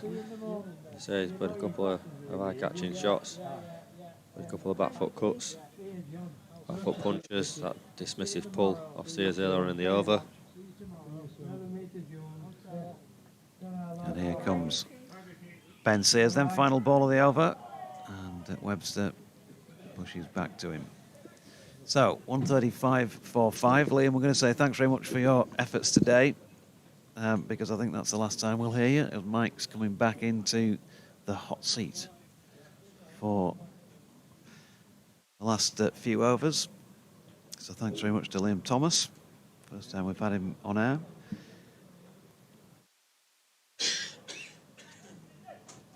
Yeah, smashed to hear Liam's insight, especially on such an interesting day for wicket-keepers today. Must have somebody so well qualified to talk about that. Kai Smith came up trumps in the end, didn't he, with 5 wickets. But he'd be quite happy to rest on that particular laurel. I think he'll sleep tonight, don't you? What, Liam? Fine. And we got 8 overs here, so it's going to be about half an hour, isn't it? Yeah, George Hill back on into the attack. From the football stand end, and he takes Barnard on the pad with a ball that's coming in late, but just had a feeling that might have been going down the leg side. It wasn't the most convinced appeal. And the control that Yorkshire had is just leaking away in the last little while, isn't it? Yeah, I think that this is why you need somebody like George back on. I mean, I think there was a point where I was saying he'd gone for 9 off his first 5 balls. He's gone for 16 now off 31, and this is what he can do. Hill bowls, and Barnard from the crease is dabbing this into the offside. Warwickshire were 47 for 4 after losing the openers, Davis and Yates, who put on 30 together, and then Sheikh and Malik fell in successive balls, and they were really quite vulnerable at that point. Mosley with a good 32, and now Barnard and Webster trying to get them towards the close. Barnard with a loose drive here. It comes off a thickish inside edge and runs away in backward of square leg, and he gets one rather untidy run. Nevertheless, up to 40 at 136 for 5. There's been wisps of white smoke coming up from behind the western terrace for the last half an hour. I didn't think they'd started. Here comes the next ball from the football stand end, and Hill, and it's guided into the leg side, and there's no run. Somebody chips are done, I reckon. I suppose if the smoke goes black, I suppose that Pipes of it'd peace. be overdone. Anyway.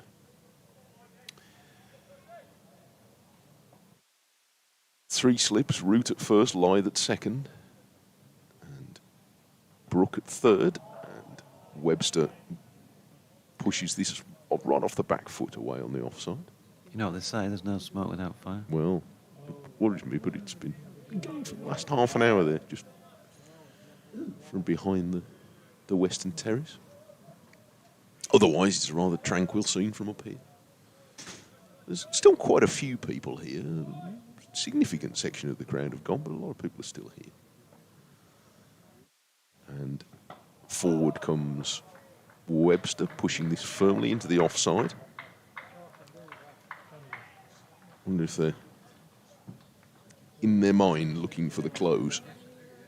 End of the over, 136 for 5, Barnard 40.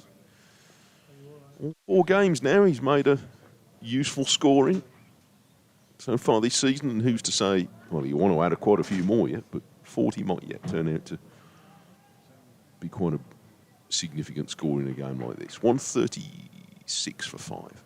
69 the gap now. As we welcome the return of Sports Extra listeners to Headingley, 136 for 5, as Mike says. Story of the day, well, changes for both sides.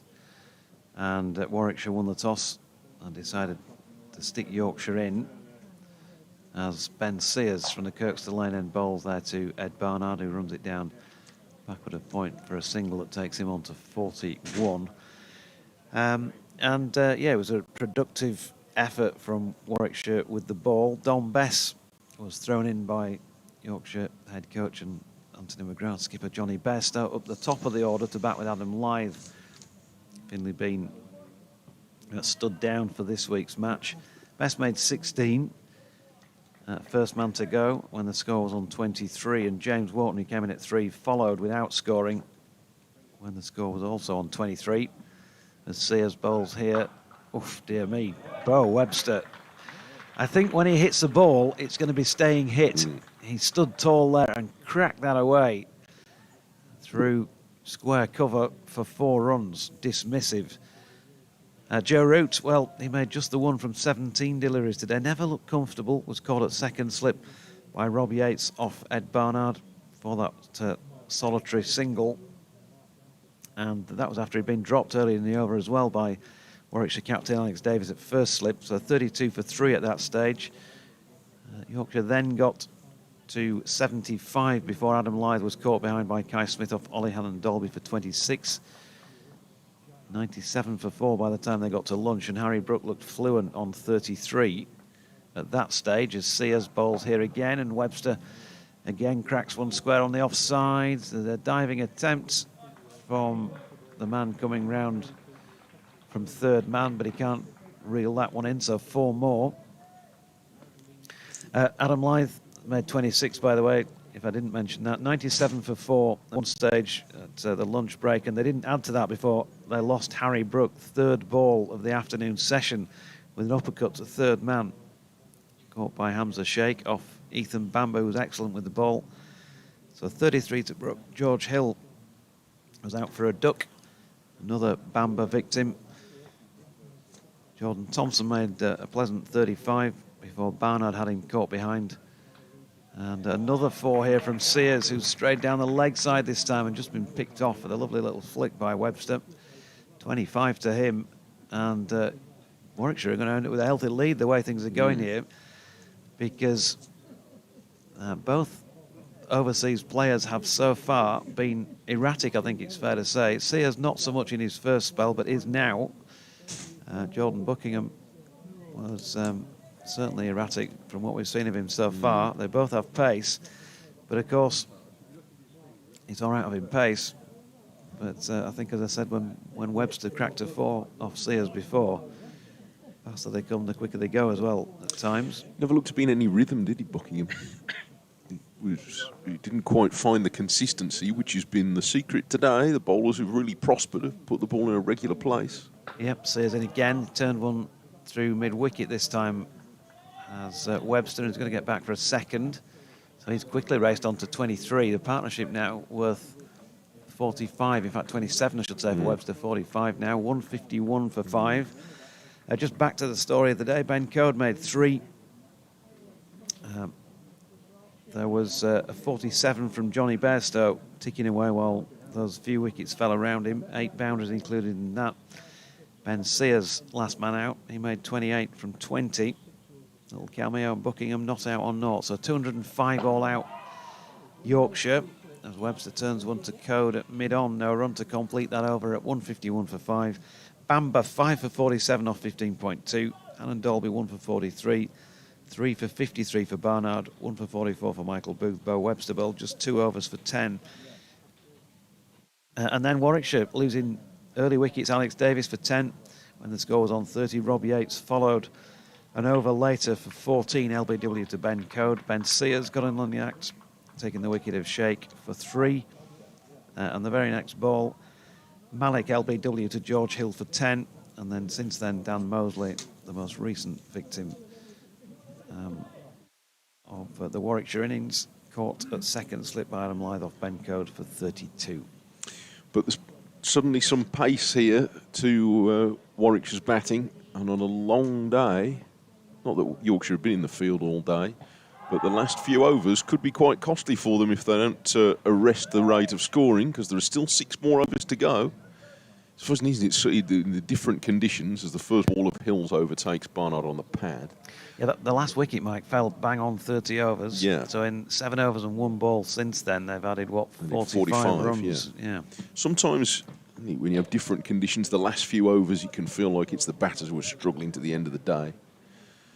Just at the moment, for the first time today, it's felt like the bowlers are struggling, but there's always been a lively ball not too far away all day. Hill can't find it here and ends up half crouched forward at the end of his follow-through as Barnard nudges this round his front pad into the leg side. In and among all that, should mention the ball change, which came after 25 overs and 4 balls. Yeah. Hasn't helped. No, it hasn't changed really the pattern helped, all that has it? much, no. It's 80... What was it? 93 for 4 at that point. Barnard playing very compactly from the crease with a minimum of movement, angles this into the leg side, and there's no run. So we're well into overtime today. I can't haven't seen anywhere on the scoreboard any indication about over rates.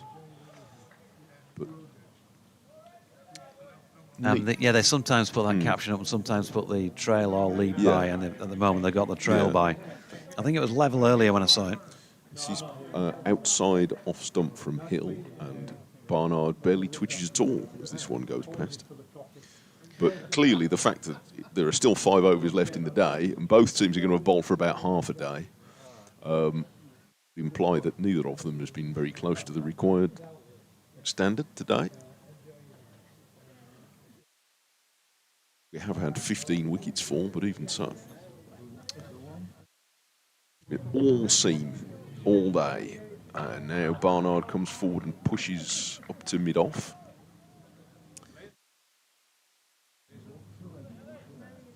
And there's no run. 1-5-1 for 5. I've had a tweet just now which gladdens the heart. There's something you can't always say these days. And it's from Callum.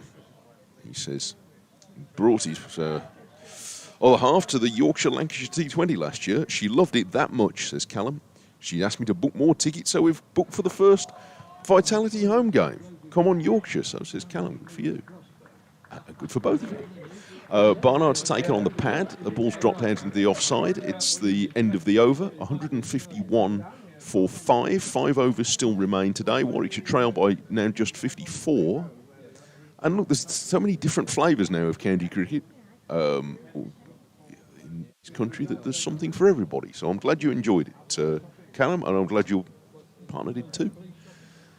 And, I trust the Yorkshire County Cricket Club will be only too delighted to welcome you on that and plenty of other occasions, I'm sure. So that's excellent news.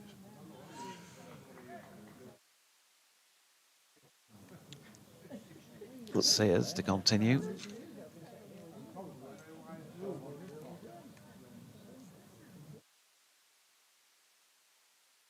So can he get it right here, Ben Sears? Could be a handful if he does. 1 for 29 off 7 so far. Ooh, dear. Wasn't far off getting it right there. 1 for 4 nonetheless. And when you bowl at this pace, that's what can happen, isn't it? You might be there or thereabouts. If the batter's got a little bit of luck on his side as he did there, he watched it well, to be fair to Bo Webster. Had to dig a full-length delivery out. But with that pace, it flies off so quickly. If it's not immediately to hand, it's not easy either for the fielders to get their mitts on, and Harry Brook, it was just to his right. Couldn't get down for it in time. 4 through third man. My impression with the naked eye was that might not have bounced all that much. But stand another look before maligning the pitch. 50 now is the deficit, and that's going to be make it 49. Thought for a moment it might go for 4. Wide of off stump and steered down to third man, but they'd get just the single for it. I have an idea there's a sub-fielder out there, possibly Bean. I think that might be him. 50 partnership, by the way. Yeah. It's a runner ball, which has very much changed the tone of things. James Wharton is the fielder down at either a very wide third man or a deep backward point, whichever you will. And, in comes Sears again. Fires it right up there. Barnard pushes up to mid-off where Jordan Thompson does the fielding. I wonder how the changing conditions that are forecast, and not that necessarily that there is any rain forecast, because there isn't, but it's supposedly going to be much fresher by Sunday, on the assumption we're still here on Sunday, whether that will have any influence on the way the pitch plays, because 12 degrees on Sunday as forecast, he's going to feel a bit sharp, isn't it? It will. Oh, that's sharp as well, and gone. Steered to Adam Lyth by Ed Barnard, who becomes the 6th Warwickshire wicket to fall. But how damaging will that 50-run partnership be come the end of this match? Well, time will tell. But he has got some searing pace, if you will, Ben Sears. And we saw it in evidence there, to better effect from Yorkshire's point of view than we have with some of the deliveries he's bowled in the last couple of overs. Yeah, maybe just bounced a fraction again as well. And Barnard, who's been in control of most things since being out there, just looked... My impression was that he was a little bit uncertain as to whether he was going to play at that or not.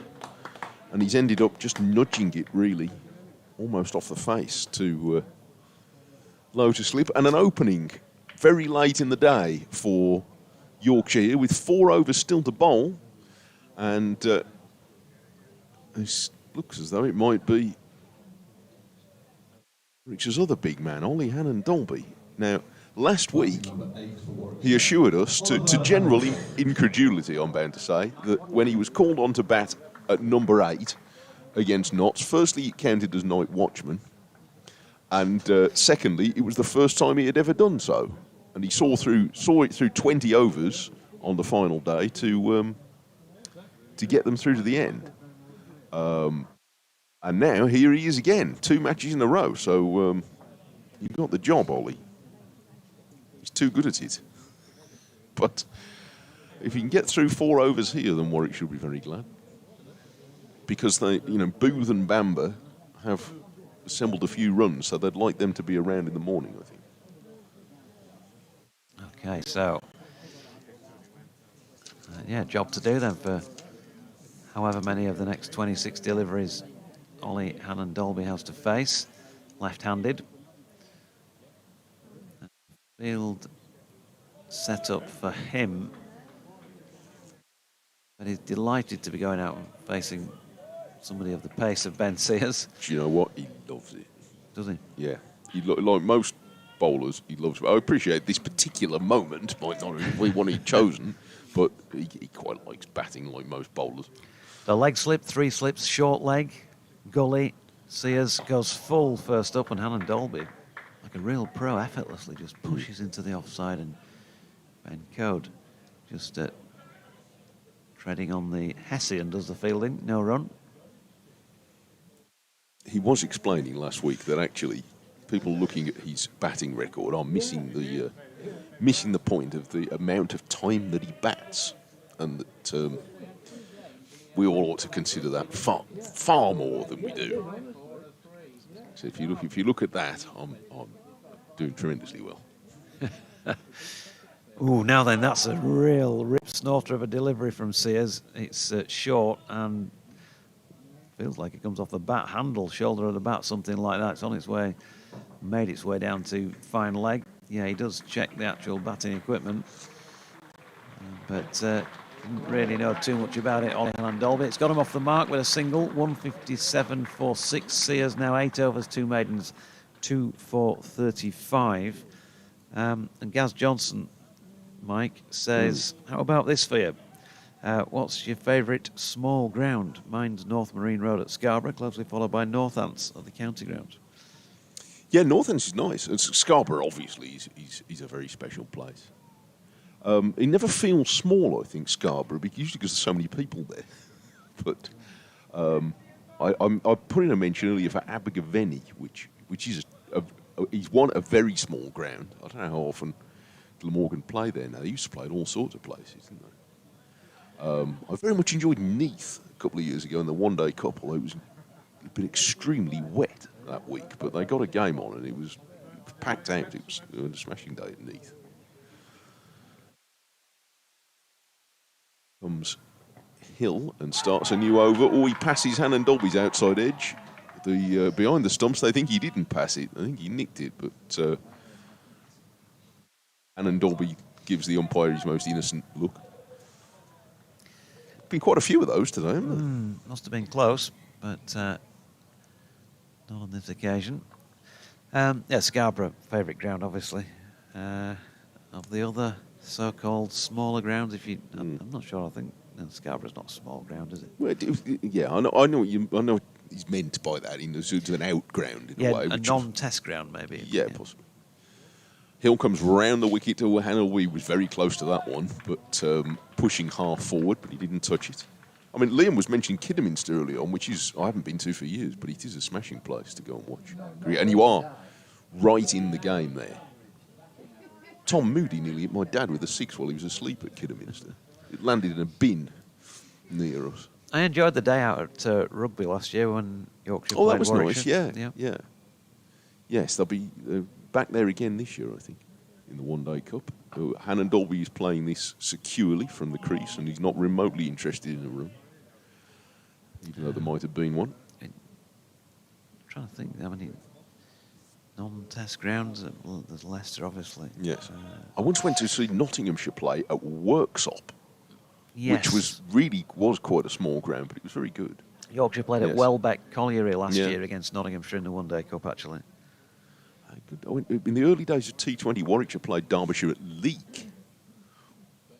Round the wicket comes Hill, and Hannon Dolby defends. Leek was lovely, and felt like the whole town were there. But for some reason, I don't know why, it was like 12 o'clock stars on a Sunday. It was very early. And Queen's Park, Chesterfield. Oh, of course. Is good. Well, if you're a Yorkshire supporter, it's good if you play there in Championship cricket. It's not good if you play there in T20 cricket. Oh, okay. If you're thinking of results. No, Chesterfield smashing. There's a very close-in silly point here, as appeared.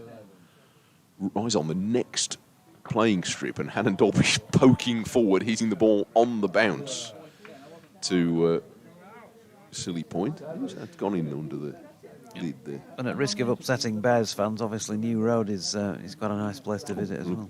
Everybody likes New Road, I think. So there's no end of good places. There's one of the good things, the One Day Cup, which I've quite enjoyed the last 2 or 3 years, is that it's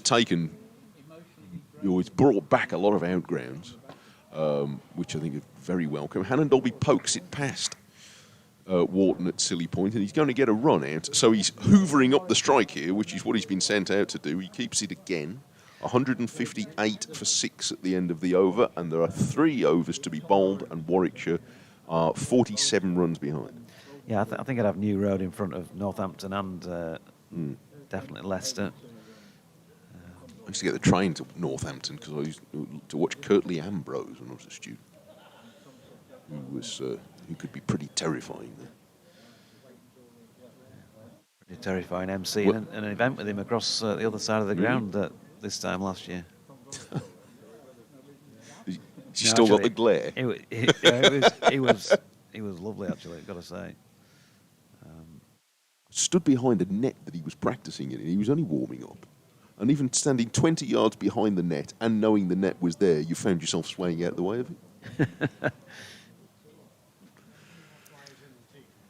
It was tremendous. He was a player, wasn't he? So, Ben Sears, 2 for 35 from 8 overs, 2 of which have been maidens. And he's going to bowl here to Ollie Hannon Dolby. Question, is Webster and Hannon Dolby the tallest partnership in county cricket presently available? I reckon that... Get your books out. Yeah, it'd be difficult to eclipse that. It's going to be 13 feet plus altogether, isn't it? Those 2. So if you can beat that from the current lineup in county cricket, thumb through your playfares this Friday evening. Let us know in the morning if you can get a better, a taller pair than that. 4 slips, leg gully, short leg, silly mid off, and Sears with the pace goes past off stump, too short as well to trouble the furniture, and Hannon Dolby plays a defensive push well after the ball's gone. I think even the chairman of the PCA might be looking into the dressing room here and saying, look, I'm not sure I signed up for this. There's no watchman. All these tanks for close company. Just a friendly Yorkshire welcome. I'll bet. For a Yorkshireman. Well, he should know. Comes Sears once again. Gets this one straight, and Hannon Dolby just drops it out to Don Bess, who's under the helmet at silly mid off. I reckon you add value if you come in today, and lots of people have. It's been a good day, 16 wickets. Game is pretty even. Seen some good players, good batting, good bowling. Enjoyed it. I was going to say for a moment, Don Bess is looking dangerously close to being able to walk off the field in still white cricket trousers, but then he half turned and there is a big green patch on the inside of his right knee. So, as you were, Dom, that's wide of off stump and left by Hannon Dolby. And I suppose you get to this stage of the day, Mike, you just want the night watchman to be playing at everything. Got to play at everything, and anything that you can throw that's too short, too wide, that he can get out of the way of easily, is a bit of a wasted effort. Yes, he's negotiated 11 balls so far. There are 15 more to go in the day, and his objective will be to face as many of them as possible. So far, since coming in, Webster hasn't had to face a ball, which is textbook night watchmanship. Here is Sears, goes full this time. There's an appeal for LBW. Feels like it's going down. Maybe that is why it has not been given out. Might have pitched outside the line of leg stump, although it was pretty full. Yeah, it did. Coming from right arm over the wicket. Yep. He's not going anywhere, is he, there, out Hannon Dolby? No, if you can nail one of those straight, Yeah. then you definitely got a big chance, but no doubt, looking at the replay, it pitched outside leg stump. 2 overs and 2 balls remain on an enthralling day one. Sears in this time. Look at where Johnny Bairstow takes that above his head. Stood well back. That's the pace of Ben Sears. But again, it feels like a lot of effort for nothing because Hannon Dolby casually shouldered arms.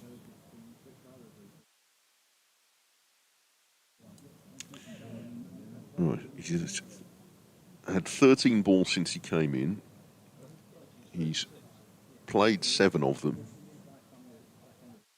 Missed a few, so they've missed. Need to go make him play everything if you can. 7 o'clock. 7 o'clock, 2 hours to go.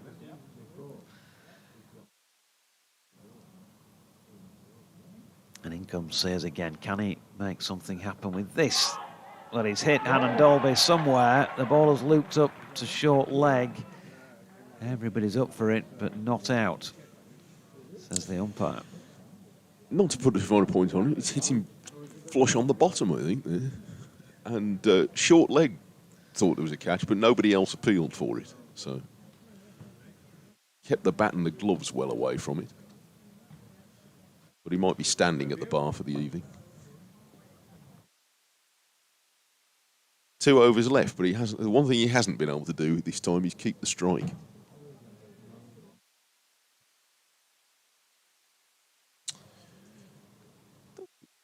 Get some overtime those days of county cricket, but don't often go past 7 o'clock on an uninterrupted day these days.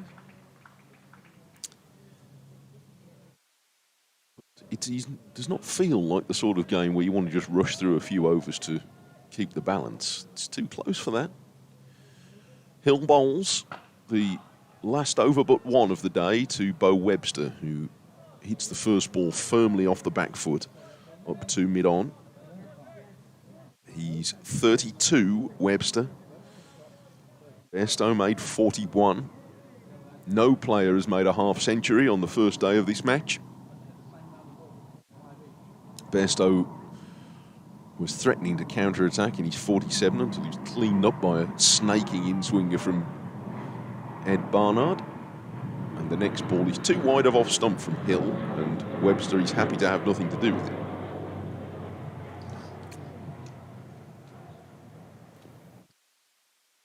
Had an opportunity here in these last few minutes, Yorkshire. But they will need to make the batters play at as many balls as possible if they're going to take advantage of it. 10 balls left today. Hill bowls, and Webster has to play at that and maybe inside edges it into his pad. That's better. And he's a little bit fortunate to see it run away into the offside. Thompson Fields. 11 o'clock start tomorrow if you're able to come to the cricket. I imagine there'll be a lot of people will be at league games tomorrow with their clubs early in the season. So I hope this good weather continues for you if you're playing a league game. Don't forget, let us know in the morning where your club is playing. So it'd be nice to hear about all the league games going on tomorrow, whether they're in Yorkshire or Warwickshire or anywhere else. Webster feels at the next ball, really committing to playing it, and it goes through quite low to Bairstow. And Dalby's off. I thought for a moment he was going to come and give some advice to the Australian Test match all-rounder, but he's just gone for a prod of the pitch. Yeah, come on. I'm not sure your trigger movement's working for you, Bo. Well, Just sort that out, will you, overnight? 158 for 6. On bowls, and Webster drives firmly to mid-off and tumbling stop. Prevents a run. Not that Webster was especially interested in pushing for one anyway.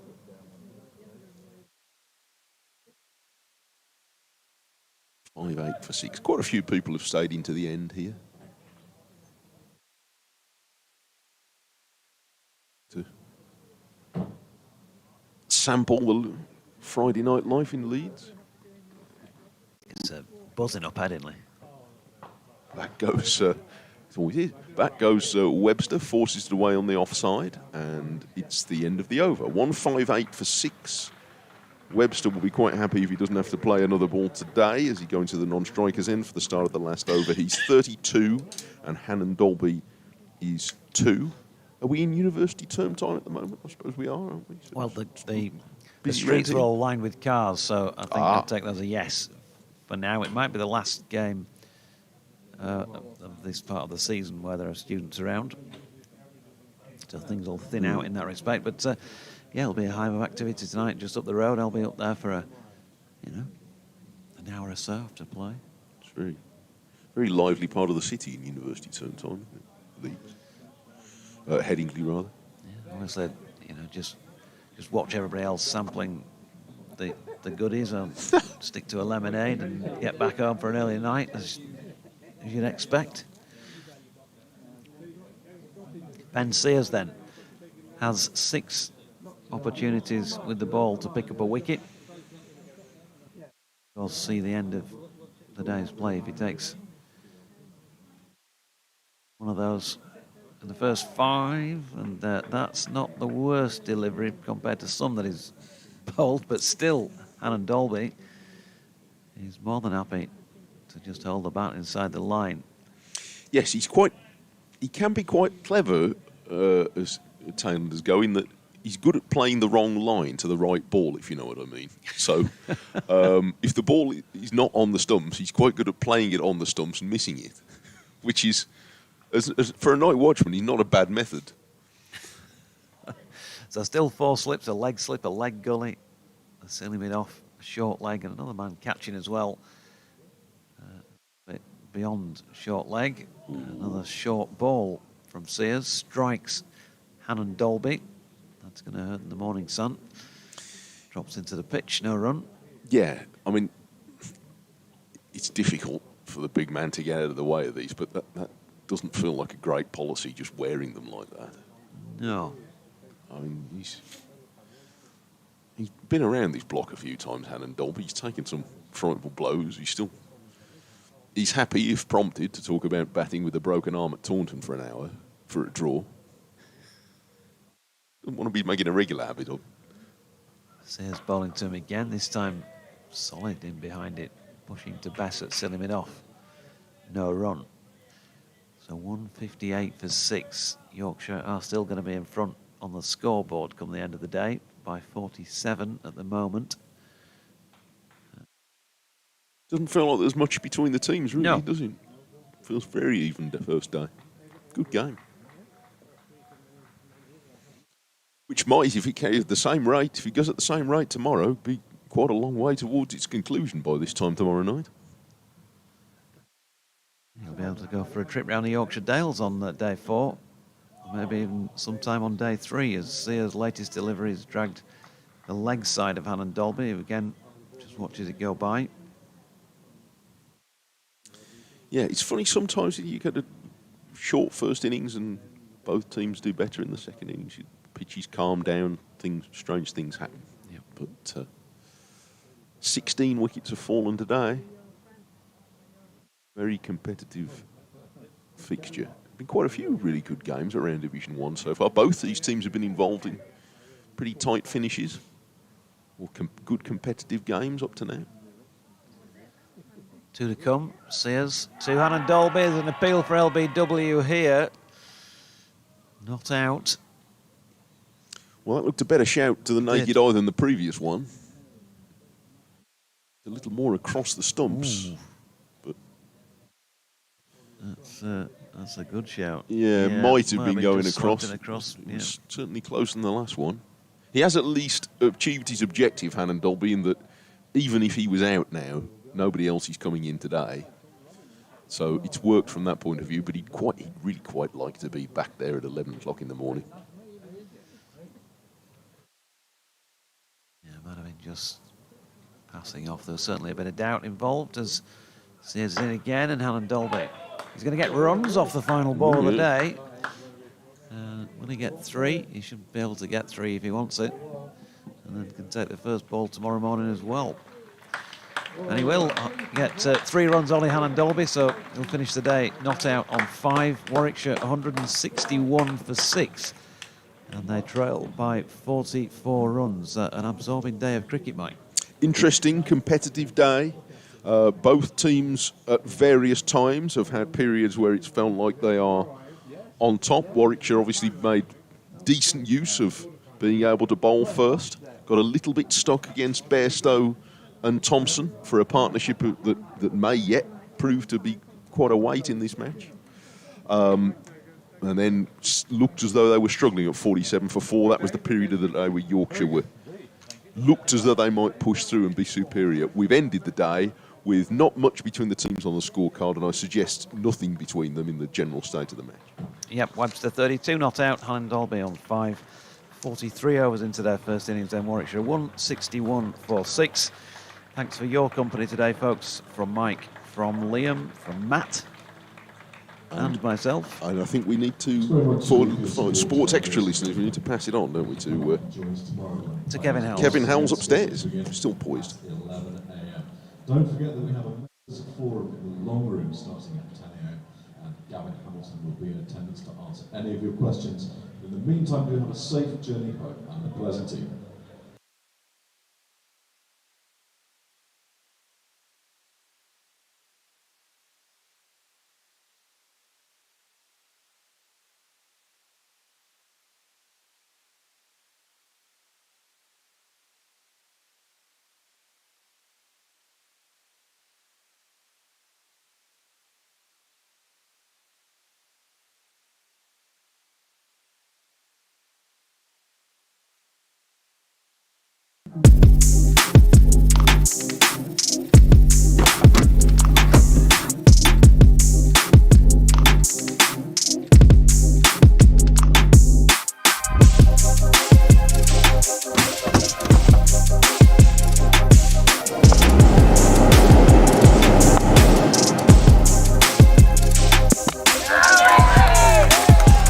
Vertu, official partner of Yorkshire County Cricket Club.